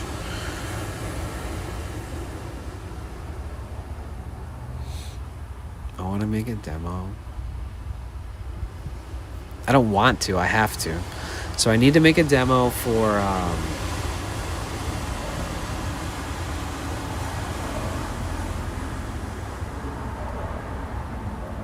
every different developer app, like Meta, Instagram, TikTok, YouTube, Twitter. So I have to make a video, and I have to explain why that they should give me user access to their fucking website, to their billion-dollar websites. Why little old me should have user access, meaning you guys could use what I'm making, right? So I need to get through that next step. The next step is me being able to allow you guys to use it. And I let a friend try it for free, whatever. But like, I have to create some kind of really good, like 2-minute, whatever, videos, demos to get the user approval. So, and then you guys can log into your account with like safe, secure, authorized login, and you can use the same shit. You can post on all your platforms. I need to think more like this. I haven't really looked at too many examples or templates like this before, so it's cool to see how they've written out some stuff.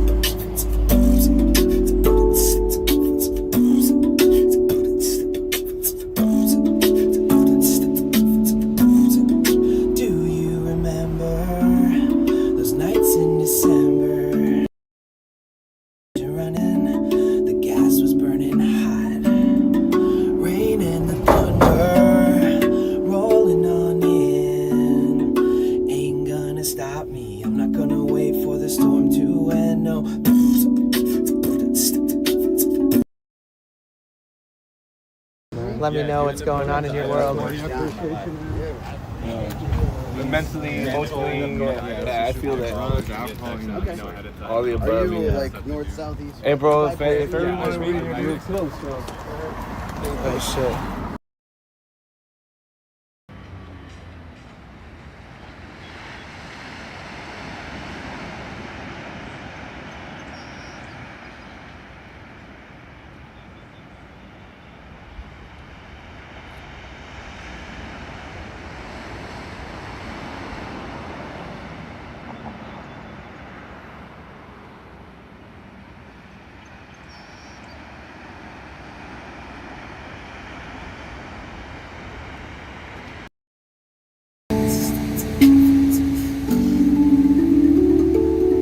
Listen to it right here in the ocean,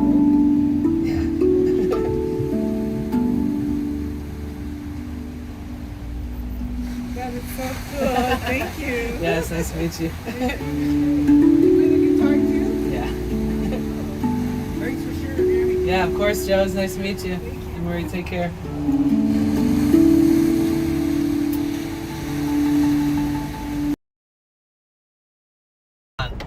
Hold on. I gotta show you guys what I see here. Song_and_dance says this is how paradise must look.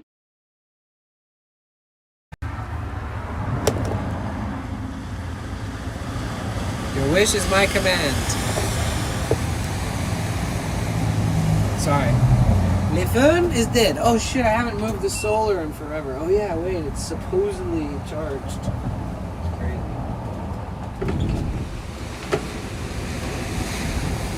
Man. Birds do be shitting on the solar though.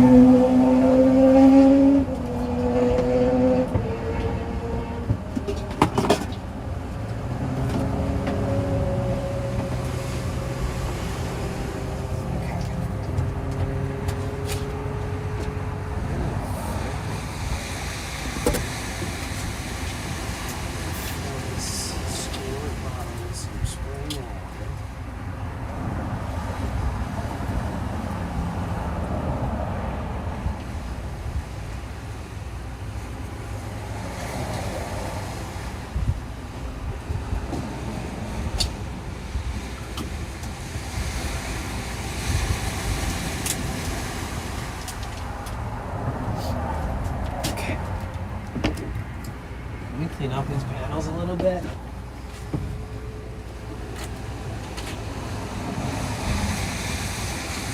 There's a bunch of bird shit on them.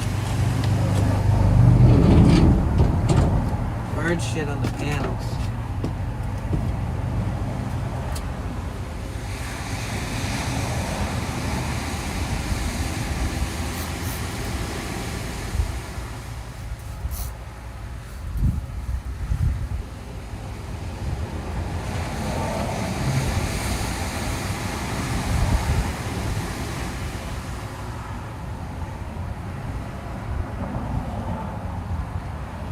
You know, Therion, if you're here, you know about solar. You have solar.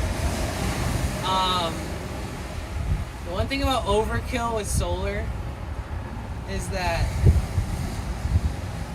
even on cloudy days, you're still getting some good solar. Even when birds shit all over your solar panels, you're still getting some good solar. Like, for some reason, the voltage doesn't match my power stations. So even these are 400 watt panels. I almost only ever get like 120 watts max.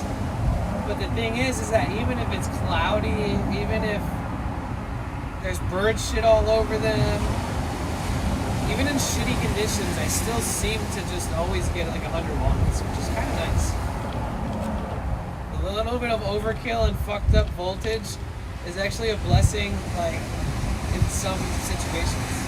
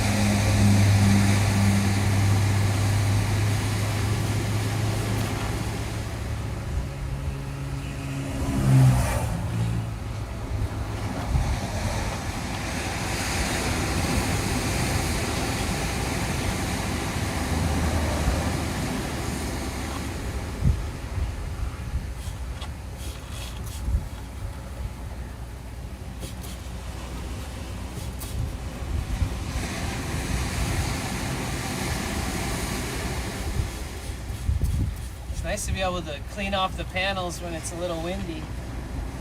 Kind of helps dry them quick. They're not waterproof.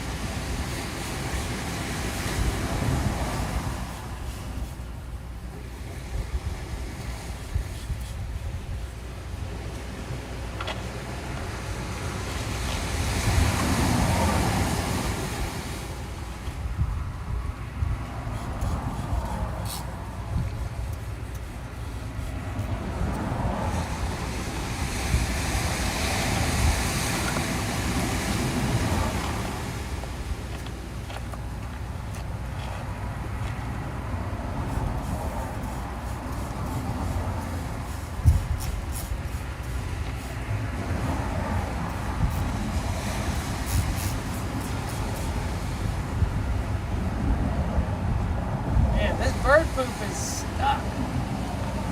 Dang.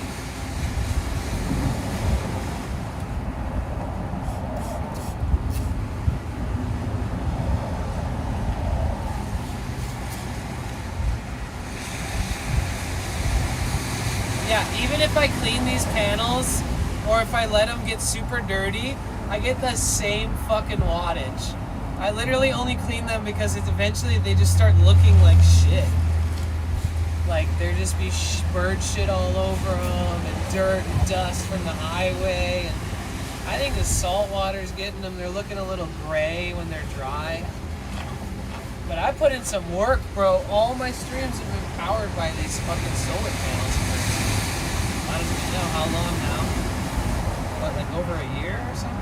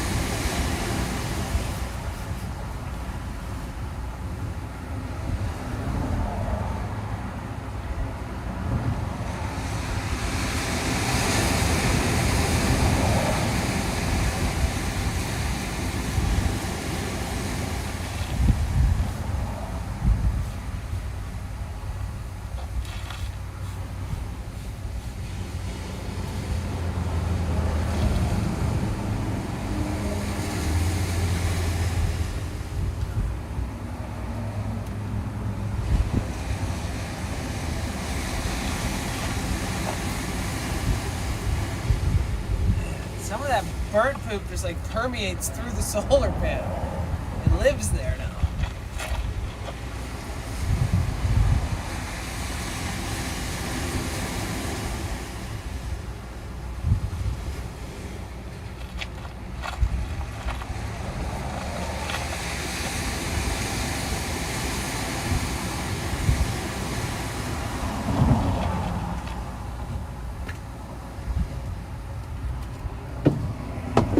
It seems like that was useless because it's just like, I don't know.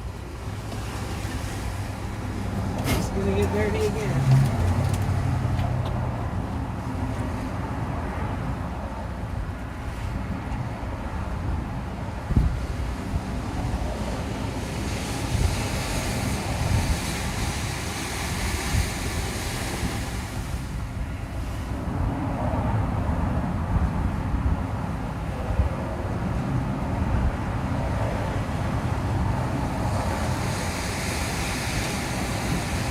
Dry off a little bit.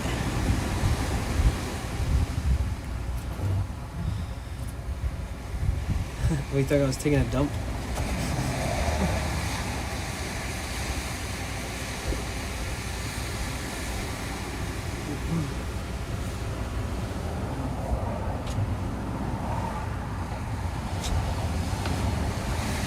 Oh yeah, I made a Discord chat. Goofs. I made a Discord chat for here still for like tech talk.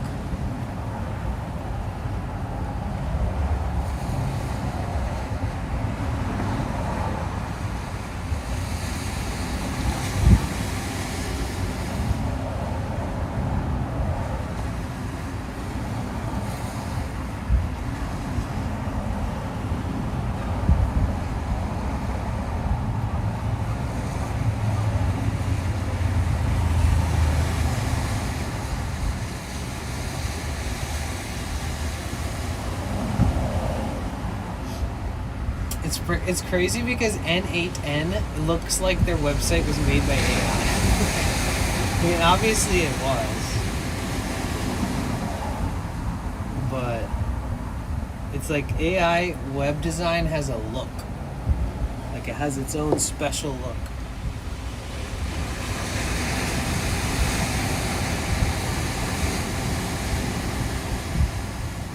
Ew. I like hit my fingernail against the screen earlier, my guitar playing nails, and I made this like this little tiny scratch. Well, I mean, it's bound to happen, right? My OCD will love that. But either way, AI websites have their own look. It's like a style.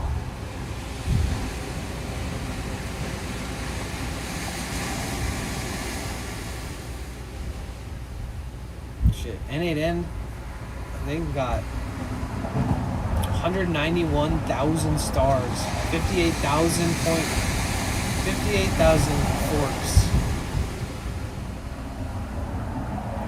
Crazy.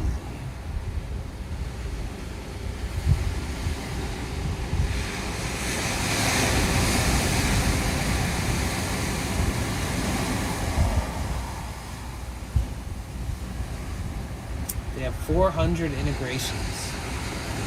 Google Sheets, Gmail, ChatGPT, Slack, Telegram, Gemini, Anthropic, Airtable, Google Drive, Webhook, Microsoft Excel, Notion, Supabase, Discord, Send Email, MySQL, Spreadsheet, Telegram, GitHub, Google Calendar, Open Weather Map, GraphicQL, HubSpot, X, formerly Twitter, Mautic, Baserow, Redis, Pushover, SendGrid, Jira Software, ClickUp, Trello, AWS, Twilio, Airtable Trigger, WooCommerce, Microsoft Outlook, Facebook API, Cloudflare stuff like R2, object movement, stuff with objects, Spotify,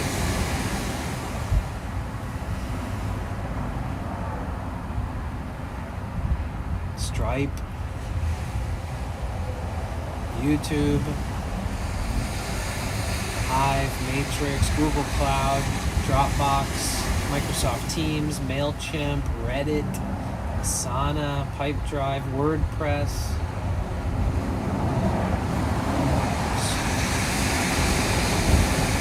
So these are all like different companies that are different connections and builds that you can use. So these are all like the integrations for every single website that you could ever think of for building a business. And then anything's not on here, you build it yourself. If they don't offer something that's like on here, but the one thing you wish they had, they don't, you build it yourself. You add it to GitHub. They'll approve it, they'll put it on the list for everyone else to enjoy. Just as much as you wished it was there, everybody can have it. If it's that useful, it can end up on the fucking website.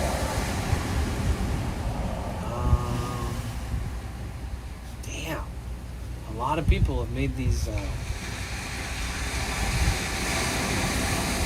there's so much that you can do.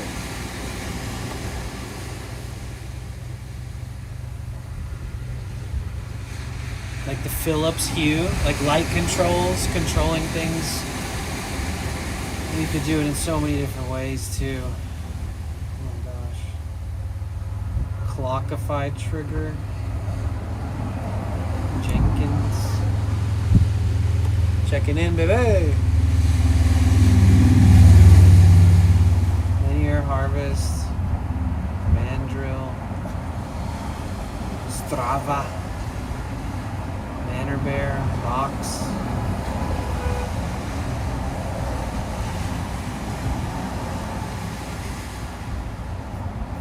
So like, what do you guys think? Maybe we should vibe code something. Maybe we should build a mock business.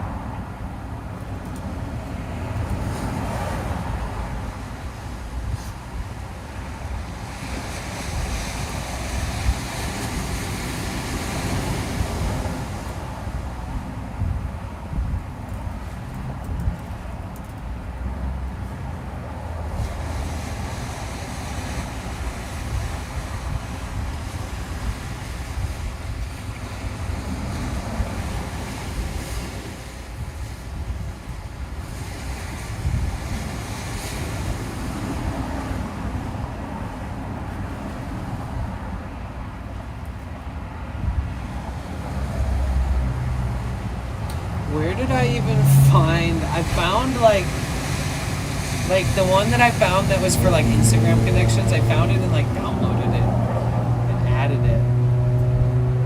But I can't even find it on this list. It's kind of tricky. Where the fuck did I find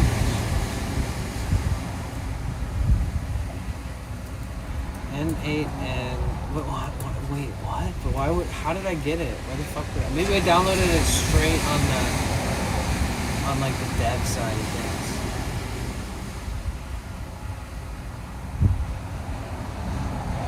Oh yeah, I think I downloaded it when I was like trying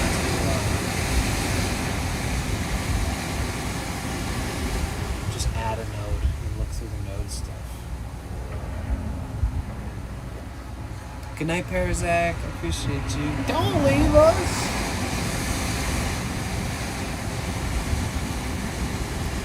I got it. Open a butcher knife and hammer. Did it? What did you have to open? The coconut? You damn. Be careful. Is it worth it?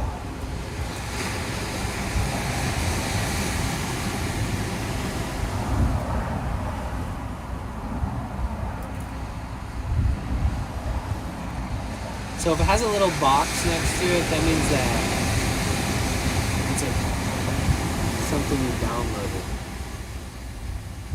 This is a node from our community. It's part of so-and-so's package. Learn more.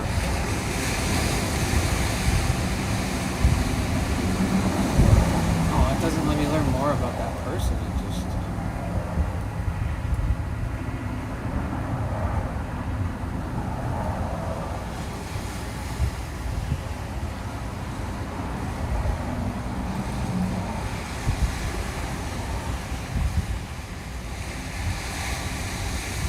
Yeah, see, this is one that I installed.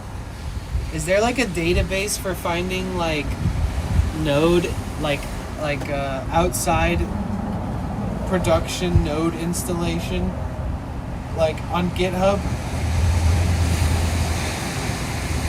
Is there like a special place to find people that publish more?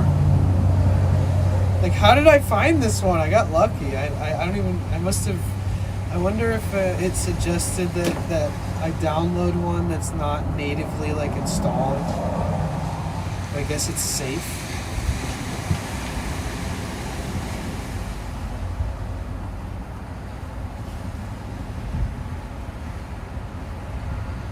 So, let me see.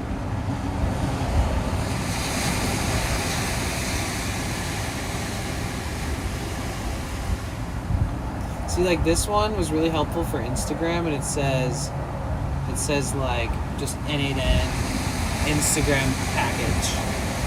I can't remember if I found it on, where did I find it? I feel like I might have found it on GitHub. I don't know.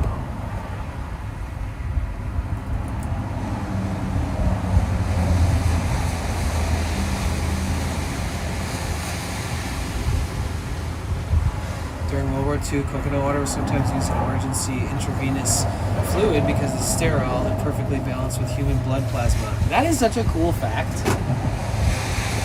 I really like that.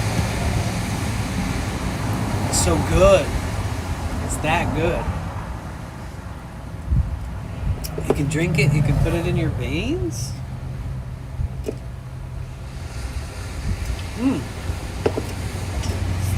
Drinking like a slob.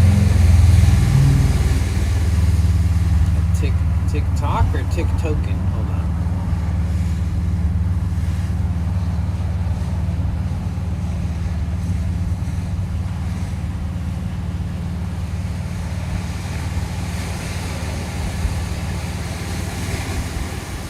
Oh man, I'm about to get so lost in the GitHub and the npm.js.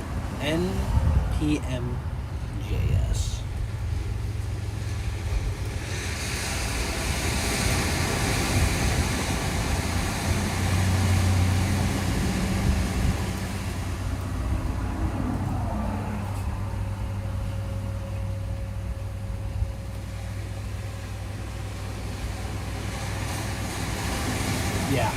Between GitHub and npm.js, I'm about to lose a couple days of my life. Oh.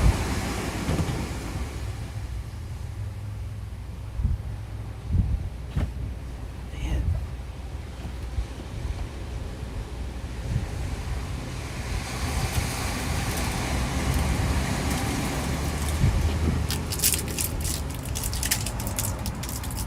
Because there's so much stuff.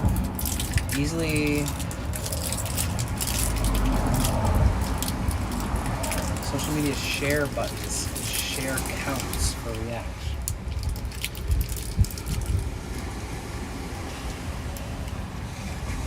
Ooh, social media downloader. Instagram, TikTok, Facebook, YouTube, Twitter, MediaFire, CapCut. Oh damn, you can download from CapCut? You can make a sick edit, and then when they try to paywall you, when you try to save it, you could just use this downloader to save it from your screen. Nice.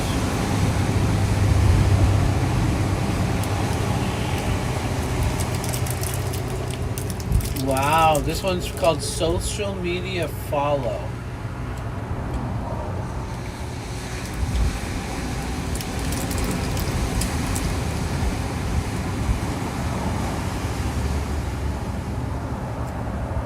It doesn't even have a description.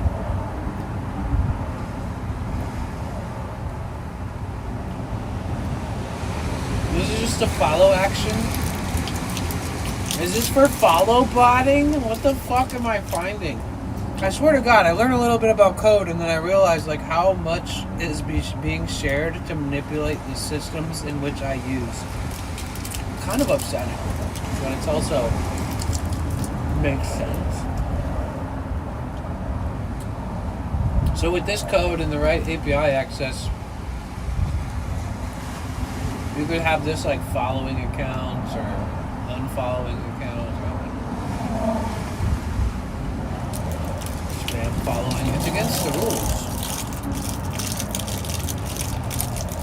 Oh, I know. I don't even know if I should download anything from this site.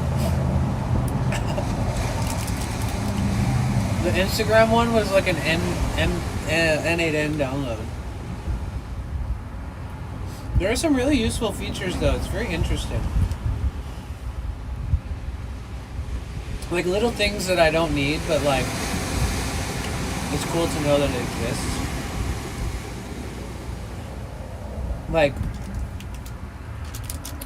Therion, I could like say I did start becoming way more active on all my social media platforms, and that I would really like to keep up with it. And then like I have a log created like every 48 hours or something, and it shows me like a list of every comment that I got on every platform, like in an email.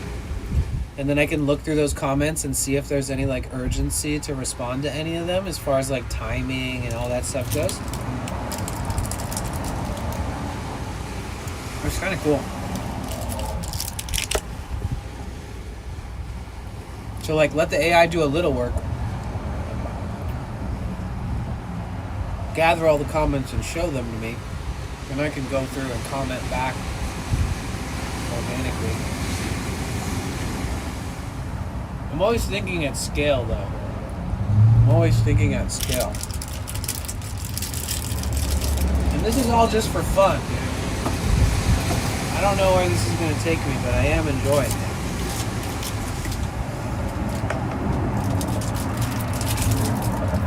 Yeah, I bet.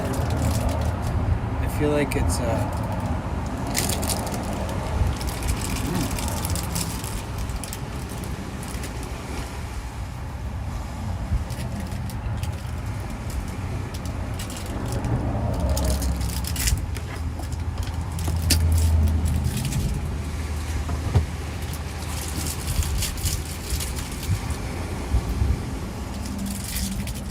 social media API for Instagram, Facebook, LinkedIn, YouTube, Google Business, Reddit, TikTok, Telegram.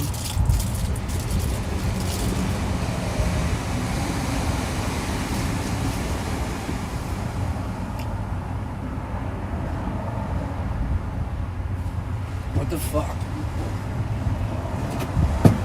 This one that was put up 14 days ago is like exactly all the stuff that I've been doing from scratch. That doesn't make me feel like I wasted a shitload of time. The only difference is I had to learn stuff, and it's very basic stuff, and I'm still trying to retain the most important parts of it. Yeah, it looks like wow.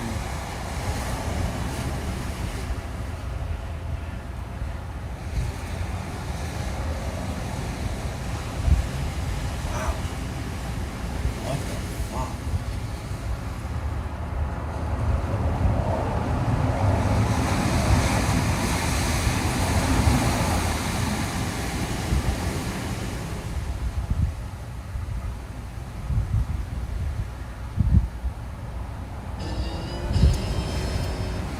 Yasmin. Oh, Yasmin! Thank you for gifting us some Ethereum.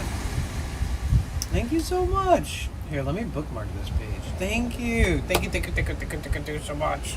Thank you, Yasmin.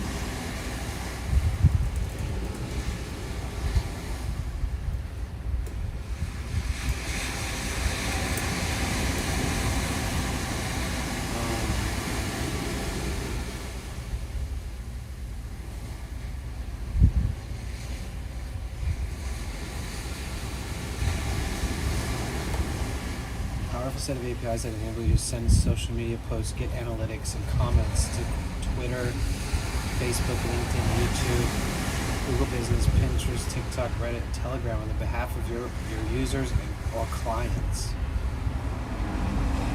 I'm telling you, this is the social media self-management future, bro. Somebody published this 14 days ago, and it already got 1,000 downloads. And it's like gonna be people who are like in business, not even like social media people. Or it's like people who are like gonna use this to post like AI videos all over the internet. But there's gonna be so many people using shit like this. So what this person put up there is like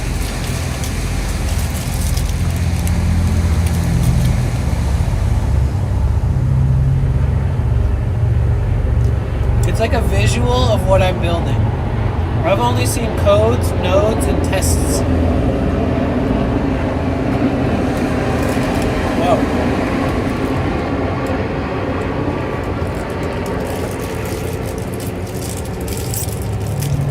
I've only seen codes, nodes, and done tests.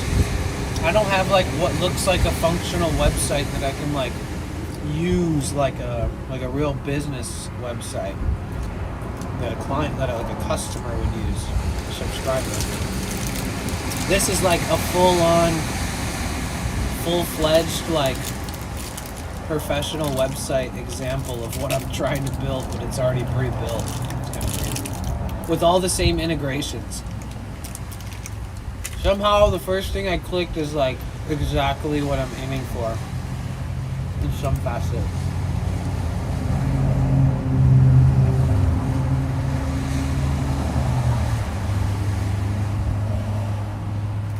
Kind of crazy.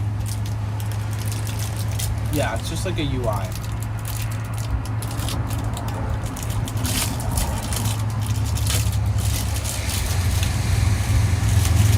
But if you have all the credentials and all of the keys and everything that I have, this is like a plug and play version of that. Like, I could use this like tonight and like make posts for me. That's the problem. If anyone can do it, everyone will do it. Yeah.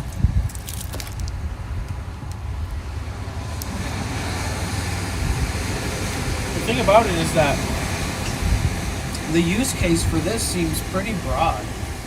So it's like,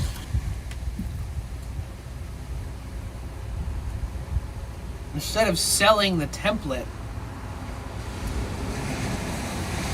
you use the same template for a business idea. Like, instead of selling the system, you put it up for free, hope other people will be inspired by it.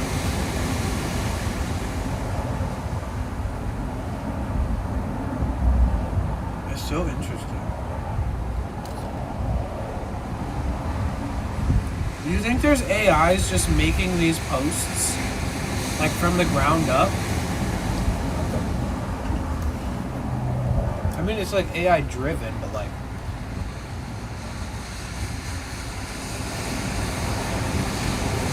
I guess it's not even worth questioning. It's too confusing these days.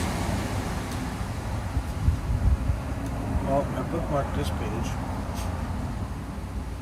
I am interested in what this is.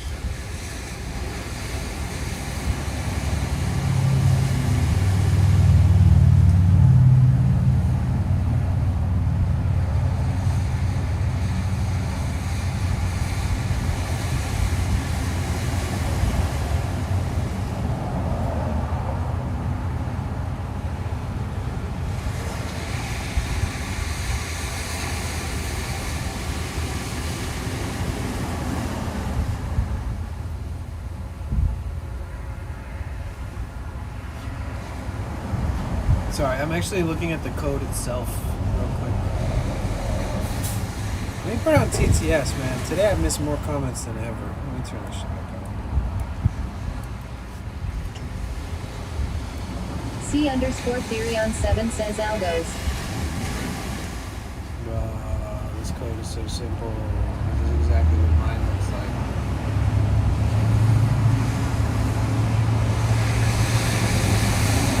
Oh my god! This is gonna... Just this one thing I found, I should probably just stop looking for anything else. I think that I would just go into infinite rabbit holes. I think that this JavaScript file, and then like the README file, are gonna help me a lot. To be fair, where's the README? I'm on it.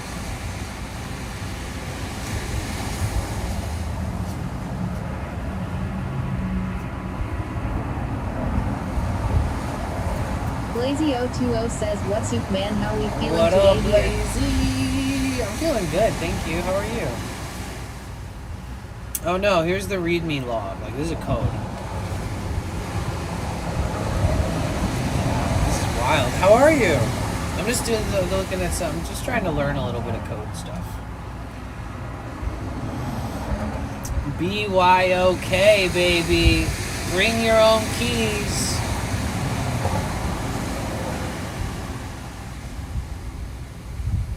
Excuse me. For multi-tenant flows that mint per user JWT linking URLs, the generate JWT endpoint accepts the BYO. Okay, the bring your own key. Blazy020 says, "Feeling good, just watching some stuff before bed." Okay, what are you watching?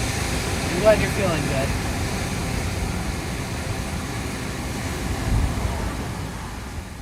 Bro, this is how I need to word my demo. The README is helping me understand a lot of different things that I didn't consider.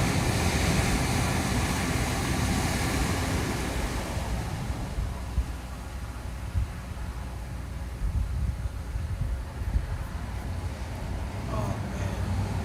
Blazy020 says, "Right now I am watching you." Ha ha ha ha ha ha.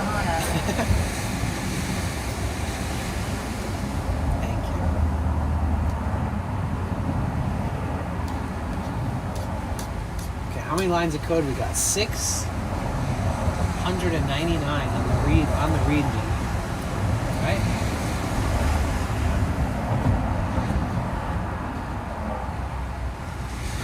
C_Therion7 says since you are using Olama, you could expose your instance to the network and create an AP key.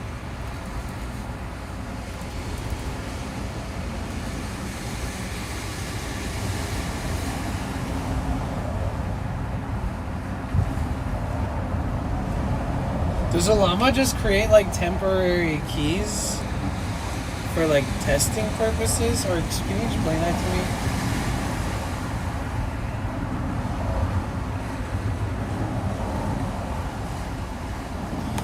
It seems like, you guys, that Twitter is the most like annoying when it comes to like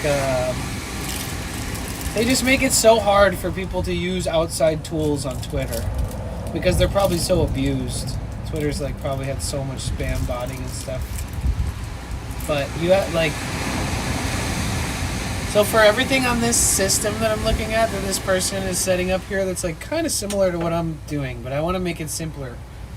But there's always notes and updates about Twitter and the quality of the service. And like Twitter's the only one out of all these like 8 platforms that it's listing that you can manage with, scheduling posts and stuff on.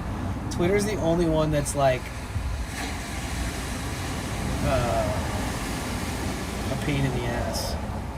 And then as far as test posting, TikTok's the pain in the ass. I haven't been able to test one. Since you're using a long one. What do you want me to do with that? It's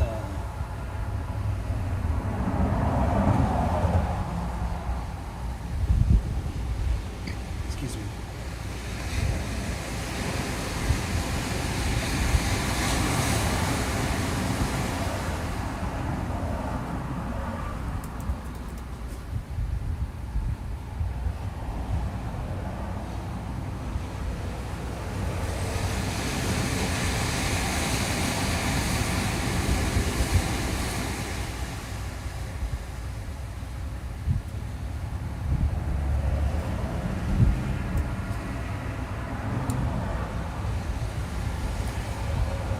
But isn't there like a node space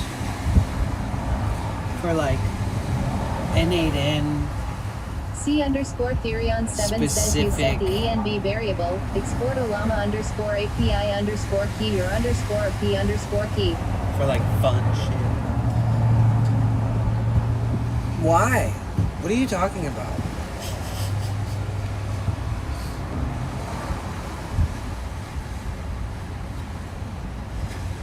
What about Olama?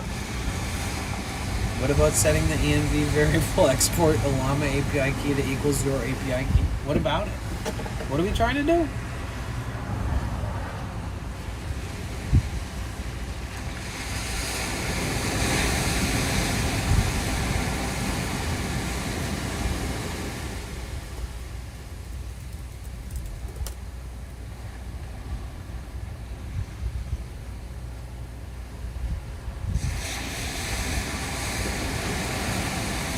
Jurnard says I rode my bike to the end of Malibu and back the other day. It was phenomenal. Hell yeah. C Dude, I saw you that day. Says BYOK, bring your own key. We literally saw each other that day.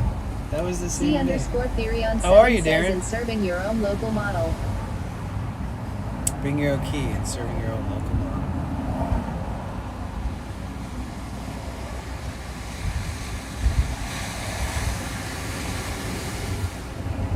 Wait, why though? What are we doing, Therion?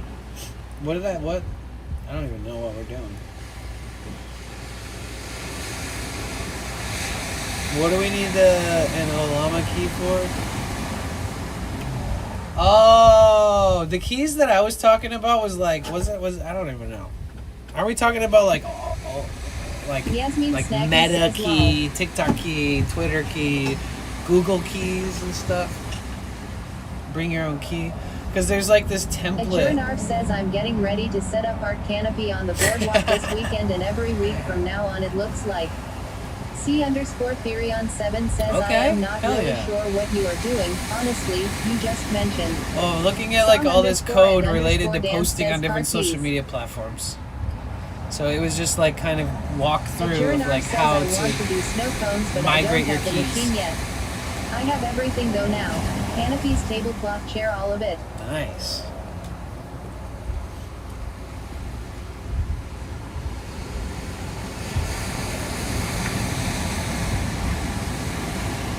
Damn, it's like that one.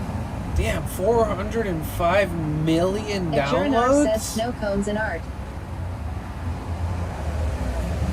405 million downloads? Dude, some of these have a lot of downloads. How the fuck? Who fucking downloaded this 405 million times? There's that many people who give a shit about Media Typer? I'm so confused. What am I reading? What is this number? There's no way that's the amount of downloads. What? PNPM? Fast Disk Space Efficient Package Manager downloaded 354 million times? Huh? What? There's no way. Song underscore and underscore dance says at least you're looking at GitHub and not Gitmo Guantanamo Bay. Sorry, bad joke. Is it real?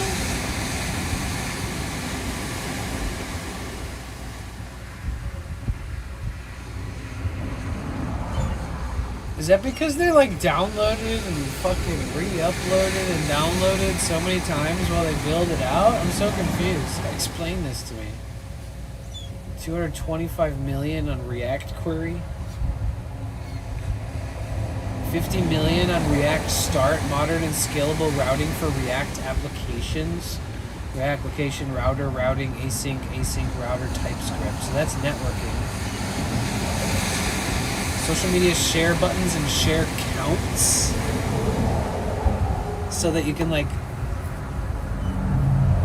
Social media share buttons? What do you mean? Like put a fucking image with a link on it. C_Therion7 says so many rabbit holes to go down. Yeah, PNPM. Therion, 354 million downloads? 359 Noah026 dependents? says at Yasmin Esnaki's lol. How is this possible? Yasmin, thank you so much for your generosity today. Thank you so fucking much. Seriously, I can't thank you enough. I thank you. And everybody. But you dropped some extra shit over there on the YouTube. I was like, Therion7 says I use NPM all the time. Adjournar says loan. so NP... I'm sorry, PN... Media PNPM. underscore 350 says Danny new code. No. I mean, like, I'm building some software out right now, but, like, I only took some classes for computer preparation. Like, Adjournar says I'm working with Google Gemini Call- to make... to make #1 art business on the boardwalk. Really? So, I'm using my minimal knowledge of taking computer information systems classes when I was younger to prepare to go to college because I thought that I should take programming, which I didn't do. But fast forward to today, I'm like building myself a couple of tools that could eventually be like SAAS material that I could get subscription fees for potentially, because I'm in a I'm in the world of streaming, so I'm building stuff that's going to help me, and I'm hoping that even if it's like next to nothing, that I can at least get some people to subscribe to this service that on a consumer level, people are not going to build this shit that I'm going to offer them out. People on their level are not going to go to fucking these websites and learn basic code and then open N8N and build a structure debug for fucking however long it'll take and test it locally and then like put it up in a cloud in a Linux server. Nobody's going to do that. So they're going to pay me to have done it all for them. But being a role model, because I'm a streamer and I have all these platforms outside of streaming, and I have this example, this automated posting thing, and like the whole picture fits perfectly as far as like I'm the guy who's gonna fill the gap. Because there's people that offer this product for service, right? So you don't have to locally host it. You don't have to pay money for like unreliable hosting or whatever. Long story short, I think that I'm the guy who's like in the streaming world, who's making themselves something for their own pleasure and like getting some learning curves along the way and really loving it, and have tested and executed like a build from the ground up locally and then put it in a Linux server last night and put it up on a domain, so now I can edit it remotely and I can check on it remotely and I can use the functionality remotely. So I took like I speed ran like vibe coding my first thing because I didn't know shit. All I knew that I wanted to make it, and I knew what I wanted to make, so I made it. Girlio! Hi. Look. So this is like simple explanation right here. So posting on platforms is a pain in the ass, right? Girl Hero, you've been on social media for a long time, you know. Posting on social media is a pain in the ass, right? You get burnt out, you get tired of it, it's so competitive, it's toxic, it's annoying. It can be fun, but you know, not forever. And especially it's overwhelming when you have multiple platforms and a life and a job and you stream or whatever. So some of these are built from scratch. Some of them I discovered that there was like official N8N nodes created for them, which is nice because then mine would be outdated since they're made from scratch. Theirs will be regularly updated. But so I want to create this scheduling, drafting, posting system between videos, photos, between stories, reels, shorts, and basically so people can be their own social media manager without too much effort. So this is all just the back end, like a visual node of everything that's sort of happening here, right? X is the worst. Throw it out. So what I did locally on my computer was I built like this one right here. I built this, right? This one at the bottom. And that one posts on multiple platforms, and what it does is it takes your photo from the drive, then it gets the metadata, then it decides whether it's a photo or a video, and then it goes to the YouTube uploader, and then this one uploads a short to YouTube, and this is all for testing purposes, by the way. This is something that'll be so much more different in the grand scheme of things. This is just to make sure that the actions, the triggers, and the responses are working. And then since you cannot post on Twitter until you pay $100 a month. You can't post direct videos or photos. And even when you don't pay $100 a month, it's 20 cents per post through the API. So everybody hates that. So what it does is it takes a YouTube short and then it posts it, and then it fetches the video ID, and then it feeds the video ID into the Twitter info, and then it just posts the link on Twitter. And if you're on mobile, it gives you a 30-second preview of the video. So this is like my workaround, basically. And then hold on. So this whole thing's it was pretty fun to figure out and learn along the way. But basically it downloads it from the Google Drive, and then it basically suspends it in the air at a certain point. It goes to Cloudflare, and then it's immediately hosting this because Instagram can't do direct uploads. You have to like host the image and give them a URL. So I'm able to like host the image in here, and then it goes to my container that I built. And then once that container recognizes that Instagram is ready to get my URL from my upload, like my R2 object that's like suspended, then it goes through this loop. So I'm waiting for this. Sometimes it's 25 seconds, sometimes it's 45 seconds. It's just not direct. And then it goes into this request container, and then if this is requesting whether this is working or not, like whether it's ready to go to the next step. And then so HTTP request, and it goes to if, and then if it's working, it goes up here in posts. But if it's not, if it hasn't gotten there yet, if it didn't have enough time yet, you're still waiting, it goes back to waiting, and then this counts in intervals of 5 seconds. So it's like a mini polling system. And then it gets posted to Instagram Reels. And then the delete the file is deleting the suspended file in R2, because in testing phase, I don't need a lot of data on my cloud server with R2 Flare. Meaning, like, if I don't delete those files, it starts taking up my, like, 10 gigabytes of space that I'm limited to on a free service. So, but with scaling, everything's minuscule in cost compared to the return on, like, if you're making money off whatever you're doing. So then it goes into here. This was a whole weird thing. I want to explain that. But yeah, then it logs every single post you've ever made. And then it deletes the source file, meaning it deletes the file from Google Drive. And then it goes... and sends you an email confirmation that all your stuff has been posted. So I did that on my computer locally, right? I did all that just all built in with my computer, everything running locally, and I tested it and it worked. It posted on all those platforms, and I was like, sick. It took me a while to figure it out. It looks simple, but it's not. It takes some studying and figuring things out, and not rushing too much, and like paying attention and understanding nuanced loops that you're getting yourself stuck in, that everybody does from the beginning, it seems like. But yeah, so I built that out, and then I was like, next mission, don't get into a rabbit hole of going too far into trying to think of what this should do or how it should work. I was like, next is, now I need to make my first domain with a Linux server on it, that I've never done that before.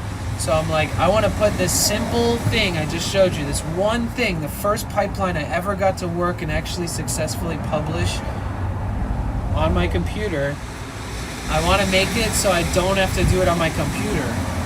So I got a server, a Linux server. I installed N8N on it. I got everything running on there, and I'm paying for this server. And then I closed my computer. You know, and I open just my phone, and I'm able to look at all of my N8N stuff, which is cool. I can click execute on the screen there if I want. But at this point, basically, I was able to remotely do it away from my computer, 24-hour access, 24-hour capabilities of just being able to post it any time of the day, any day of the week, any day of the year. So I thought that was pretty fun and cool.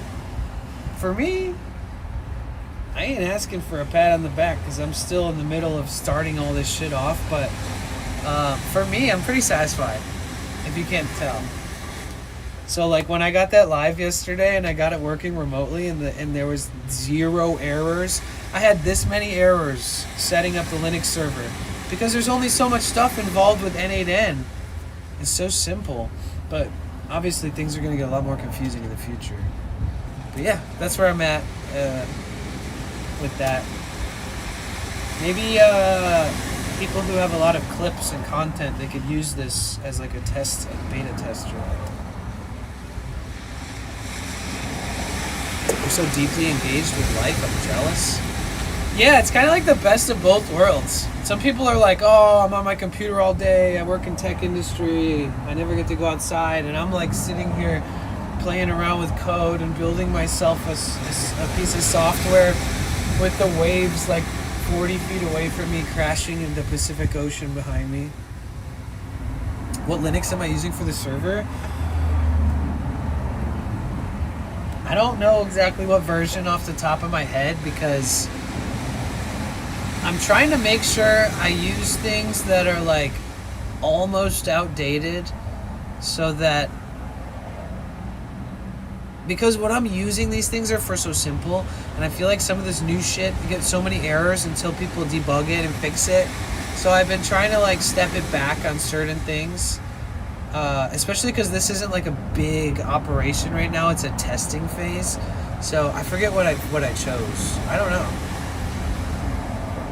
I am. I mean,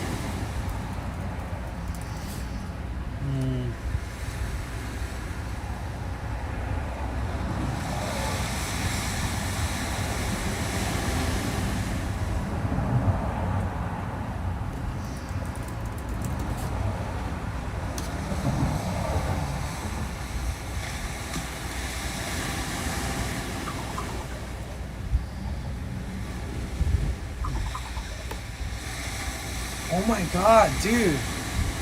That was a crow. Dude, it was for sure kind of mimicking like a cell phone sound. It was like, but it did it like, I've never heard a crow make that sound before by life, dude. What the fuck? Did you hear that? I literally thought it was like a sound alert. I'm using, I don't know what frickin' version it is, bro. All I know is it's Ubuntu, right? That's the one I chose. I'm assuming it's the one that is the one I'm using. Whatever version this is the one it is. It can't be anything else other than the version that it is. I think it's 22. How come I don't know what to type into my freaking terminal to find out what version this is? I did type the release -A though. It did tell me a little bit.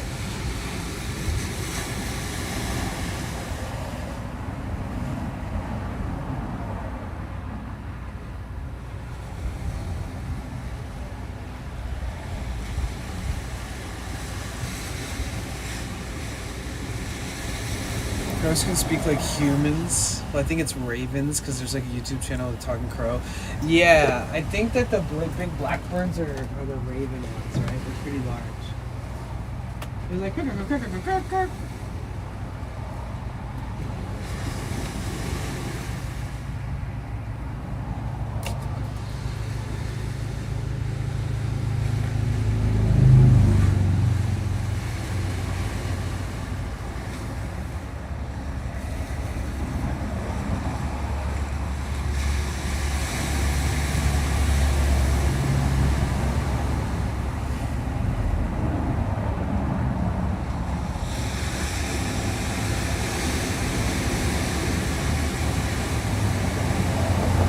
Yesterday, when I put Linux on, or when I got the server,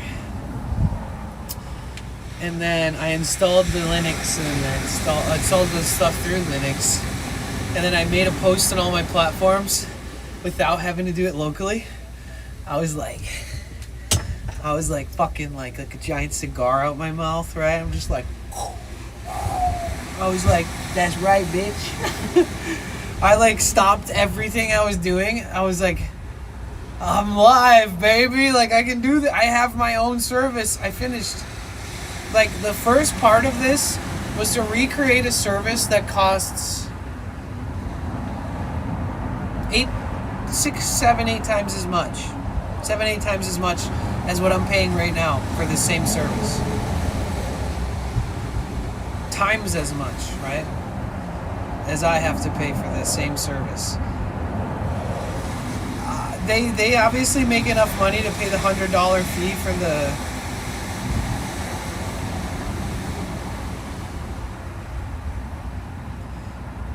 It's crazy because when you're a developer, you're paying the fee for your user, right? So when you develop all this shit, certain things are unlimited to a degree, and some just depending on the size of your business, how many subscribers or customers you get, you have to change things. You have to scale up your server, and it's literally I can scale up a server from a click on my web browser on my phone while doing an IRL stream. Like if I launched this as a company somehow and it popped off a little bit, like scalability is so easy because of what I'm doing is so simple. And so basically I'm at the point where I created something locally on my computer. When I say locally, that means like on my computer. I can only do it on my computer. I can't like do it on my phone. I can't do it like anywhere I want, right? So I was like, okay, let's test it on the computer. I got it. I was like, oh my God, I'm halfway there. Fucking 24 hours later, literally of 24 hours of figuring this shit out. Other stuff like learning the nodes, learning the code, learning the fetching, learning to associate node duplicates with the right fucking titles, and making sure the node after it is represented in the code for the node ahead of that one, and like making sure. So I'm like learning all this stuff, and I thought I was gonna launch it like immediately, but then yesterday I have a domain, I got a server, I got Linux, I got all the stuff installed. I tested it without having to have it on the computer locally. And then I'm basically where I want to be. Anything beyond where I'm at now is because I want to launch it as a subscribable product. So for me, I built what I want, and I'm a streamer and a content creator, and I have platforms all over the place, and everybody else on Twitch does too, and they are in the same fucking boat. So even at the cost I'm using it for myself, if I never launched this as a business, the amount that it costs me is like, 2 months of their paid service is the same cost as a year for me to cover my own overhead. And if I get approved from the App Store usage, I can let other people use it at no cost. So like technically I built something that I can use now for next to nothing compared to the other costs that it would be. And I can offer it to a few friends just for the fuck of it. Because I have that much overhead, I could give it to like 7 different people for free forever and never sell it as a business. Just with my overhead, I could literally do that. Like, that's what the scale, like I'm learning so much about scalability at this point, because like between 1 and 100 monthly subscribers to my product, there isn't that much of a difference of scale and cost. Like if something costs 15 a month because I have 25 users, once I have 100 people subscribe to this product, it's only going to cost me like $60 a month, like for one of the fees or whatever.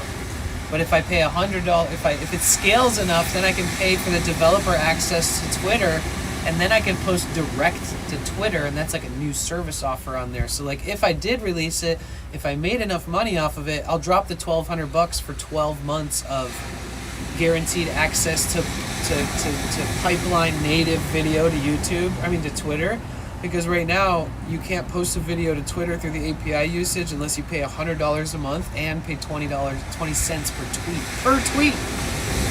So if like some Twitter fucking warrior uses my service and they post like 25 tweets a day, and they post that 365 days a year, I'm charged in my developer account because of my user of my product. I'm charged like $4,500 for that.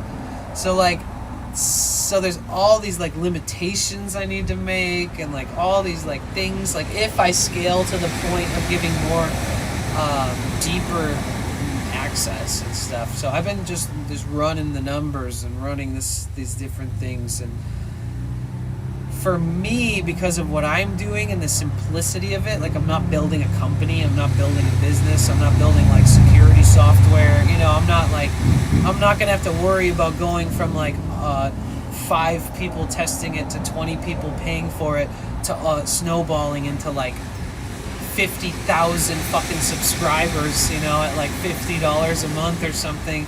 So scalability for some companies takes an fucking incredible amount of resourcefulness and checking on things and preparing beforehand for the trajectory of scaling. Because nobody starts a big business paying big numbers for big servers and shit when they don't need it. But they basically pay the minimal amount that they can, and then they keep paying incrementally tiny as much more as they can, as much as they scale. They never like overshoot and like pay for room to grow. It's like always a process of saving as much money as you possibly. It's such an interesting thing now that I'm like really looking deeply into it. It's crazy. It's like a drug. Like me learning about all this stuff is it just blows my mind.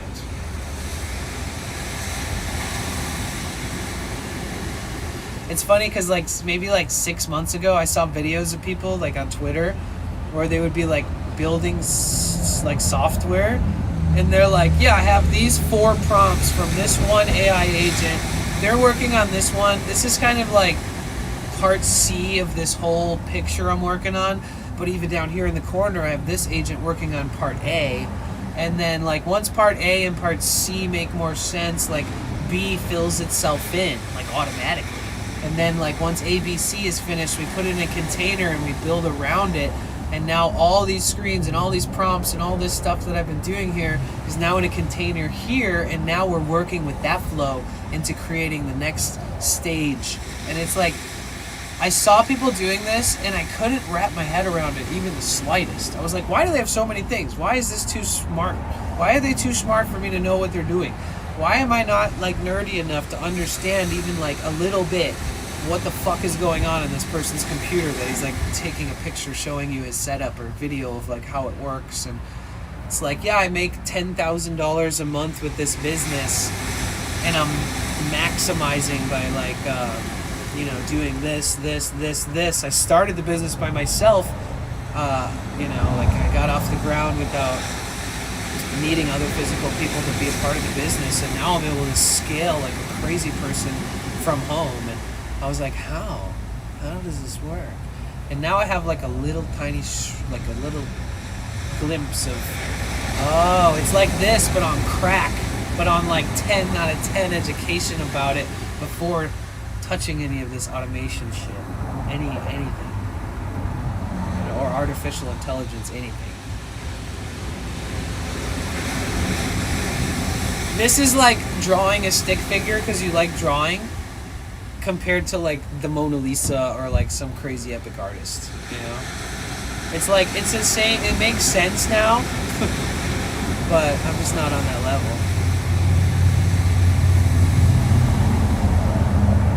You know what we'll do some example workflows, and I'll send you guys my social media platforms, and you guys can like watch it happen in real time. I'll give you like a use case example of it.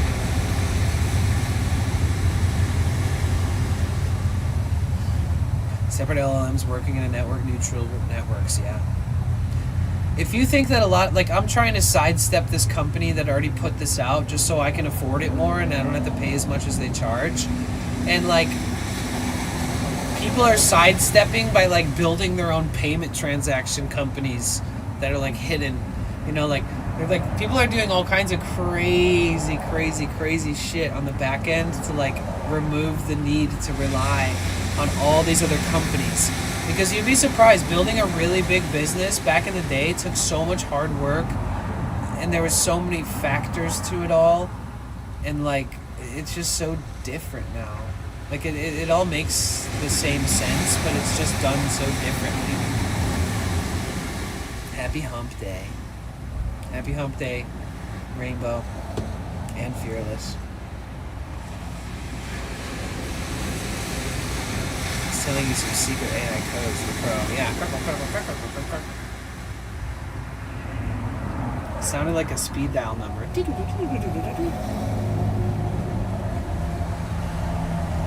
guys remember speed dial?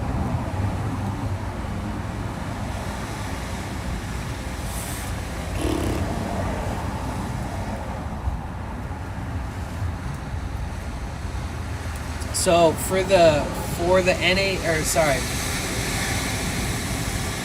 N8N, I used to have to open up the terminal, and then I would have to type N8N in the terminal, and then I would have to localhost access through my browser all of that editing stuff.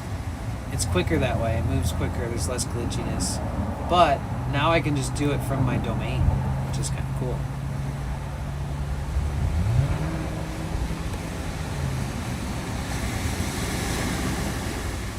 And I have to have a llama for when I do like the idea of the local AI model where you like download like an 18 gigabyte data file that has like all the most valid information in the world somehow.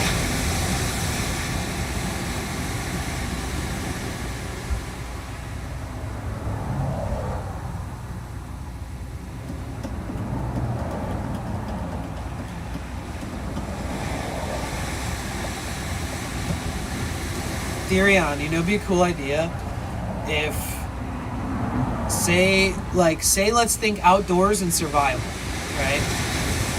How do we create a product that has AI with outdoors and survival? Ooh, I got an idea. So, I guess it wouldn't really work that good if you don't have power. Okay, say I create this like super power efficient little waterproof, shock resistant thing, right? And when you go backpacking, you go camping, you go outbacking, you go bushwhacking, you go jungle freaking hiking, and you're camping and you're in the wilderness, like you're walking through Alaska and you're like surviving, and we create this thing that's got a built-in model of AI, and it's like as up to date as it can be, but like offline you could ask it anything, and you could even talk to it if you got lonely, like if you were stranded. Bro, it's such a fucking good idea. Like maybe there's even a camera on it and you can take pictures. No camera. It's just I don't know, man. I think it's a good idea. See, saying that makes me think. Orange Pie with an SSD and lots of RAM.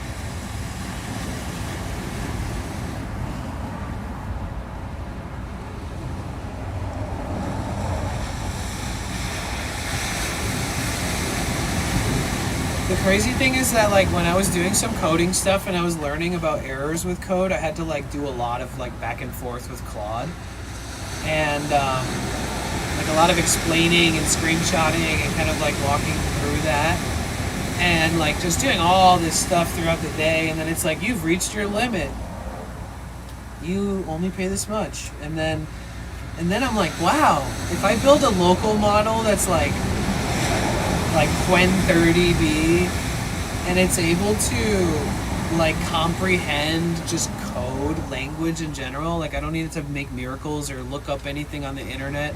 I just need it to like be up to date enough to be good at coding and be very like dry and helpful. And because when I'm about to lose my usage but I'm still like fucking I'm feeling the vibe and I want to keep working on something, and I'm still like learning, so I genuinely need like some assistance with somebody that knows the language, which is the fucking the model that I'm chatting with. And then if I time it right, I can be like, wait, how many errors do I have to work through? Like how many things do I have to troubleshoot that I was working on? Oh, okay. Can you get like let's compile those into like a something that I can carry over to Quen, and when I run out of usage, or when Claude starts acting like it doesn't know anything anymore because I burn it into the ground sometimes and it starts getting lost, and then I can just use Quen offline, totally locally, no token use costs, and then I could like work through those code things. And then when my usage comes back on Claude, then I hop over from my local AI to them, and then be like, look what I did when you weren't around, bitch. I did this without you because you cost too much. Had to download and build my own local AI just so I could finish shit, because you use 50% of your usage while thinking about a question once in a while. It's weird. Token cost is cost to your battery and solar.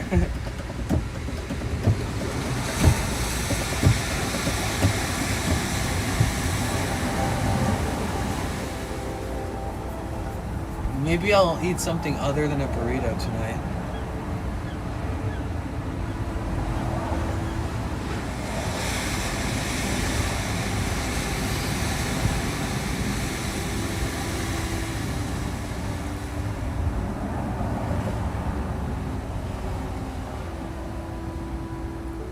You know, after, you know, it's funny, after I got it on the server and I got it to run in the cloud and I successfully posted on all my platforms, I was like, nice. And then I was like, okay, I need to take a break. I need to just like look at everything I've done. I need to like clean everything up, add labels, like make sure everything's perfect, and download the most recent JavaScript file, and like let's look at this. Let's look at what we're doing. And then I was like, oh, you know what I've never looked up is like, what is beginner tips for doing N8N builds like mine, like that people wish they knew. You know how there's always a, I wish I knew this. I wish I didn't spend 50 hours doing this and didn't know this the whole time. I could have been doing this one process this way, which would have saved me so much time. And like even the sticky notes, dude, I didn't have the little labels until I finished everything, like to where I'm at now. You know how helpful those labels would have been when I was just like learning? I didn't even have the labels figured out, like the little tags that I wrote, like Instagram story post, like that shows a definition of like what are the name of each thing. One of the things was like duplicate your workflow rather than partially edit, because partially editing your workflow and then it makes sense. Basically there's all these things within the config that could go wrong that you might need to reestablish or whatever. And luckily, I thought of that in the very beginning. I was like, let me copy and paste this entire workflow and like, let me make a whole new project that's like this anymore. Let me duplicate the whole fucking software, like the whole project. Yeah. But most of the other tips, the sticky note one was how I learned it. They were giving me that tip. I was like, oh my god. I went back in and wrote labels. I was like, how did I not think of that?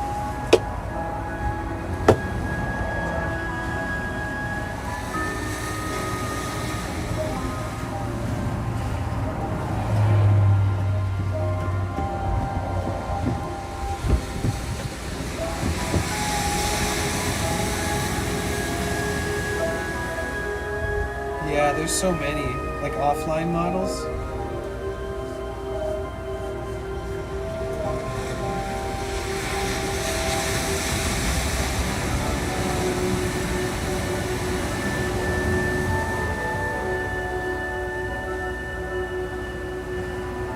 I'm so glad I got over like the hurdle of whatever I've gotten done so far.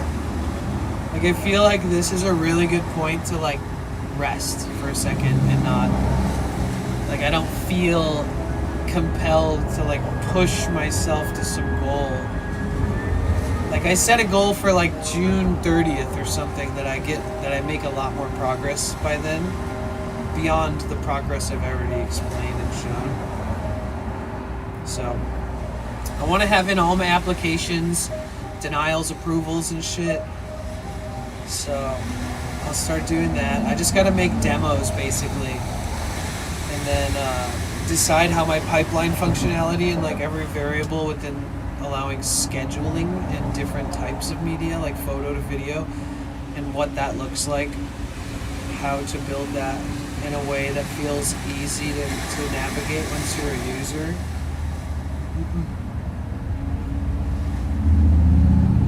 Like the entire user interface is one thing, but the functionality of it, I would love to be like nobody could fuck it up. Like nobody could be too confused, or nobody could.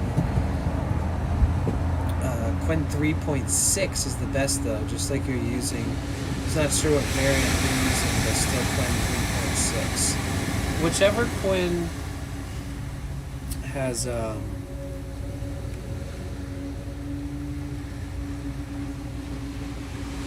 it's Qwen 3.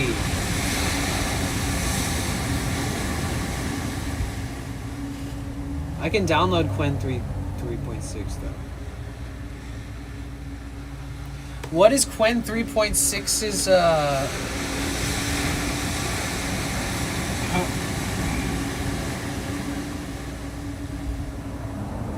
because like this ceiling, and depending on your like RAM capabilities, it's kind of a conflict.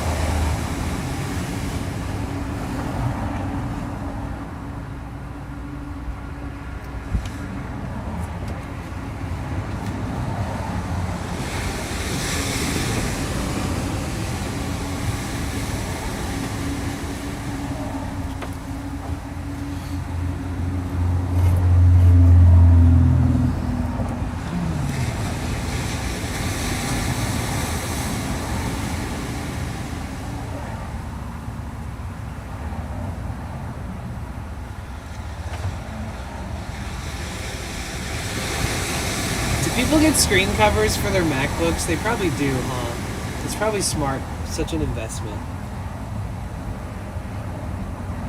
Little finger scratch I got on there makes me think about that.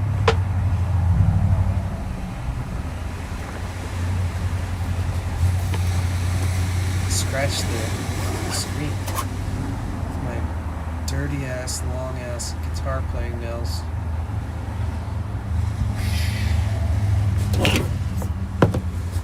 And then this little dual monitor, it's literally one everything cable to the laptop, so it's USB-C to USB-C.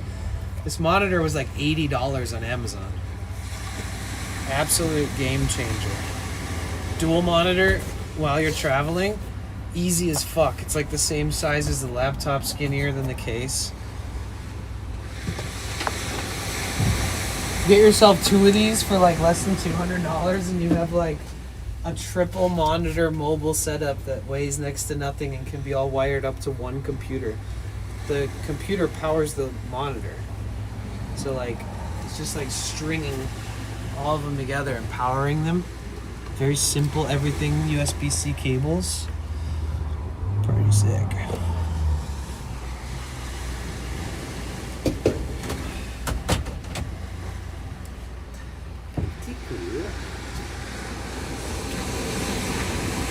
I'm still here. I'm listening while playing Minecraft. Yo, I want to play Minecraft. Screen protector for MacBook Air. Paid $45. Really good one. You must get one, mister. I know. I should have done it before I scratched my screen, right?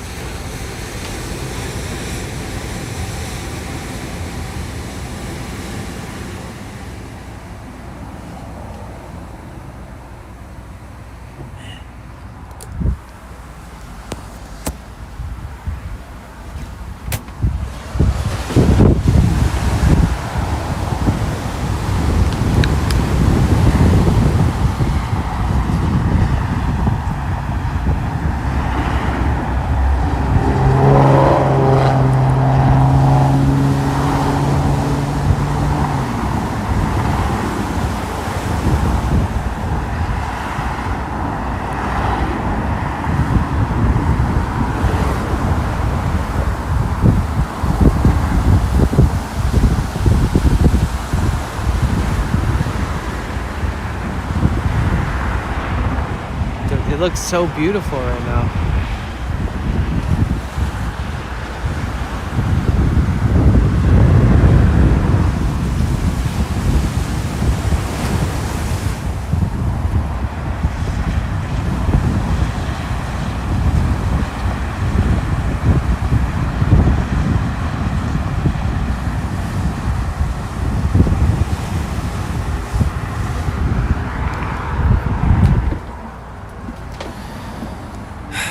Dude, that scooter the other day, my knee still hurts from that shit.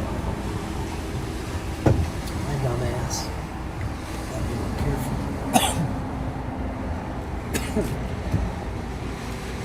Right? It's so beautiful out there. Gotta still get into them. Into what? Minecraft?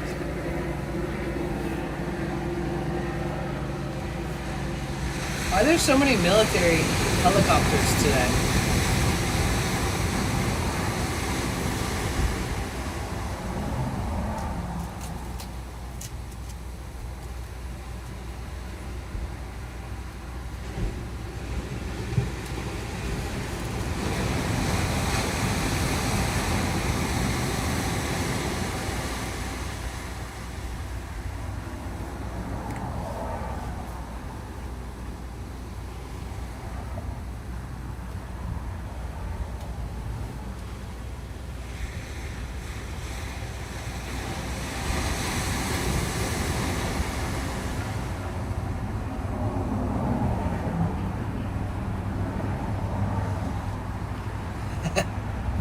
Oh, wait, my roommate lent me the little booklet set. Oh, nice. Damn, that helps you learn, for sure. Oh, it's so fun. It's so fun. Just wait till you become chronically addicted to it. Just wait till you build an enchantment table and, like, save up all your green energy. your level energy, the green bar. Every time you enchant a book, it takes that green bar and makes your level lower. So the longer you stay alive and the more enemies that you kill and the more stuff that you do, and you get those little green bubbles that are like blink, blink, blink, and then like your green bar goes up and your level goes up, then you use that level and that green energy for enchanting books. And then you build, you use anvils, and then you put the book and a tool onto the same anvil, and then it's like dink, dink, dink, and then whatever enchantments you put on that book at your enchantment table, like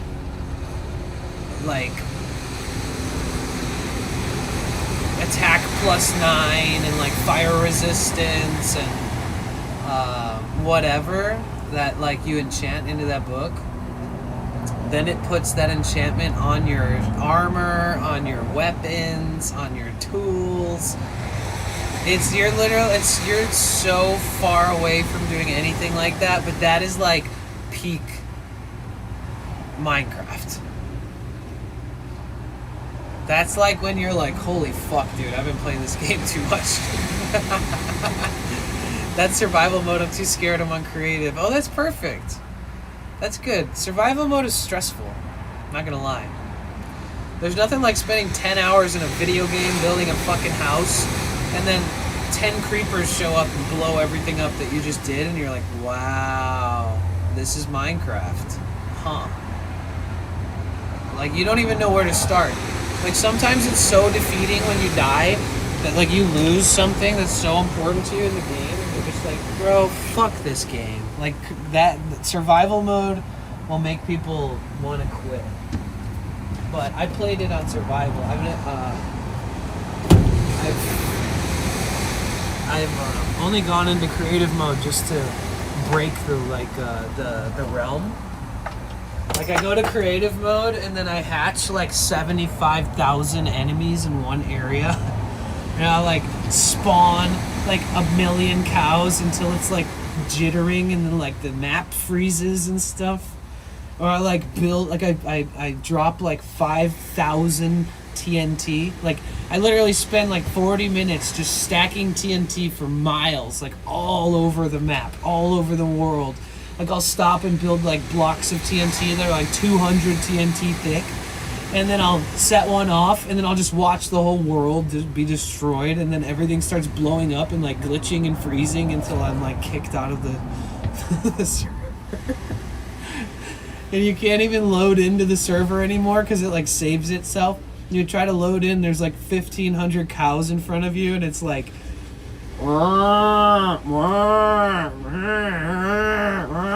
It's like freezing, and yeah, that's what I do on creative mode. But I beat the game on survival mode. I didn't even beat the Ender Dragon before playing the game for like 500 hours. Like, I put that on my like to-do list for like way later in life, and then by the time I finally decided to kill the Ender Dragon, I think I killed it like on my first try. Because like I'd watched so many people do it by then, and like, I don't know, I just like, I've tried to kill the Ender Dragon with groups of people before, so I could learn how. But I never did it by myself. So at one point I just said, fuck it. And then I went into the end, and like started like looting all the flying ships and all that stuff, and get into Elytra, like the wings, and I started making in mass. I started like spawn generating in survival realm, like creating like spawners and like getting like automatic chest storage systems that like funnel into other chests, into like infinite chest storage systems. And I would farm gunpowder from creepers, and then I make like 15 chests full of fireworks so that I could just create like infinite flying mode, but in survival. Man, I'm telling you, if you get hooked on this game, good luck ever getting out. Minecraft is like not a kid's game, guys. It's absolutely a game that's a time killer. It's a great game if you ever just want to kill some time and like forget that time exists for a while. It's the perfect game for that. Especially fun if you have a friend that plays it. If you can play together in the same world, you can run around. You can have like 10 of your friends in the same realm. And you can all build stuff and go out on adventures. And it's so simple, but it's so complex. Like, it can be the most simple game ever, or you can build like an infinite universe inside the game.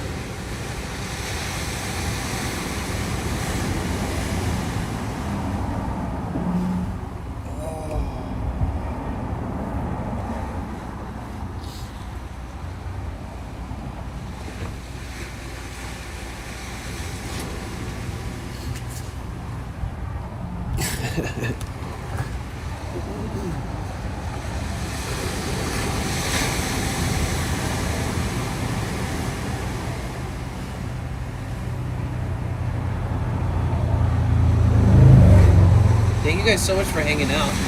I should probably go get some food instead of eating at like 10:30 every night.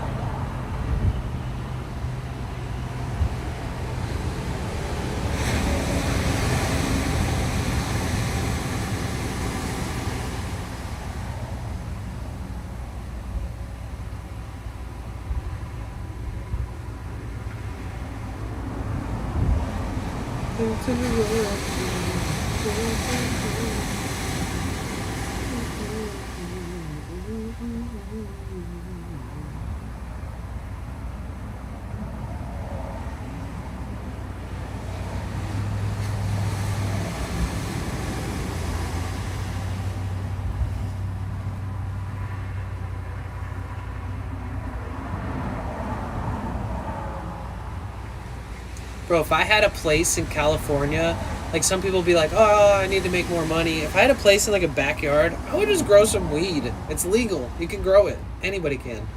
If you're 21 or above and you have a place you can grow it, you're allowed. Outside, in your backyard. I mean,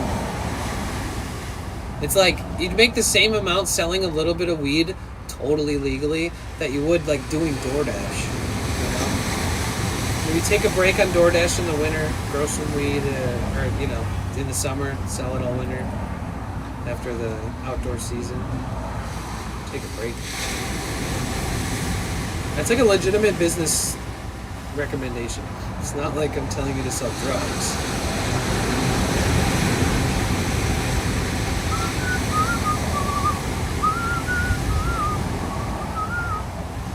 Dude, thank you guys so much for being such an incredible part of my life. I appreciate you guys.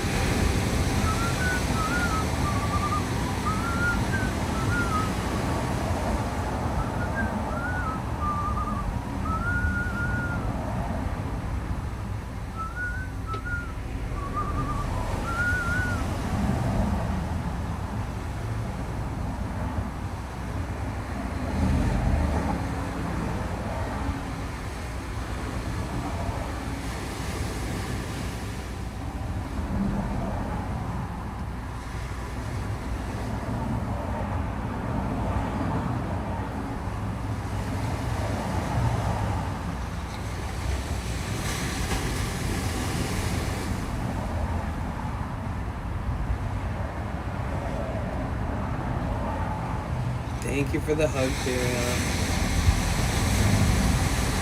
Sliced and Juggler, what's up, dude? How you doing?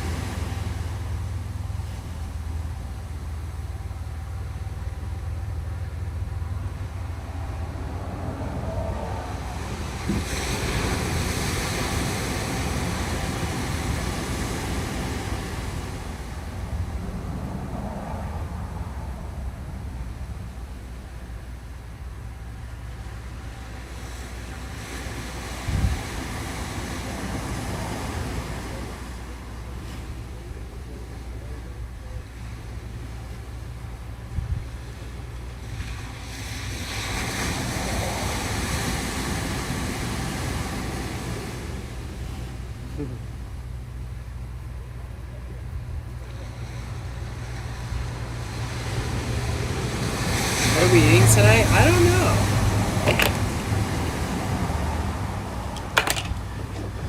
Don't know. I'm not gonna lie. I went into like Whole Foods because they have like a hot food bar and they have pizza and like sandwich deli. They got it all, right? But the last few days I've gone in there and I'm like, yay, food. And then I walk in circles and I'm like, wow, nothing looks good at all. It's very hard to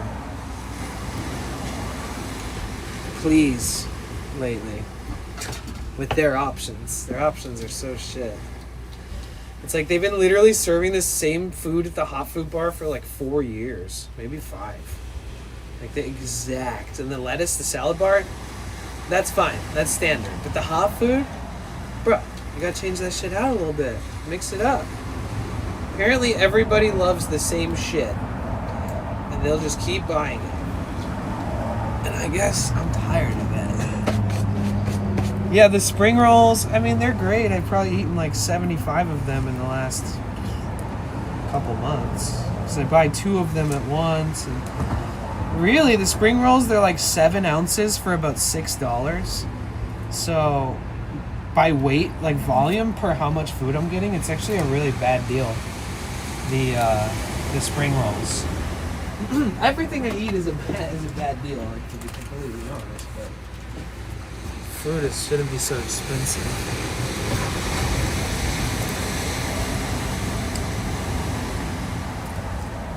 Wow, apparently if you get this wool like a tiny bit wet at all, it like completely, it's not Velcro. I guess it's some other shit.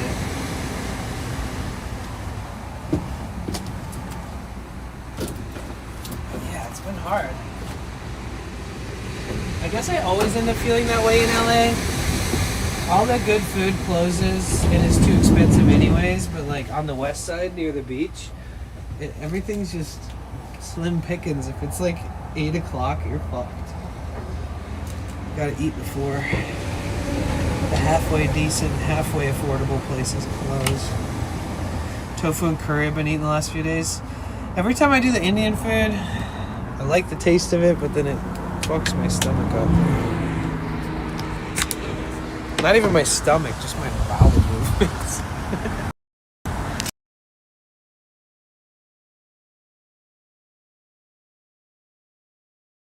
Stomach and bowel movements.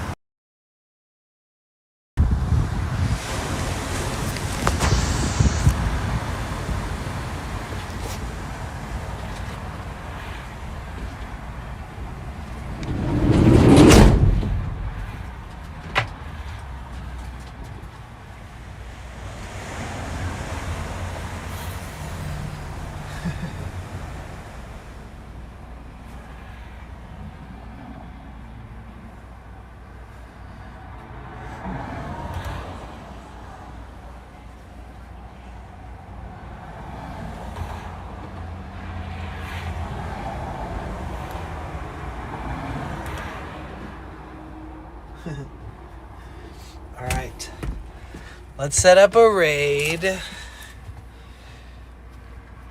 Let me go through my processes of life after stream. You guys should definitely join the Discord if you have not yet.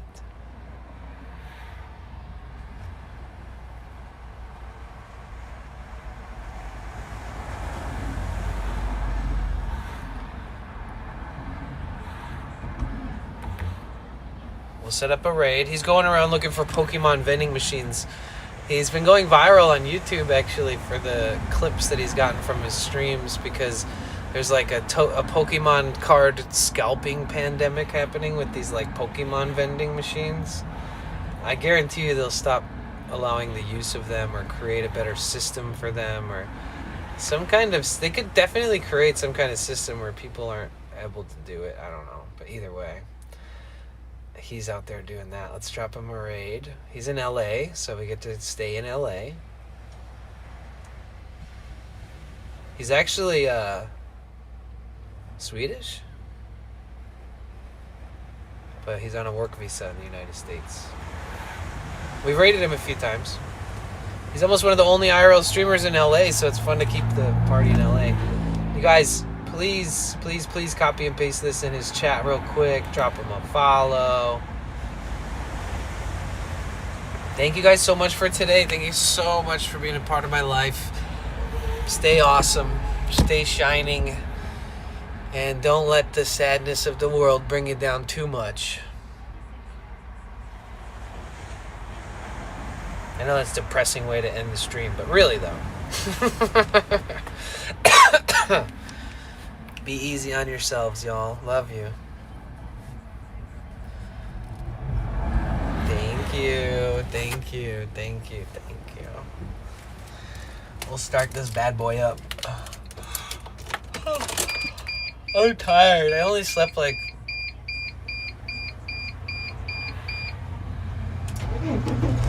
I probably only slept like average, like, I don't know, an average maybe of 4 hours a night the last few nights. Thank you, not dead yet. Thank you, Yasmin. Love you so much. Thank you so much for the support, and thank you for being you. Good night, Gus. Good night, Digital Bath. Good night, Not Dead Yet. Good night, Group. Good night, anybody in the background lurking. Good night, V.